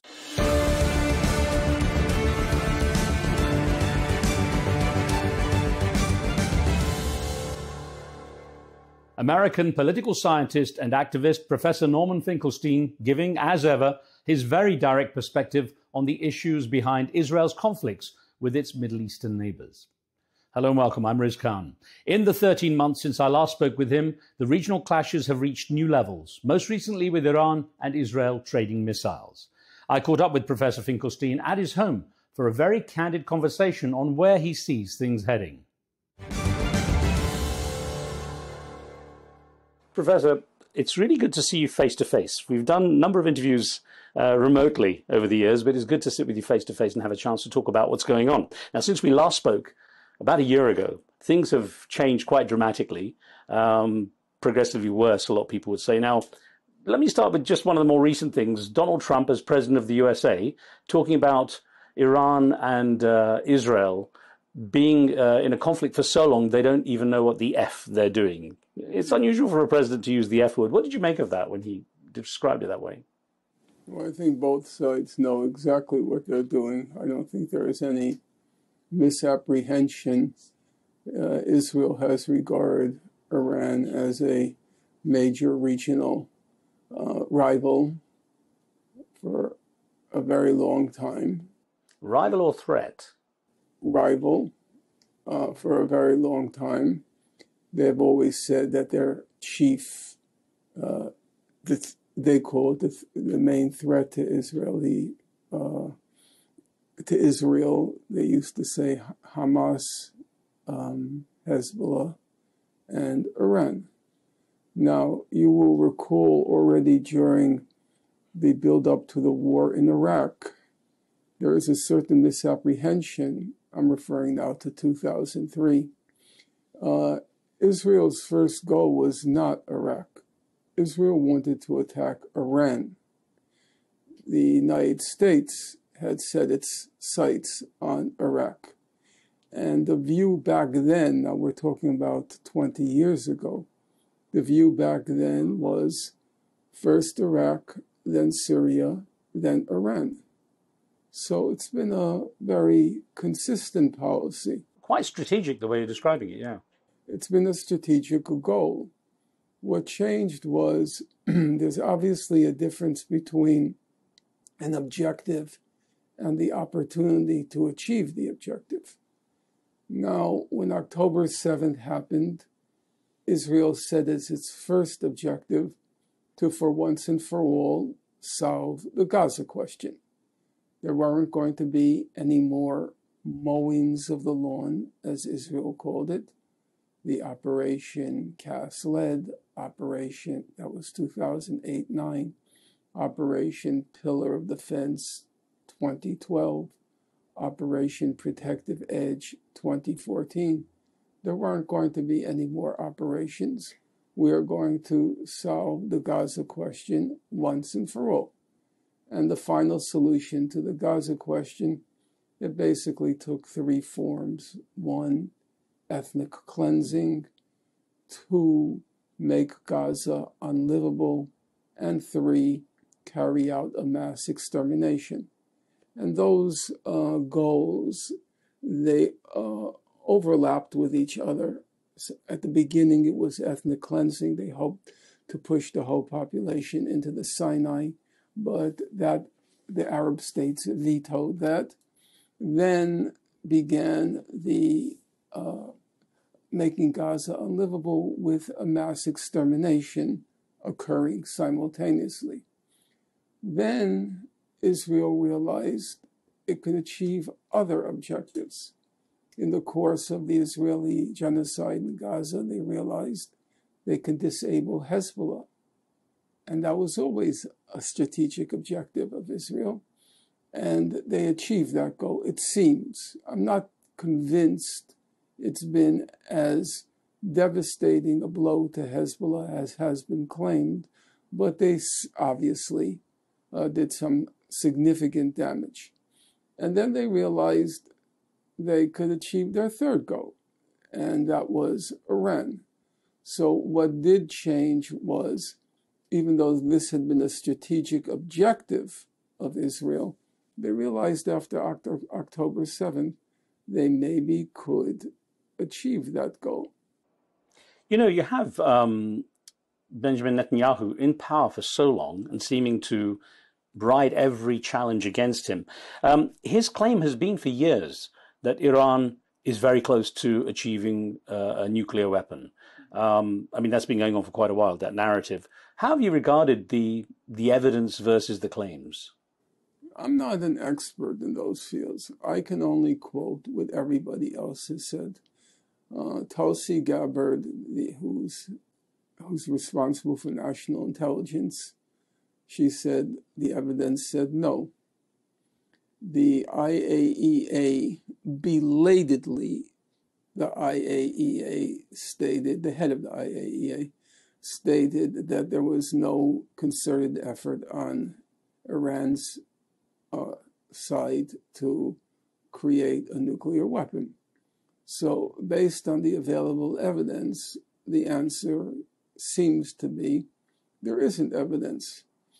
I would say, my opinion, Iran would be foolish not to acquire a nuclear weapon. So you have to assume that if that's my rational judgment, it's probably the rational judgment of many people in Iran as well. There are two possibilities. Possibility number, okay, let me just backtrack a bit. There are claims that Iran has been in violation of aspects of the inspections. I read the IAEA report. I probably have it right over here, as a matter of fact. Not to worry. I read the IAEA report, and I think a reasonable conclusion is that the IAEA inspectors are being truthful, and I don't have any reason to doubt their truthfulness, though I don't like what the head of the IAEA did. He released the report, gave Israel and the U.S. the pretext to attack, and then belatedly, after the attack, declared that there's no evidence that Iran is embarked on a program to create nuclear weapons. That could easily have been in the report. So when Iran says the IAEA was complicit in the attack or facilitated it, I think that's correct. In any event, it seemed plausible that Iran had carried on some enrichment that wasn't revealed to the IAEA, or they tried to conceal it from the IAEA, that the expression is sanitized, which basically means destroyed some evidence. Yeah, I think those things are all plausible. However, having said that, we have to be clear about basic facts. First of all, everybody is in violation of the Nuclear Non-Proliferation Treaty. Everybody likes to quote the part that non-nuclear powers who are signatories to the treaty aren't allowed to build nuclear weapons. They're allowed to use nuclear power for peaceful purposes. But there's another part to the treaty which everybody seems to forget. Article 6 says that the nuclear powers have to get rid of the weapons. They have to negotiate in good faith to eliminate the weapons. Now, most people will yawn, well, you know, that's not really possible. I'm sorry.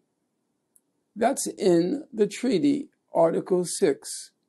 In 1996, there was a major International Court of Justice advisory opinion. The question was, is the threat or use of nuclear weapons legal under international law?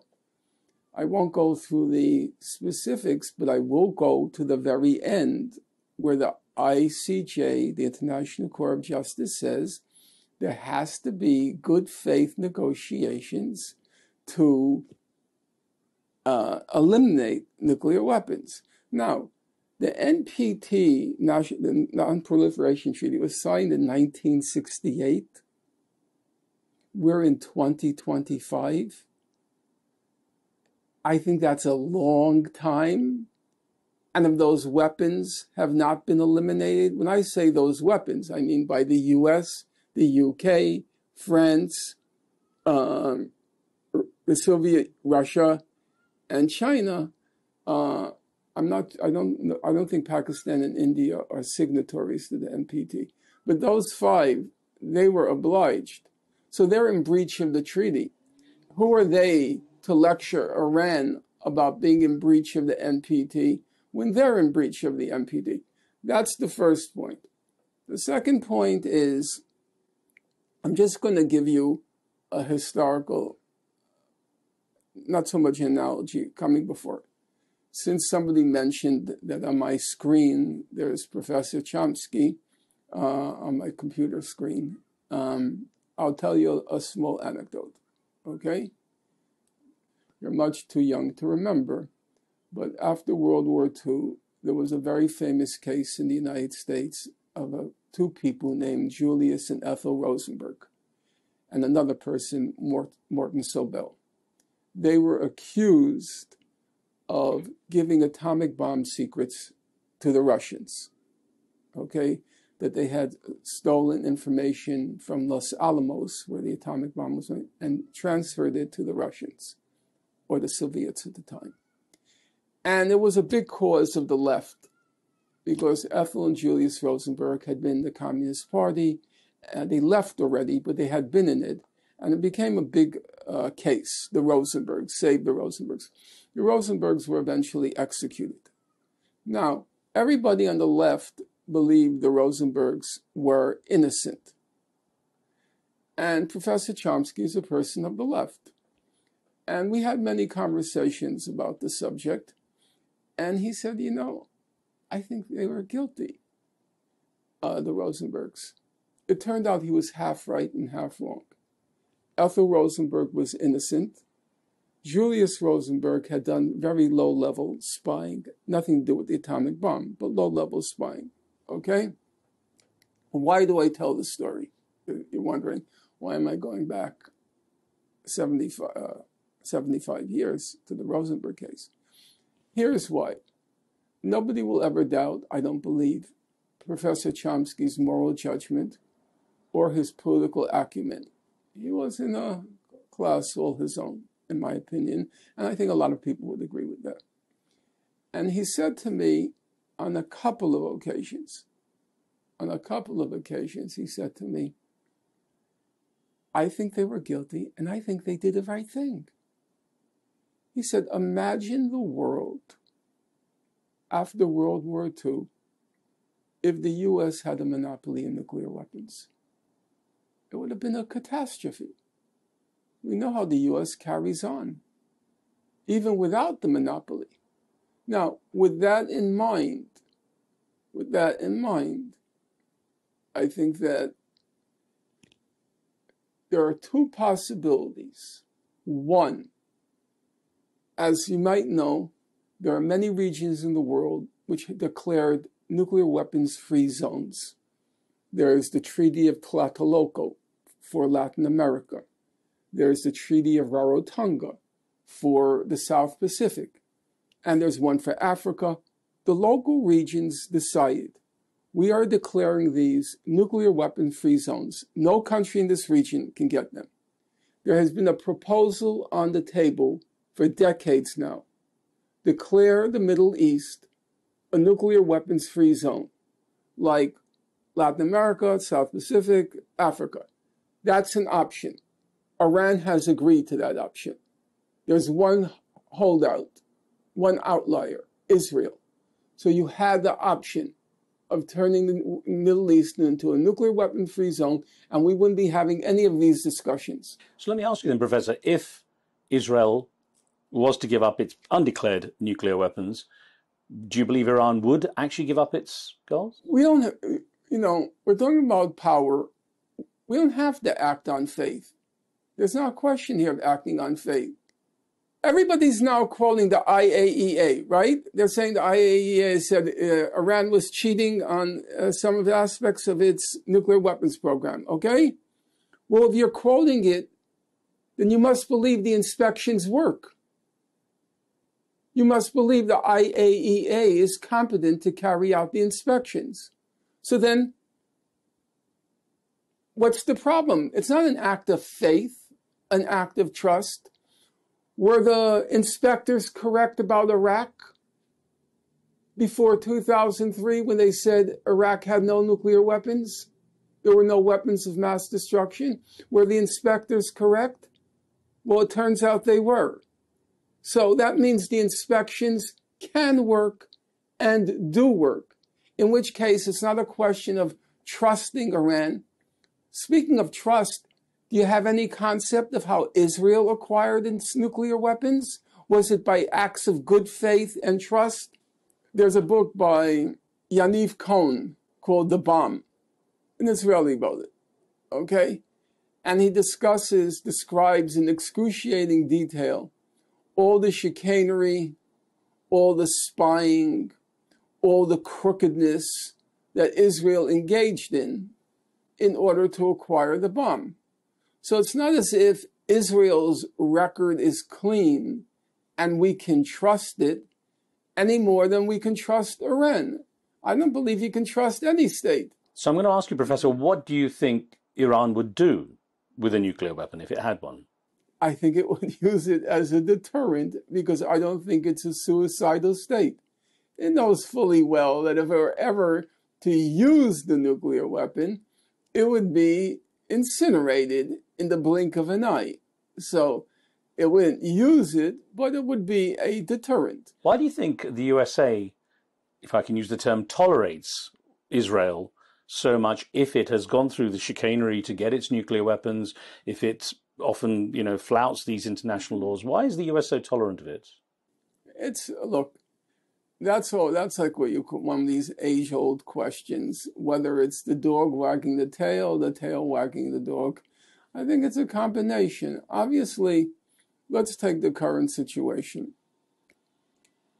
Uppermost in Trump's mind, President Trump's mind, is the deal with Saudi Arabia. He keeps calling it the deal of the century, okay?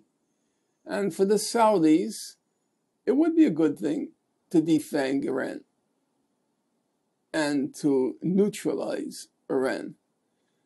So it serves a U.S. interest. It serves a U.S. interest broadly, and it serves a Trump interest narrowly. He wants that deal with Iran, with Saudi Arabia.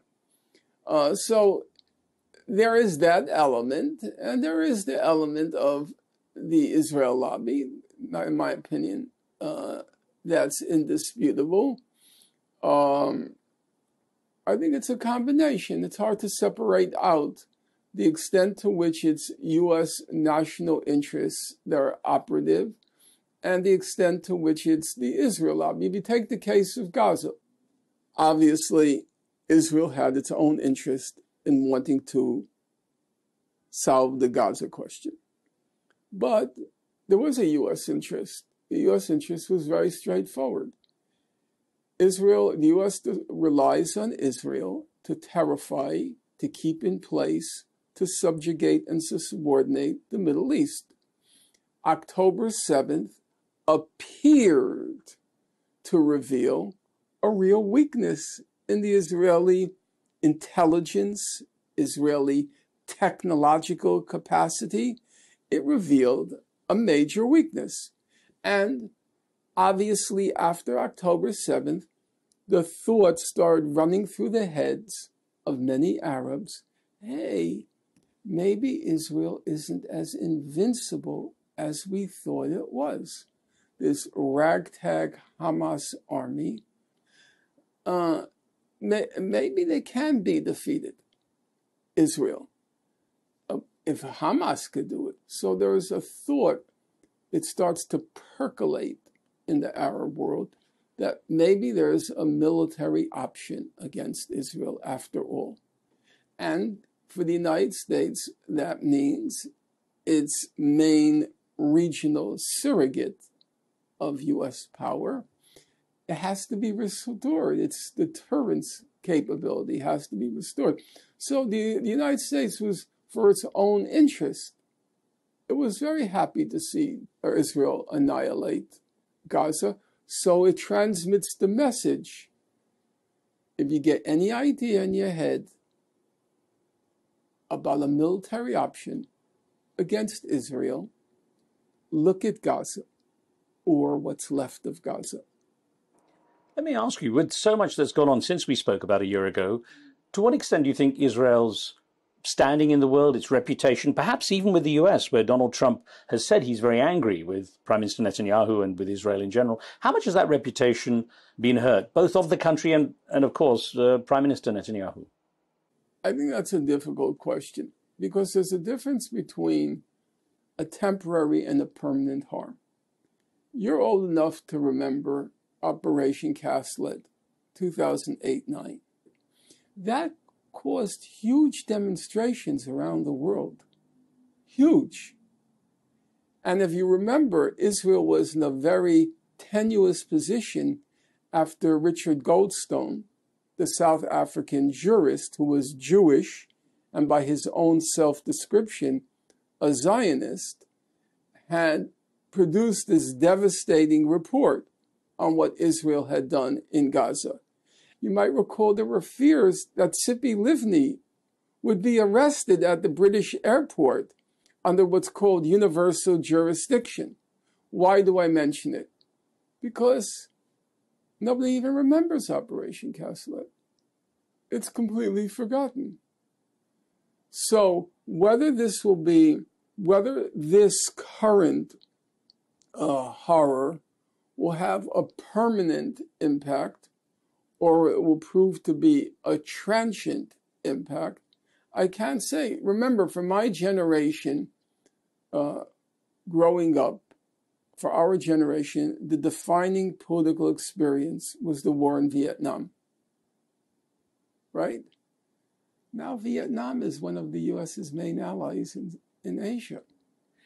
You know, it's interesting that there is a speculation that Benjamin Netanyahu wants to continue the conflicts, wants to keep everything on edge and in flux in order to avoid prosecution himself for various things he's been charged with, as well as, of course, to stay in power. How do you regard that kind of perspective? You know, I'm very skeptical of these arguments for a very simple reason. There's a complete consensus across the Israeli spectrum on wanting to annihilate Gaza and being embracing the attack on Iran and Hezbollah, obviously. These attempts to kind of home in on Mr. Netanyahu as if he's the source of the problem, I just think that's completely wrong-headed. Every few years you hear these predictions. Netanyahu's term is over. He's over. It's over. I mean, you can probably fill a book now with these predictions, okay? But that's not what happened. Netanyahu is the mirror, is the embodiment, the incarnation of Israel society. The whole of society? He's an obnoxious, self-righteous Jewish supremacist. An obnoxious, self-righteous Jewish supremacist. When Israelis see Mr. Netanyahu, they see themselves. That's why he keeps winning the elections.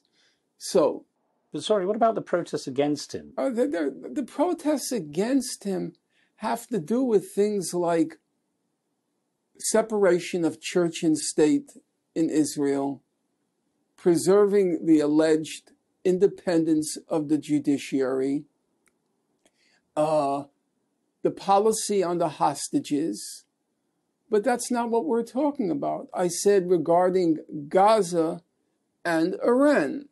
And there's a broad consensus. If you look at the polls, just take, Israelis are probably the most polled people on earth. You know, every morning we have to know what Israelis think, you know. It's so important to the future of humanity to know every morning whether an Israeli had 1 egg or 2 eggs, whether it was a boiled egg or an omelet. You know, everything about Israelis are polled because they're so important. So, what did the polls show? The polls show for 20 months among Israeli Jews, 95% believed that Israel was using too little force or enough force in Gaza. About 5% thought Israel was using too much force. Okay? A poll about a month ago showed that 1/2 of Israelis, 47%, 1/2 of Israeli Jews believed that Israel should commit a genocide in Gaza. There is no ambiguity about the question. We don't have to go to a dictionary and parse the definition of genocide. The question that was put to Israeli Jews was, do you believe that when the IDF conquers a city, it should kill everybody in the city? That was the question. Do you believe that if the IDF conquers a city, it should kill everybody in the city?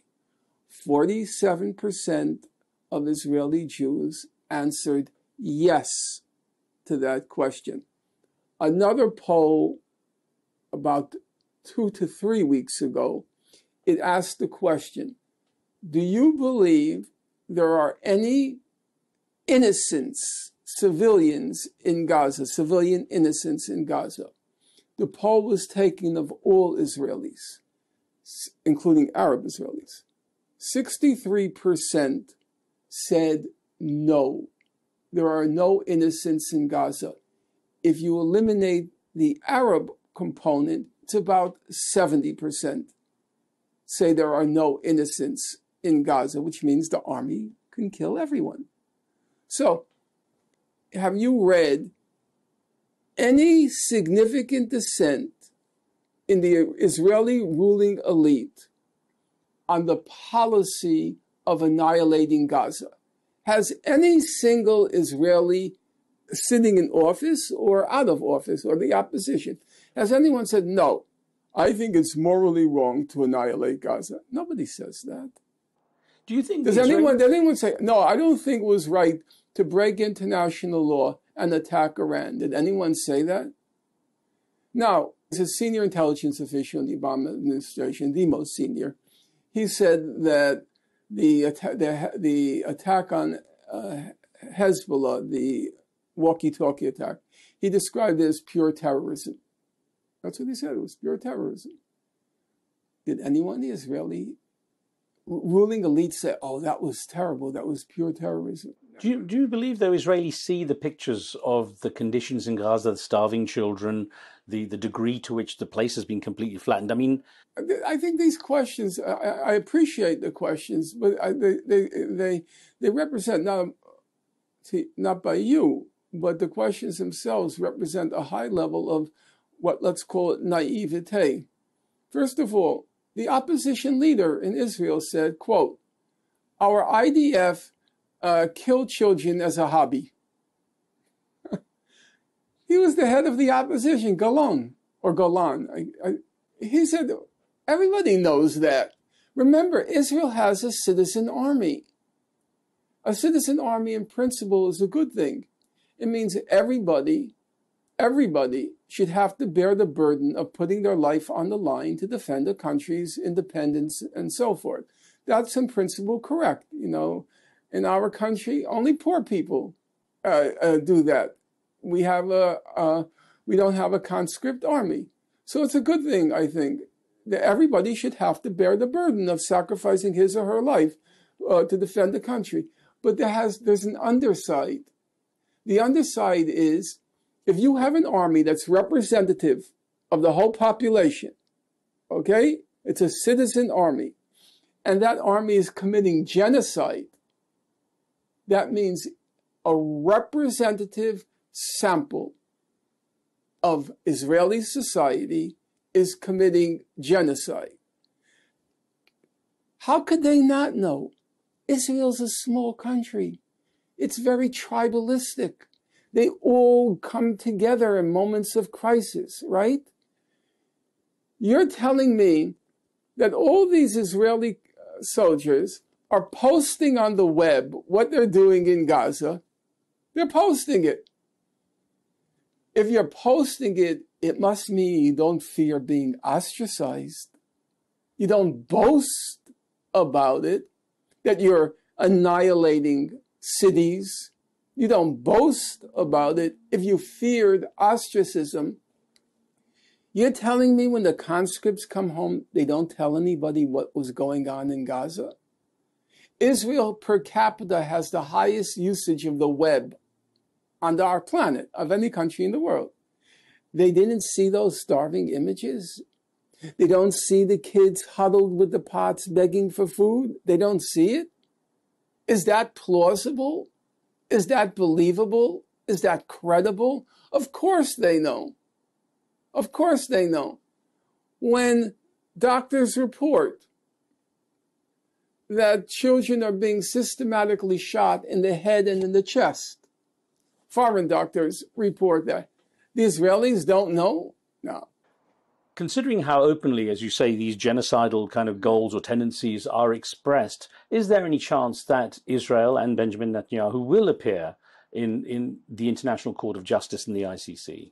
The International Criminal Court has indicted Israel on charges of not genocide, but various war crimes, in particular using starvation as a weapon of war. Whether they will be prosecuted, I would say the answer is, the likelihood is zero. It took Karim Khan long enough to file the charges, and I can't see it. The ICC is not a court. The ICC is simply International Criminal Court is simply a contrivance of the West to prosecute and keep in line non-Western countries. For a long time, the ICC was called the International Caucasian Court because all the prosecutors were Africans, African leaders. It got a little bit embarrassing under Luis Ocampo, and so they then got Fatou Bensouda, an African woman, to do the dirty work. She was a total crook. And I have to say, these are your opinions, just to make sure. Well, I've written a book about it, and I've now written the second book about it. The first book was called I Accuse, about Fatou Bensouda. And now I'm coming out with a new book in a couple of months entitled Gaza's Grave Diggers, an inquiry into corruption in high places. And I go through the record of Bensouda and several others.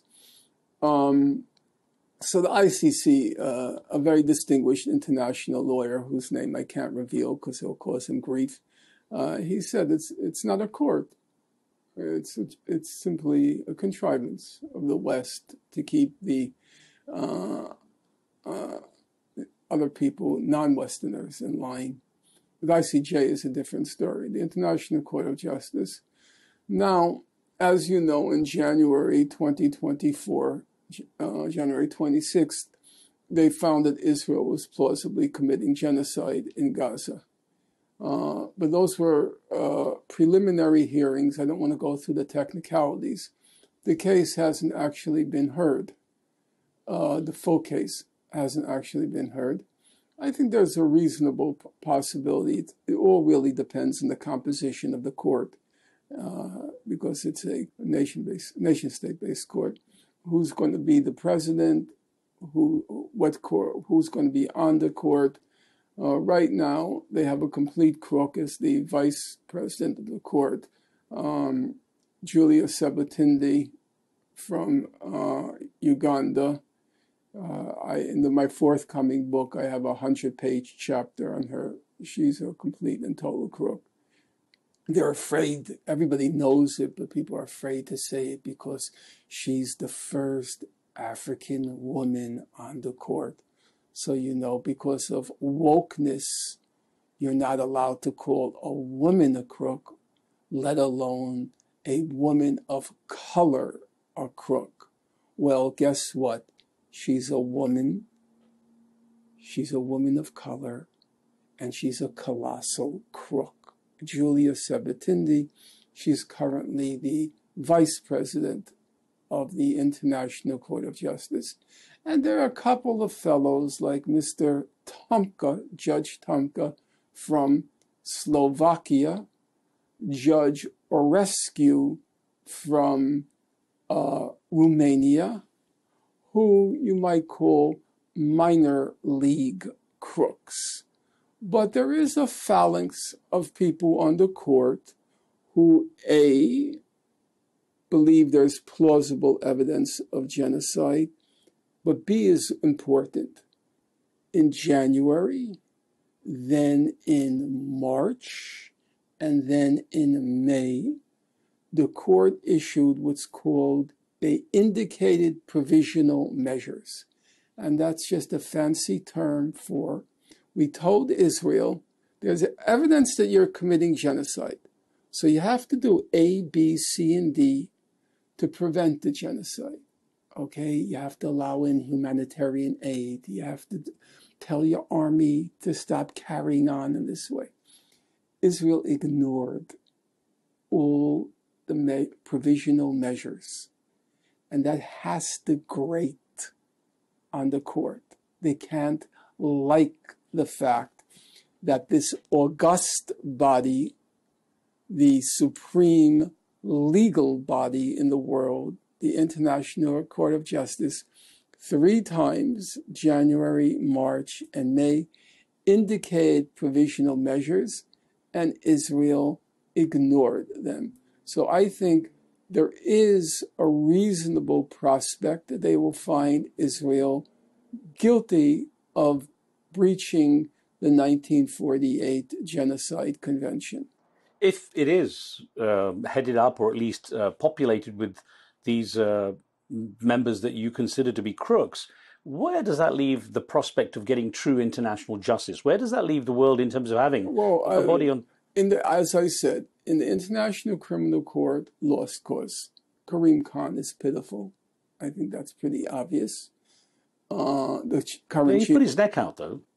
For the sake of the audience, I don't want them to get confused. Karim Khan is the chief prosecutor of the International Criminal Court.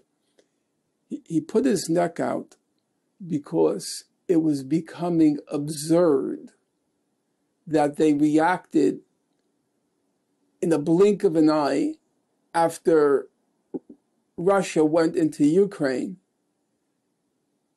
The ICJ, the International Court of Justice, had found that Israel was plausibly committing genocide, and the International Criminal Court wasn't doing anything.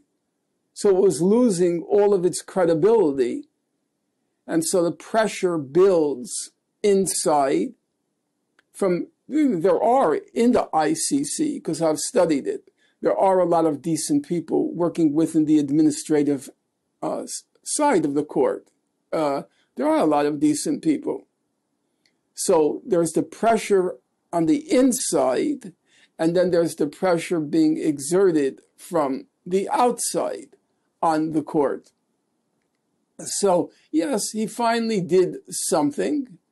As you know, no point in, I don't want to get into the trivial aspects, but it was unclear the timing of his decision to issue the arrest warrants because he had the sexual harassment charges weighing on him. And there's a lot of speculation. I've talked to people in the court who said, yes, the timing probably was, the timing probably was due to the sexual harassment charges weighing on him. However, that doesn't change the fact that there was already a very formidable case that Israel was carrying out crimes of a significant magnitude in Gaza. I want to get your take on something that has been put out there too. South Africa is considered pretty brave for having taken on Israel by going to the ICJ with the genocide case.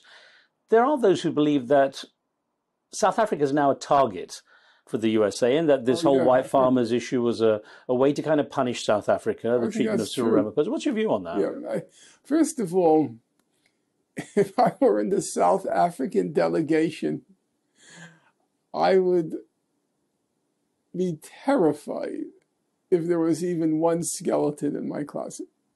You know, those folks, beginning with the senior member, John Dugard. I know Professor Dugard, a really impressive guy. You know, he's 89 years old. And he was kind of like, had an uneasy gait as he came up to the podium. I don't want to sing his praises because it might sound sycophantic, and that's not my nature. But he was the lawyer for the Nelson Mandela family when Mandela was in jail. He was Bishop Tutu's lawyer, and he's a white South African. I should have clarified that. He's a white South African. And the Israelis have always had him in their crosshairs because he was the UN Special Rapporteur for the occupied territories. And if you read his reports, they were really meticulous. They were very impressive. So I'm thinking to myself, that guy must have been a saint, in his life, because otherwise the Israelis would have destroyed him. And it's a large delegation, as you remember, I think it's about 7 people. So far there have been no cracks. So far. I spoke with the former South African ambassador to the US, Ibrahim Rasool, while I was in South Africa recently. And he said, you know, the idea was that South Africa feels the obligation, having been through apartheid, having seen extremes when it comes to situations for oppressed people, to stand up and support the idea of true diplomacy and speak out. Of course, he was expelled as a result from South Africa. So it seems at least there is maybe the starting of a movement that might question the world order in that way. It's a step, but it's a long... Look, Mao Zedong once said, former head of the Chinese Communist Party, so in the history of the Chinese Revolution, there's the famous story of the Long March, which I think was 6,000 miles, when the Chinese communists were being encircled by the nationalist forces. And Mao Zedong famously said to traverse, I think it's 8,000 li, L-I, if my memory is right. To traverse 8,000 li, you have to take the first step. And so South Africa took, in my forthcoming book, I devote a large portion of the introduction to honoring the South African delegation.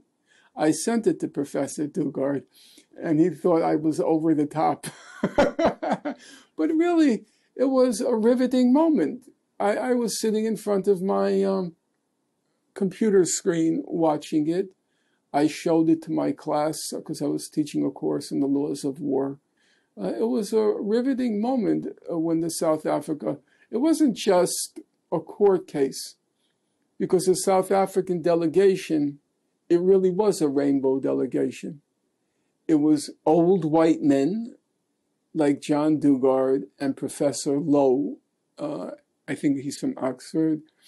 It was African men, a South African man, a South African Indian woman, and then there were South African white men.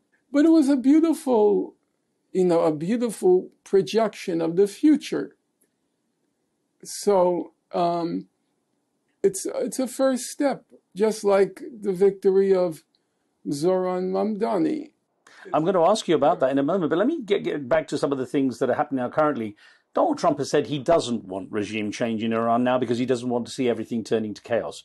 I guess regime change in the region, many people have a lens on that from the past with everything from, attempts with Syria, Iraq and so on. Regime change hasn't got a good record in the Middle East, has it? It's hard for me to assess that. First of all, I hate euphemisms. It's not regime change. You're overthrowing a government. Let's be honest.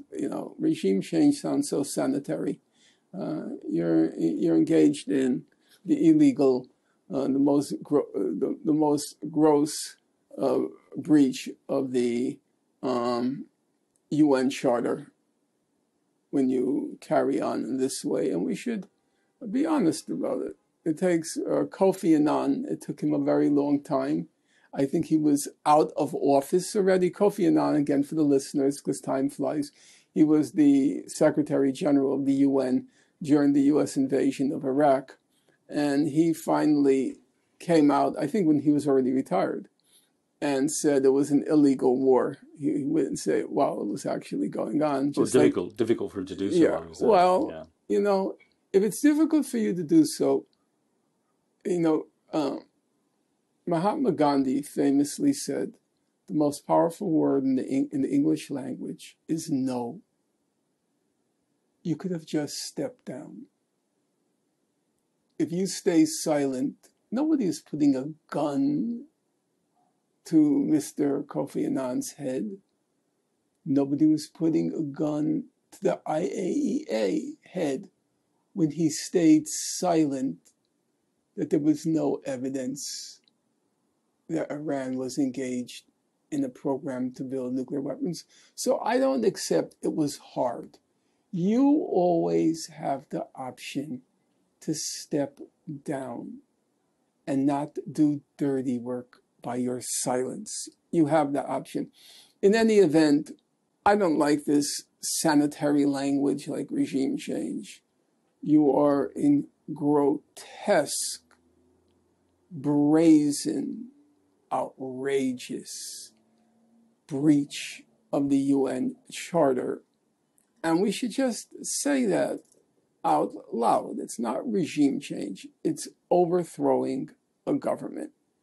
Its record, I think, do many people care that Libya was destroyed as a country? Do many people care that Syria was destroyed as a country? Do many people, people in power, do they really care that Iraq was destroyed as a country? I don't think they give a darn.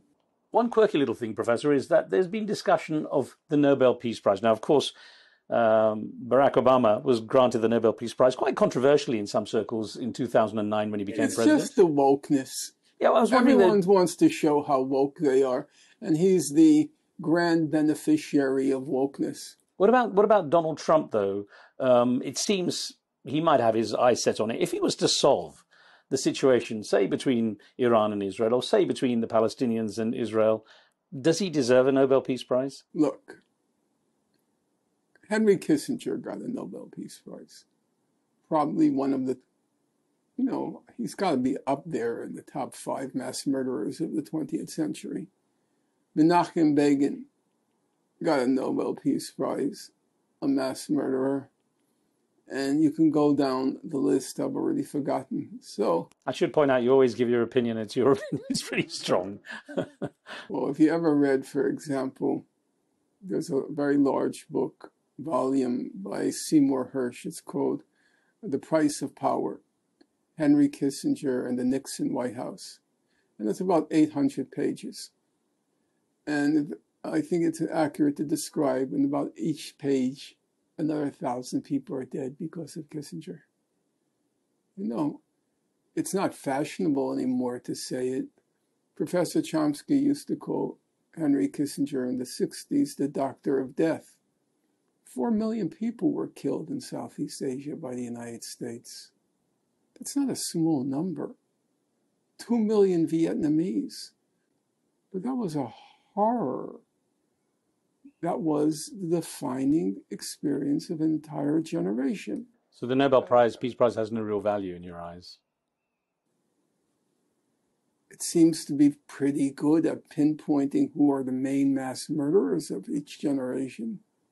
So I don't attach any significance to it. Is the world bowing down to Donald Trump? It seems, I mean, he was at NATO, and the NATO Secretary General, the Dutch head of NATO, current head of NATO, referred to him as daddy, coming in to solve two arguing, two fighting siblings, perhaps, with Iran and Israel. The references to him as daddy and the kind of nature and the way people are very keen to keep him happy, to assuage his concerns. Is he, I mean, is the world bowing to Donald Trump? Look, he's an erratic figure. He's an eccentric figure. It's very difficult to... he's a narcissist. And so everything is contingent on his ego. But with him not being a politician, some say he might actually achieve the things that the old guard might not. I just think this is kind of ridiculous. There were obvious ways to resolve, for example, the Israel-Palestine dispute. The U.S. stood in the way. The U.S. blocked it. The U.S. went along with Israel's opposition to an independent Palestinian state. I'm talking now, the goal of an independent Palestinian state dates back, believe it or not, to the early 70s. The PLO, the Palestine Liberation Organization, had already agreed to it. There was a solution on the table for already a half century. That's what I'm saying. It's historic, and perhaps someone who's not historically a politician might have some sway in it. You don't think? If he's a maverick they're scared of, maybe they'll have to step down and listen a little bit. I'm throwing it out there.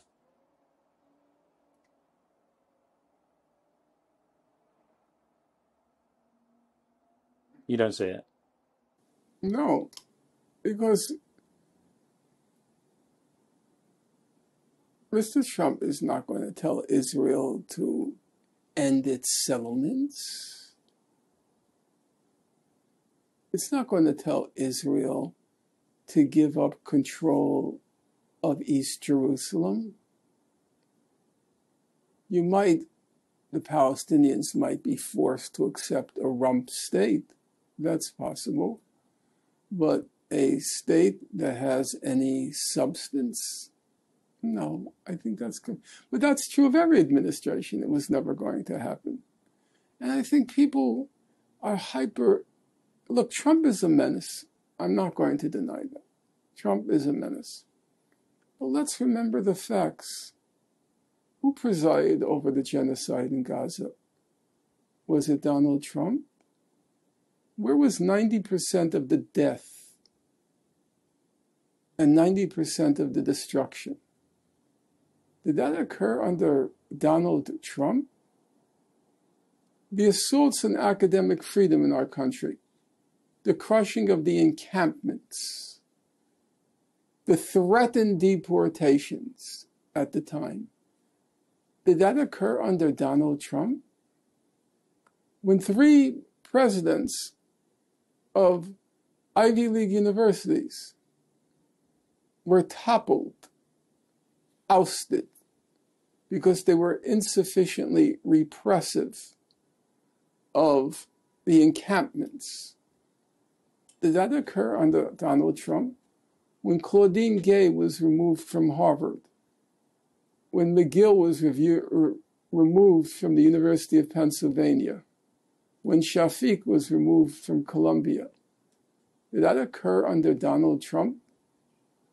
This idea that somehow he represents a a new phenomenon. Yeah, there are elements of him. You know, you can imagine Barack Obama. He used to read the morning briefings. You know, the intelligence community gave the morning briefings, okay? You can imagine Biden. He didn't read them because he didn't have the mental competence, but you would imagine that Tony Blinken, read them. In the Trump administration, Rubio reading them? No. Trump reading them? Forget it. So yes, there is, let's just call it an information gap separating Obama. I said Obama, but remember, Obama just read the briefings. Now, just as a factual matter, a historical footnote, Jimmy Carter, was breathtaking in his mastery of the facts in any situation where he commented. If you look at the record of Carter preparing for what was the original Camp David in 1977 with Anwar Sadat and Menachem Begin, his mastery of detail was breathtaking. It's ironic he's not remembered as a good president by many Americans, isn't it? Yeah, he actually was the most competent of the modern presidents. Him and Lyndon Johnson. Clinton was a voracious reader. He wasn't as disciplined as Carter, but he knew public policy. He had the concentration. Obama, he read the daily briefings. Obama was never interested in politics. It was just pure narcissism. That's why Obama and Trump don't get along. It's what Freud called the narcissism of small differences. They're mirror images of each other. They're both just stupendous narcissists, Obama and Trump. But Obama read the daily briefing. Trump, nothing. But there is a question.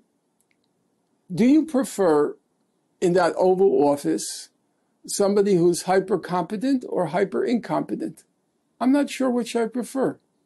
I'm sure Tony Blinken was very efficient, very competent, very knowledgeable. And you know what? He was a moral monster. He was a moral monster. So do I prefer a Trump to a Blinken? Or a Blinken to a Trump? I don't know. I don't know if I want somebody hyper-competent or incompetent office. But you say, it's true, Trump is so erratic that you can't really predict what he'll do. It's true. Even he says he doesn't know what he's going to do. Yeah, that was a very funny remark. Will the academic world recover, Professor, from the hit it's taken that you described? It's come so heavily under attack. I think it's largely unprecedented, it seems. Do you see it recovering? And what does this do for students who look for some kind of guidance and leadership through the educational institutes? Well, right now there's a reign of terror in the U.S. institutions of higher education, universities and colleges. There's a reign of terror. I've been reading the Harvard reports on anti-Semitism at Harvard. It's completely bogus. Well, we talked about it before last time about the weaponization of the term. Yeah, but if you look, the report is interminable. I'll tell you a funny story. I read the report once. It's I have it sitting right over there. I read the report once about a month and a half ago. And now I'll be speaking in New York with two people who I respect very much on July 17th, I think. And I have to reread the report. So I sit down, and it's very hot in my apartment because I don't have air conditioning. It was 100 degrees yesterday and the day before. So I'm reading the report, and the way I had organized the pages, it's not worth going into. So I'm on page 131, 132, 133, 154, And then I didn't realize I was reading it again. I had just read it the day before, but I was reading 131 again, 132. I had just read it the day before. It's so boring. It's this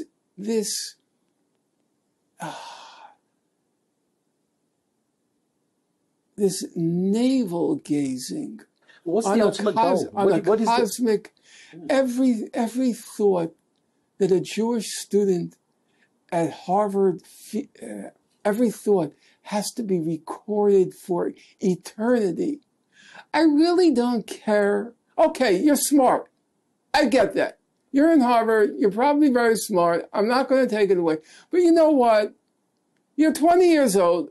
I really don't give a flying fig what you have to say about anything. I really don't. I know there were some people who were very smart at 20. Okay, I'll grant that. I grant Bach. I listened to his music even when he was 6 years old. Mozart when he was 20. Okay, I'll grant that. But you know, I really don't care about every single thought about how our Harvard students feels afraid here and uncomfortable here. Guess what? 90% of humanity feels afraid and uncomfortable every minute of every day of their lives. You know, they feel hungry. They often don't have roofs over their heads. So if somebody said something at Harvard College that made you feel afraid, unwelcome, these are the words they use. We felt unwelcome, uncomfortable. We felt afraid. You know what? I don't really care. What is the goal of all these attacks, though? The goal is very simple. The goal is to silence any criticism of Israel. It was perfectly obvious what the goal was. Bill Ackman, who is a Harvard alumnus, he's married to an Israeli pilot from the Israeli Air Force. She's a trophy wife. If you juxtapose the two in a picture, it's not difficult to figure out what's going on. So I'm sure his wife, I don't like euphemisms, but you get the idea. She implored him and made her love conditional on him turning the screws on Harvard. So he had contributed $50 million to Harvard. He's a hedge fund manager, a billionaire, Bill Ackman. There was one person who had contributed $200 million to Harvard. Another person had contributed $300 million to Harvard. That's money. No, it's true. Harvard has an endowment of $60 billion, but it's still money. And then all the Jewish alumni put together a petition. At the last, it was a long time ago now, it was about 1,200 names. Now I'm sure it's much longer, threatening to withhold alumni contributions. So it was taking Harvard hostage. It was extortion. Either you crush the encampments or you're not getting alumni money. You're not getting alumni contributions. And then it's true, again, Trump is a menace. It's true. So when he came into office, he expanded the target. Originally, the target was the encampments, the Middle East studies programs, Harvard. There were sympathetic voices at Harvard Medical School, Harvard Divinity School, and the Harvard School of Public Health. And they came under concerted attack now because of the threats of withholding alumni money. When Trump comes in, he broadens the target to all of these woke courses, you know, in sexuality, ethnic studies, women's studies. He broadened the target because, first of all, a lot of those courses, they are garbage. You know, you have to be honest about those things. Those courses are unserious. They're just woke courses with social justice warriors carrying on like little Stalins and threatening everybody with being canceled if you don't toe the party line. So President Trump had an easy target because a lot of those courses didn't belong in a curriculum. A lot of the reading lists were ridiculous. He took advantage of it. But it didn't begin under him. And right now, it is, I would say, I think everybody is walking on eggshells. But do you see any kind of backlash against the right rising? We've seen Zohran Mamdani just won the New York City Democratic primary on a socialist platform. He could become the city's first Muslim mayor. How much of a turning point is that? And what does it indicate of where things might go? Well, I want to just, I belatedly, because I was caught up in Gaza, and then I was caught up with Iran more recently. So I only belatedly got active in Mamdani's campaign. I was out there all of the week preceding. I went out every day knocking on doors and so you're encouraged. You're encouraged. First of all, I want to just correct you on one point. Not correct you, I want to amend what you said. Nobody, I don't think one volunteer, he had 50,000 volunteers by the end. It was 36,000, but then I started hearing a figure 50,000. But let's go 36,000 because I know that's accurate. He had at least 36,000 volunteers who knocked, the estimate is, on 1.5 million doors. It was a huge campaign. You know, for you guys in the room, to try to count to the number 1 million, if you start now and try to, it'll take you 3 weeks. Knocking on 1.5 million doors, it's a lot.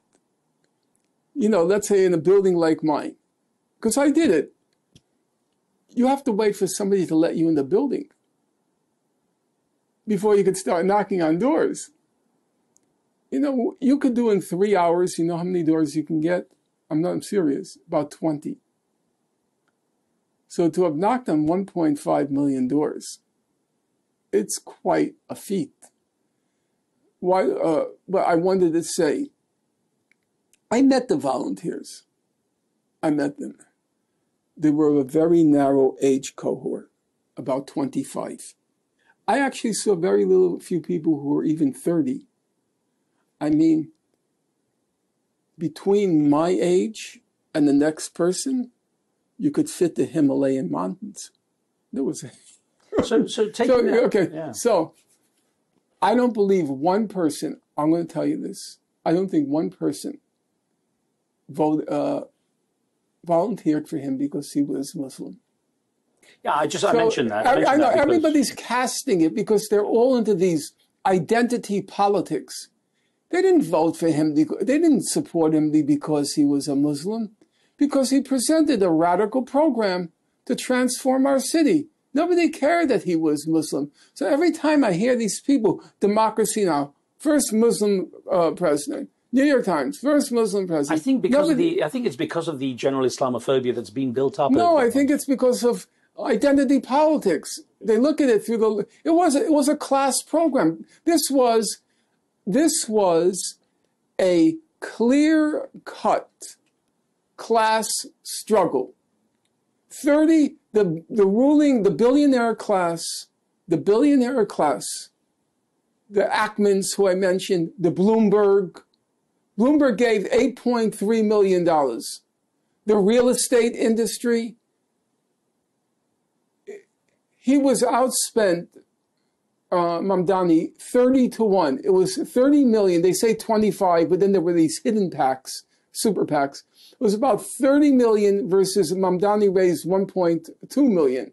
You know, it was the Bernie Sanders candidacy, but on a local level. Bernie Sanders, every night he hammered away the billionaire class, Big Pharma, Goldman Sachs. And this was on a local level. But as one person put it, a big donor, the real estate, Reckler is his name. He said, what's going on here? New York City is the capital, the world capital of capitalism. The world capital of capitalism. We're not letting Mamdani, a socialist, we're not letting him in City Hall. This was a class struggle. It had nothing to do with his identity. Fine. If he had been white and he was clever as Mamdani is, it would have been a white candidate, Jewish, anything. So having established that, let me get back to my first point or the question. What does this bode for the future? Well, it's the first step in a long march. It's going to become brutal now, between now and November. It's, to my thinking, it's pretty obvious what they're going to do. They want to knock out they want one candidate. They want to coalesce under around one candidate. So then, right now, you have Curtis Sliwa in the Republican Party. You have Eric Adams, the current mayor, a crook of a very high order. You have possibility of Cuomo running. And if you have those three, it'll split the opposition vote. So they're going to get rid of Sliwa, give him a few bucks, a total prostitute Sliwa. Get rid of Adams, probably give him, a few free trips to the Caribbean. And then, or they may get rid of, or Cuomo may decide from pride he's not going to do it, in which case they're already talking about a coalescing around Adams. So it'll be down to 2. The vote against Mamdani won't be split. It'll be down to 2. And then it will be full blast the smear campaign. It will be full blast the smear campaign. The biggest error that Mamdani could commit, he's a very smart guy. He doesn't need my advice, but I'm going to offer it. Don't do what Corbyn did. When he started getting smeared with the anti-Semitism charges, first by the British Board of... Jeremy Corbyn, excuse me.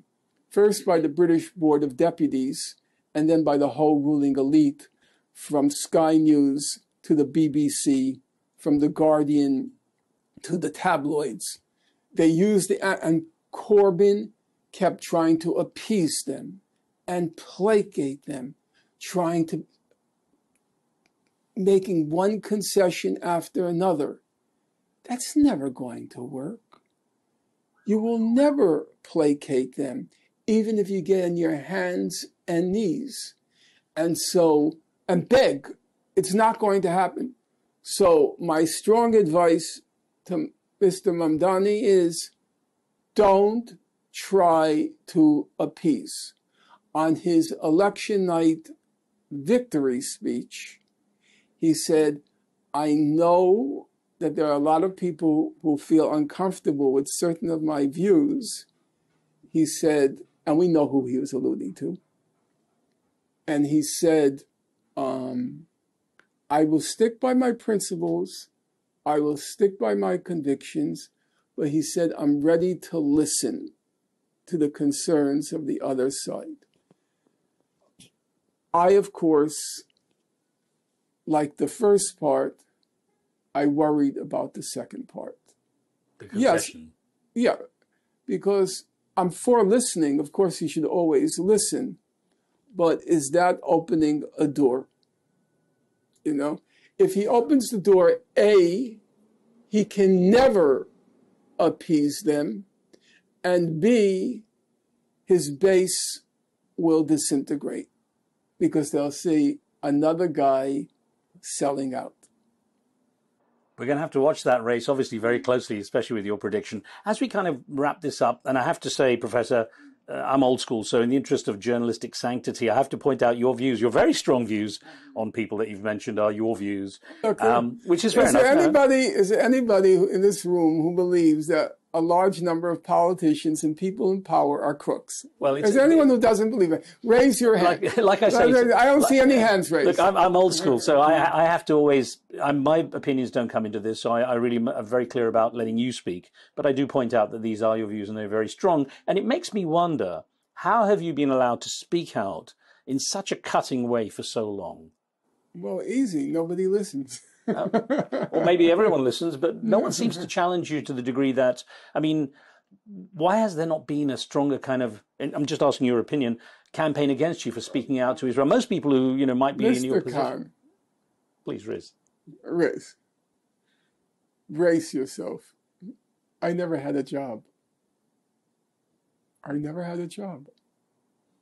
I never could find employment. I did what you call, in the United States, is called adjuncting. It's part-time work.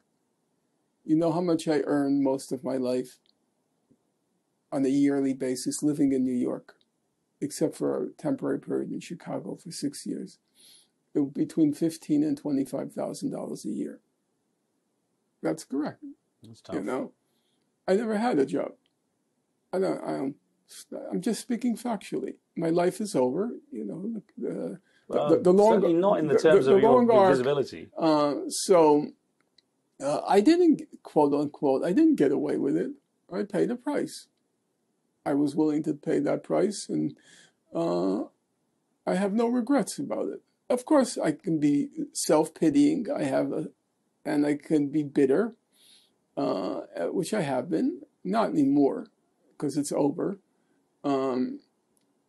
But I never had a job. Now, just to give you a few trivial examples, okay?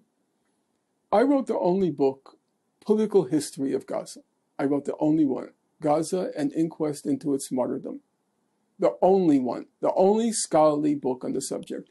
There is, in respect, Sarah Roy of Harvard, she wrote the major economic study of Gaza.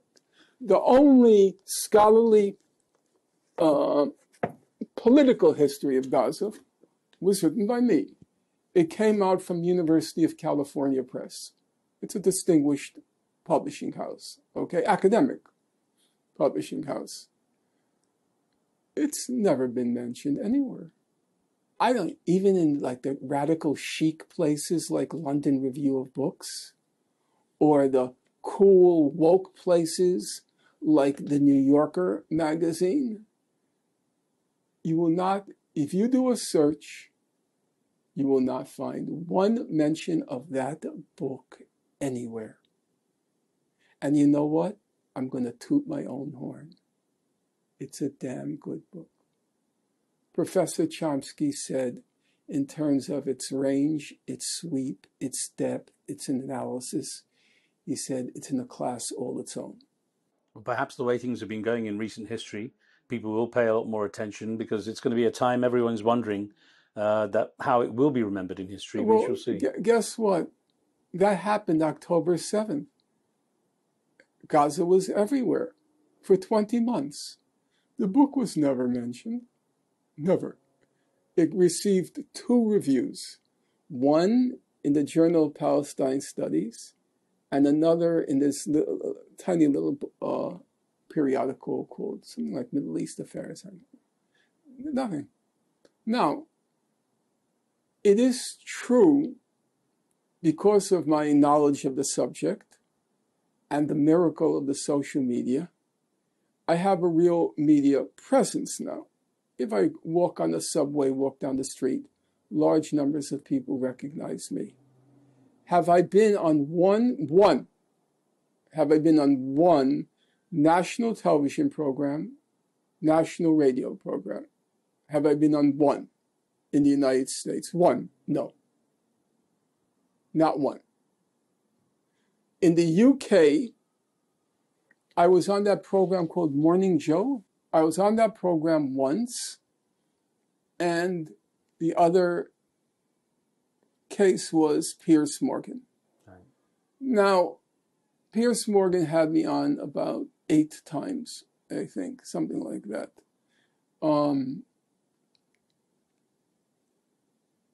I'm not going to speculate on why he broke the taboo. But I will say he doesn't challenge me. I've noticed that he will never say to me, "You're wrong," because he knows I'm right. He won't, factually, I mean, he won't agree with my interpretation of the data. Let's say if I say it's not a war, it's a genocide, he'll say, he said for about 15 months that the Israeli attack was disproportionate. That was the term. It wasn't disproportionate. It was not. It was proportionate. It was proportionate to its goal. Its goal was to solve the Gaza question. You have to understand what its goal was. Mm-hmm. If its goal was to defeat Hamas, then you could say it was disproportionate. But if its goal was to commit a genocide in Gaza, it was proportionate to its goal. So we could disagree on those points, but I have to say, he was unusual because that's the only national program. But it's the miracle of the web. You take a interview by me with him, then they chop it up into 10,000 pieces and they make it on TikTok. So it looks like, oh, people call me up. You must be so busy. So many people must be calling you. I say, as a matter of fact, nobody's called me. Well, I'm glad we did. I told Piers Morgan, or his the person who works for him, I said, actually, I have a lot to say in Iran. And I know a lot because I taught the Non-Proliferation Treaty. I've studied it. I've studied the International Court of Justice ruling on nuclear weapons. I'm not busy at all. Nobody asked me, including him. Nobody asked me to be on. I think it's an optical illusion, what you're referring to. I paid by conventional standards. Nelson Mandela spent 28 years in jail. Martin Luther King was killed at age 39. Malcolm X was killed at age 39. And you can go through the list, okay? So I did not experience a martyrdom. And I will not lose sight of that fact. I have a roof over my head. I have food in my refrigerator. I don't fear usually for my life. So I didn't pay that price. But I said by conventional standards, I paid a large price.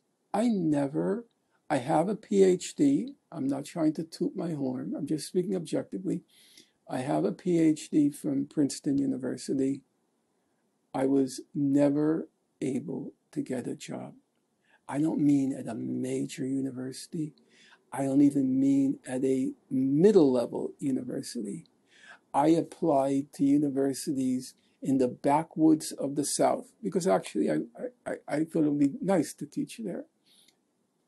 The good side of the web I talked about already. The bad side of the web is they don't look for references anymore. No schools ask for references.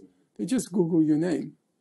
And so you Google my name, you'll have 30,000 websites saying I'm a Holocaust denier. You'll have 30,000 websites saying I'm a supporter of terrorism. And it's over.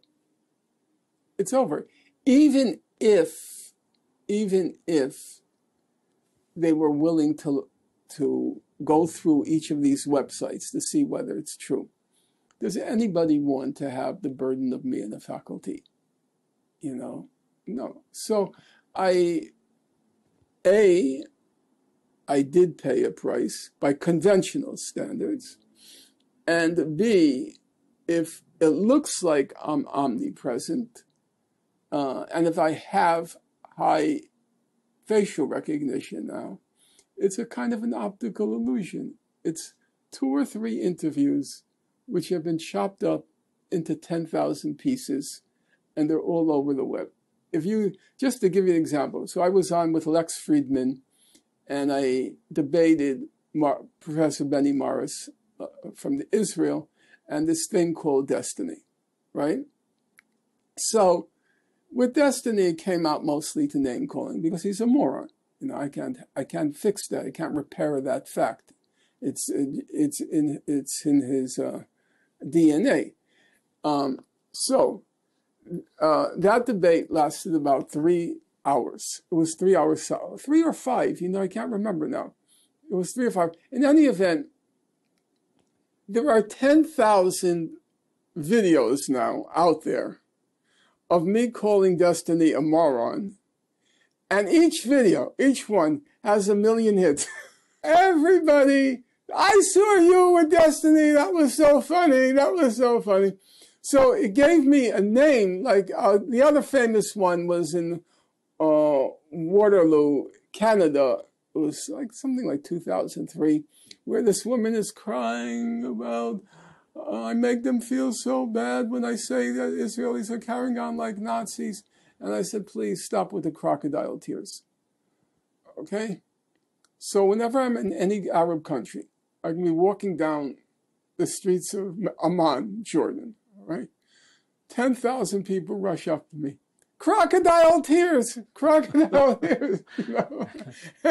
I think to myself, I spent my whole life immersed in books, steeped in reports, trying to get all these factual details right. And the only thing people remember of me, the only thing I'll be remembered for is crocodile tears. Well, Professor, thank you for being so generous with your time today. And it won't be 10,000 pieces, I hope, not that many at least, but it was great to have a chance to see you face to face and to speak with you again. I look forward to next time. Thank you, sir.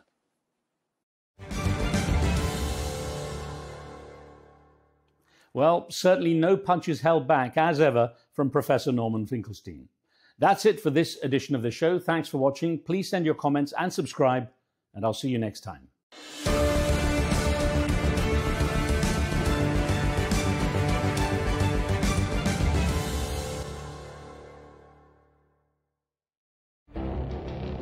It feels like decades are passing by in a matter of weeks. Seismic shifts in the world order. Never, ever will be part of America. With so much happening and so much noise. Whether it's political upheaval, Canada has been ripping us off for years. economic shifts, or social movements, And no one wins from tariffs. I think America can be more friendly to the rest of the world. For in-depth analysis and all the latest developments across the globe. To have an inclusive policy together. The meetings with Hamas gave me some hope. We're in another nuclear arms race. the most important development straight to your screen. Welcome to the dressing room. I'm on my own. I need backup. And an insightful look at the issues shaping our world today. It was not going to happen, that war, and it happened. Join us on Arabiya News, where the world talks.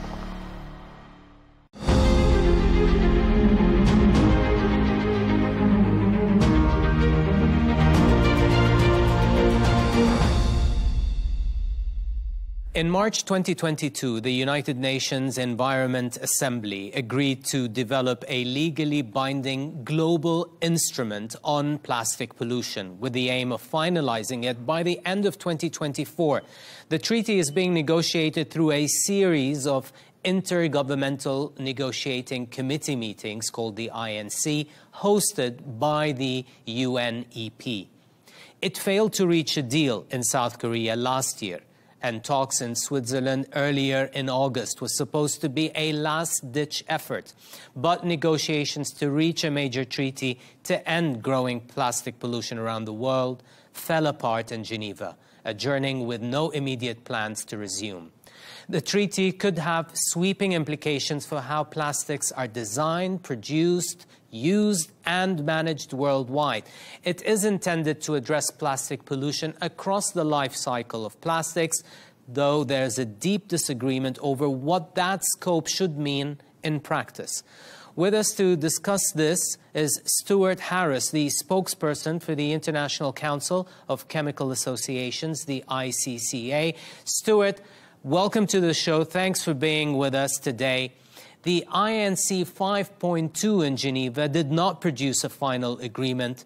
From your perspective and the industries, what were the main sticking points and why did governments fail to reach consensus? Well, thank you for having me today. Appreciate the opportunity to speak with you. I think before talking about the sticking points, it is important to note that governments did make significant progress at INC 5.2 on critical areas like product design, which of course is an important element to addressing the broader issue of plastic pollution. But as you mentioned, the sticking points did remain. Financing continues to be a challenging topic, not surprising, because financing often is a difficult discussion in any multilateral environmental agreement negotiation. Also challenging were views on scope. Governments continue to struggle with the scope of the agreement. Should it just focus on addressing plastic pollution, or should it look at the full life cycle of plastics, including production and chemicals used in plastics? Also, plastic products, whether or not the agreement should include lists or whether it should simply provide guidance and criteria to governments to support national actions to address the leakage of plastic waste and plastic pollution into the environment. Stuart, as industry is not at the negotiating table but participates as an observer, how effective do you feel your role has been in shaping the discussion as an industry? And what input are you prioritizing, or did you prioritize in Geneva? So as an observer to the process, we play a very important role. Our view and our role is to be there in the meeting. We aren't allowed to participate in all of the negotiating sessions. Some are closed to governments only. But where we are able to participate, and certainly in the side meetings that we have with governments, we're able to listen and hear what governments are saying and what their concerns are. And that enables us as an industry to be more effective as a solutions provider as we bring ideas to the table. One of those key solutions or one of those ideas that we brought to the table is the creation of a database of chemical additives used in plastics. So that's something that we heard early in the negotiations, all the way back at INC 2, calls from governments not really understanding how chemical additives are used in plastics, or even generally the life cycle of how, or the supply chain of how plastics move from the creation of resin or the material itself to products, to how those products are used. And so we do play a critically important role in supporting governments and providing that information on how supply chains work, how the industry works, but then, of course, bringing solutions to the table to help governments as they work to craft this global agreement. Okay, speaking of solutions, many countries in what's called the High Ambition Coalition wanted to cap or phase down plastic production. But industry opposes those proposed caps. Why does the sector see caps as the wrong approach, and what alternative do you propose? We do see capping or restricting production as the wrong approach. We need to focus, and we encourage governments to focus on addressing the issue of plastic leaking into the environment. When we look at the broader macroeconomic trends, and we see a growing demand for plastic as a material across many different applications. And one of the things that we've been able to do in working with governments is help better explain the use of plastics across the various sectors of the economy. Plastics touch nearly every aspect of our economy, from packaging of food to lightweighting of vehicles, to use in aerospace and aircraft applications, to communications and electronics and so on. So we see plastics used across all these different applications. we also commissioned a study with Oxford Economics to look at what would the impact of reducing the supply of plastic as a material into the economy mean. And what Oxford Economics found in their study was that it would impact those least able to afford it across all countries. So regardless of high or low income countries, the segment of the population, the citizens least able to afford those increases, that increased cost, would be the ones that would bear the majority of the impact of reducing plastic into the system. As an alternative, we believe that circularity provides a much more effective and targeted solution to address plastic pollution or plastic waste leaking into the environment. Circularity is far more than recycling. It starts with the design, how products are made, how they're used, and then how they are captured, how that value is captured at the end of life. And so that really, we believe, is a much more focused and targeted solution that will be effective in addressing plastic pollution and will also have the least amount of unintended consequences on consumers. Stuart, let's circle back on additives in plastics. Some countries want a global framework to regulate toxic additives in plastics. Why is the industry opposed to this being part of the treaty? And how do you justify relying on existing frameworks like REACH or TSCA instead? So as you mentioned, there are existing frameworks at the national level. There are also some international agreements that do address chemicals. It's important to note that chemical additives are chemicals that are used in plastics to provide specific properties to meet the performance of an application, but they're also used, those chemicals are also used in other applications. And so it's important for governments to take a comprehensive approach to chemicals management, and that's what we advocate for as the industry. And so whether it's something like the Global Framework on Chemicals, which is a voluntary initiative, but it's a voluntary initiative that provides governments with the resources to develop national chemical management systems. You mentioned REACH. In the United States, we have TSCA, the Toxic Substances Control Act. Other countries have similar national chemical management systems. These systems are critical to helping address in a comprehensive way the use of chemicals in across various applications, and really taking more of a risk-based approach to ensure that we're balancing the various impacts and the applications of chemicals used across our economy. You mentioned earlier the topic of financing the required infrastructure. There are about 2.7 billion people worldwide who lack waste management systems. So who should finance the massive infrastructure needed for the collection and recycling of plastics? Should it be governments, consumers, or the plastic industry itself? So as you mentioned, there is a tremendous need for financing to address this challenge, in the range of trillions of dollars.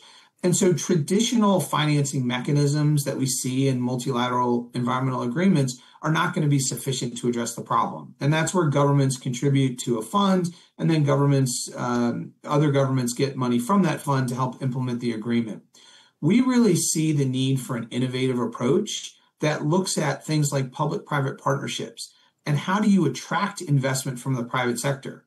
We do not support global taxes or fees on resin or on the plastic industry, but rather we support governments utilizing policies to incentivize investment in things like collection or in mechanical or advanced recycling operations or in sortation. And we've seen this work in many settings, in many different countries, at a much smaller scale. And we think the plastic pollution agreement negotiations are a real opportunity to massively scale this new innovative approach to public-private partnerships to get investors off the sidelines and really engaged in a more circular economy. But that's going to require changes to national regulations. It's going to require various incentives for private sector investment, but it's also going to require engagement of consumers in terms of the use of things like recycled content, various systems like extended producer responsibility or similar schemes that help to incentivize and capture the value of plastic at the end of life so it can be pulled back into the system, really going back to that design phase where plastic products and packaging are made and put into the economy. The ICCA cites that there are more than 160 recycling projects backed by the industry. What new technologies are proving most promising, and what are the challenges in scaling those globally? So there really isn't a one-size-fits-all or a silver bullet approach to recycling technologies. What we're finding is that all of the above mix of different recycling technologies is critical. So whether it's traditional mechanical recycling, which of course has seen many advancements over the years with artificial intelligence and robotics and advanced sorting, or whether it's advanced or chemical recycling, which actually, if you will, unbakes the cake of a plastic product and takes it all the way back to its component parts so that then new plastic material can be made from that and used in a similar way that virgin plastic can be used. All of these technologies are important to be available to governments as they are looking to scale circularity. And so rather than a single technology, really the promise that we see is the advancement across the range of recycling technologies, and importantly, across the range and the innovation that we see in product design. Designing products to be more easily recycled, designing products to utilize recycled plastic in the various applications. It's a pretty exciting time across that whole range of technologies. On the point of design, how is the industry rethinking, Stuart, the product and packaging design to make plastics more reusable and recyclable? And more importantly, how soon will consumers see tangible changes in that regard, do you think? Well, this is an incredibly exciting area. And we see all the way from the material producers to those companies that are actually making products, investment in design and in innovation. And so whether it's taking that multi-layer, multi-material package, something as simple as a toothpaste tube, which used to have aluminum and various other materials in it to protect the toothpaste, we're now seeing design changes where that's now made of a single type of plastic, although put together in an innovative way to still provide the performance that's needed. And so customers are already seeing some of those types of things. We're also seeing innovations in things like reuse and refill. So whether it's detergents, whether it's cleaning products, whether it's cosmetics, we're seeing companies trial and find success with various business models that are encouraging reuse and refill. So consumers are already starting to see this.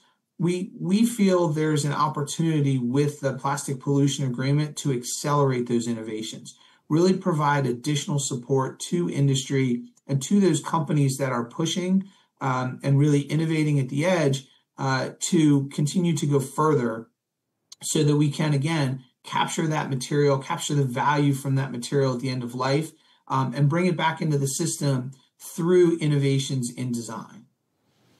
Given the plastic industry's importance to global jobs, healthcare, food security, and energy, how do you balance protecting that economic role with responding to pressure for stricter global rules on production and chemicals? So, and this is a challenge, and this is something that governments really need to work to balance in terms of designing that. Plastics really have enabled modern society and many of the innovations we see from cell phones to electric vehicles, to renewable energy, to just preserving food so that it makes it from, farm to table with less waste.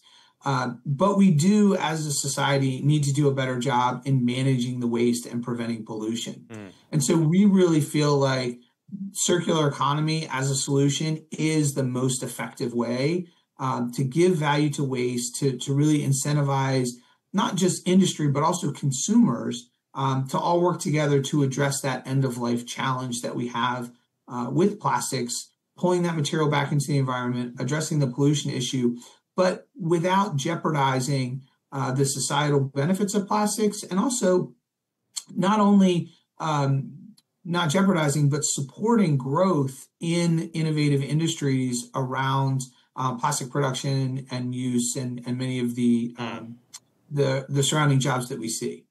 Stuart, so finally, what are your expectations on a potential treaty in the near future? In what direction will the UN negotiations go, and when do you expect it to resume? So that's a great question for governments. Obviously, this is a government-driven process. INC 5.2 was closed with very little clarity on the next step.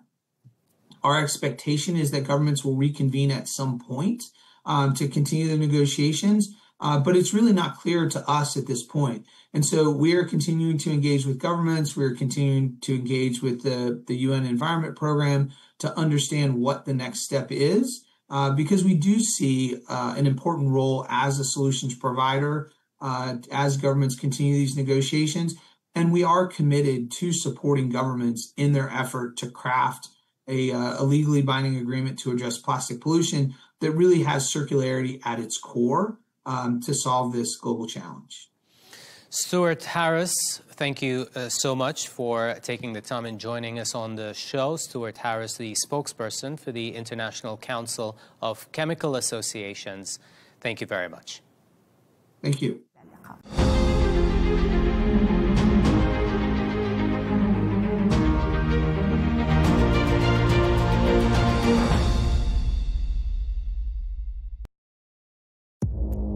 Our allies, in many cases, are worse than our enemies. Stay informed and connected with the latest international headlines.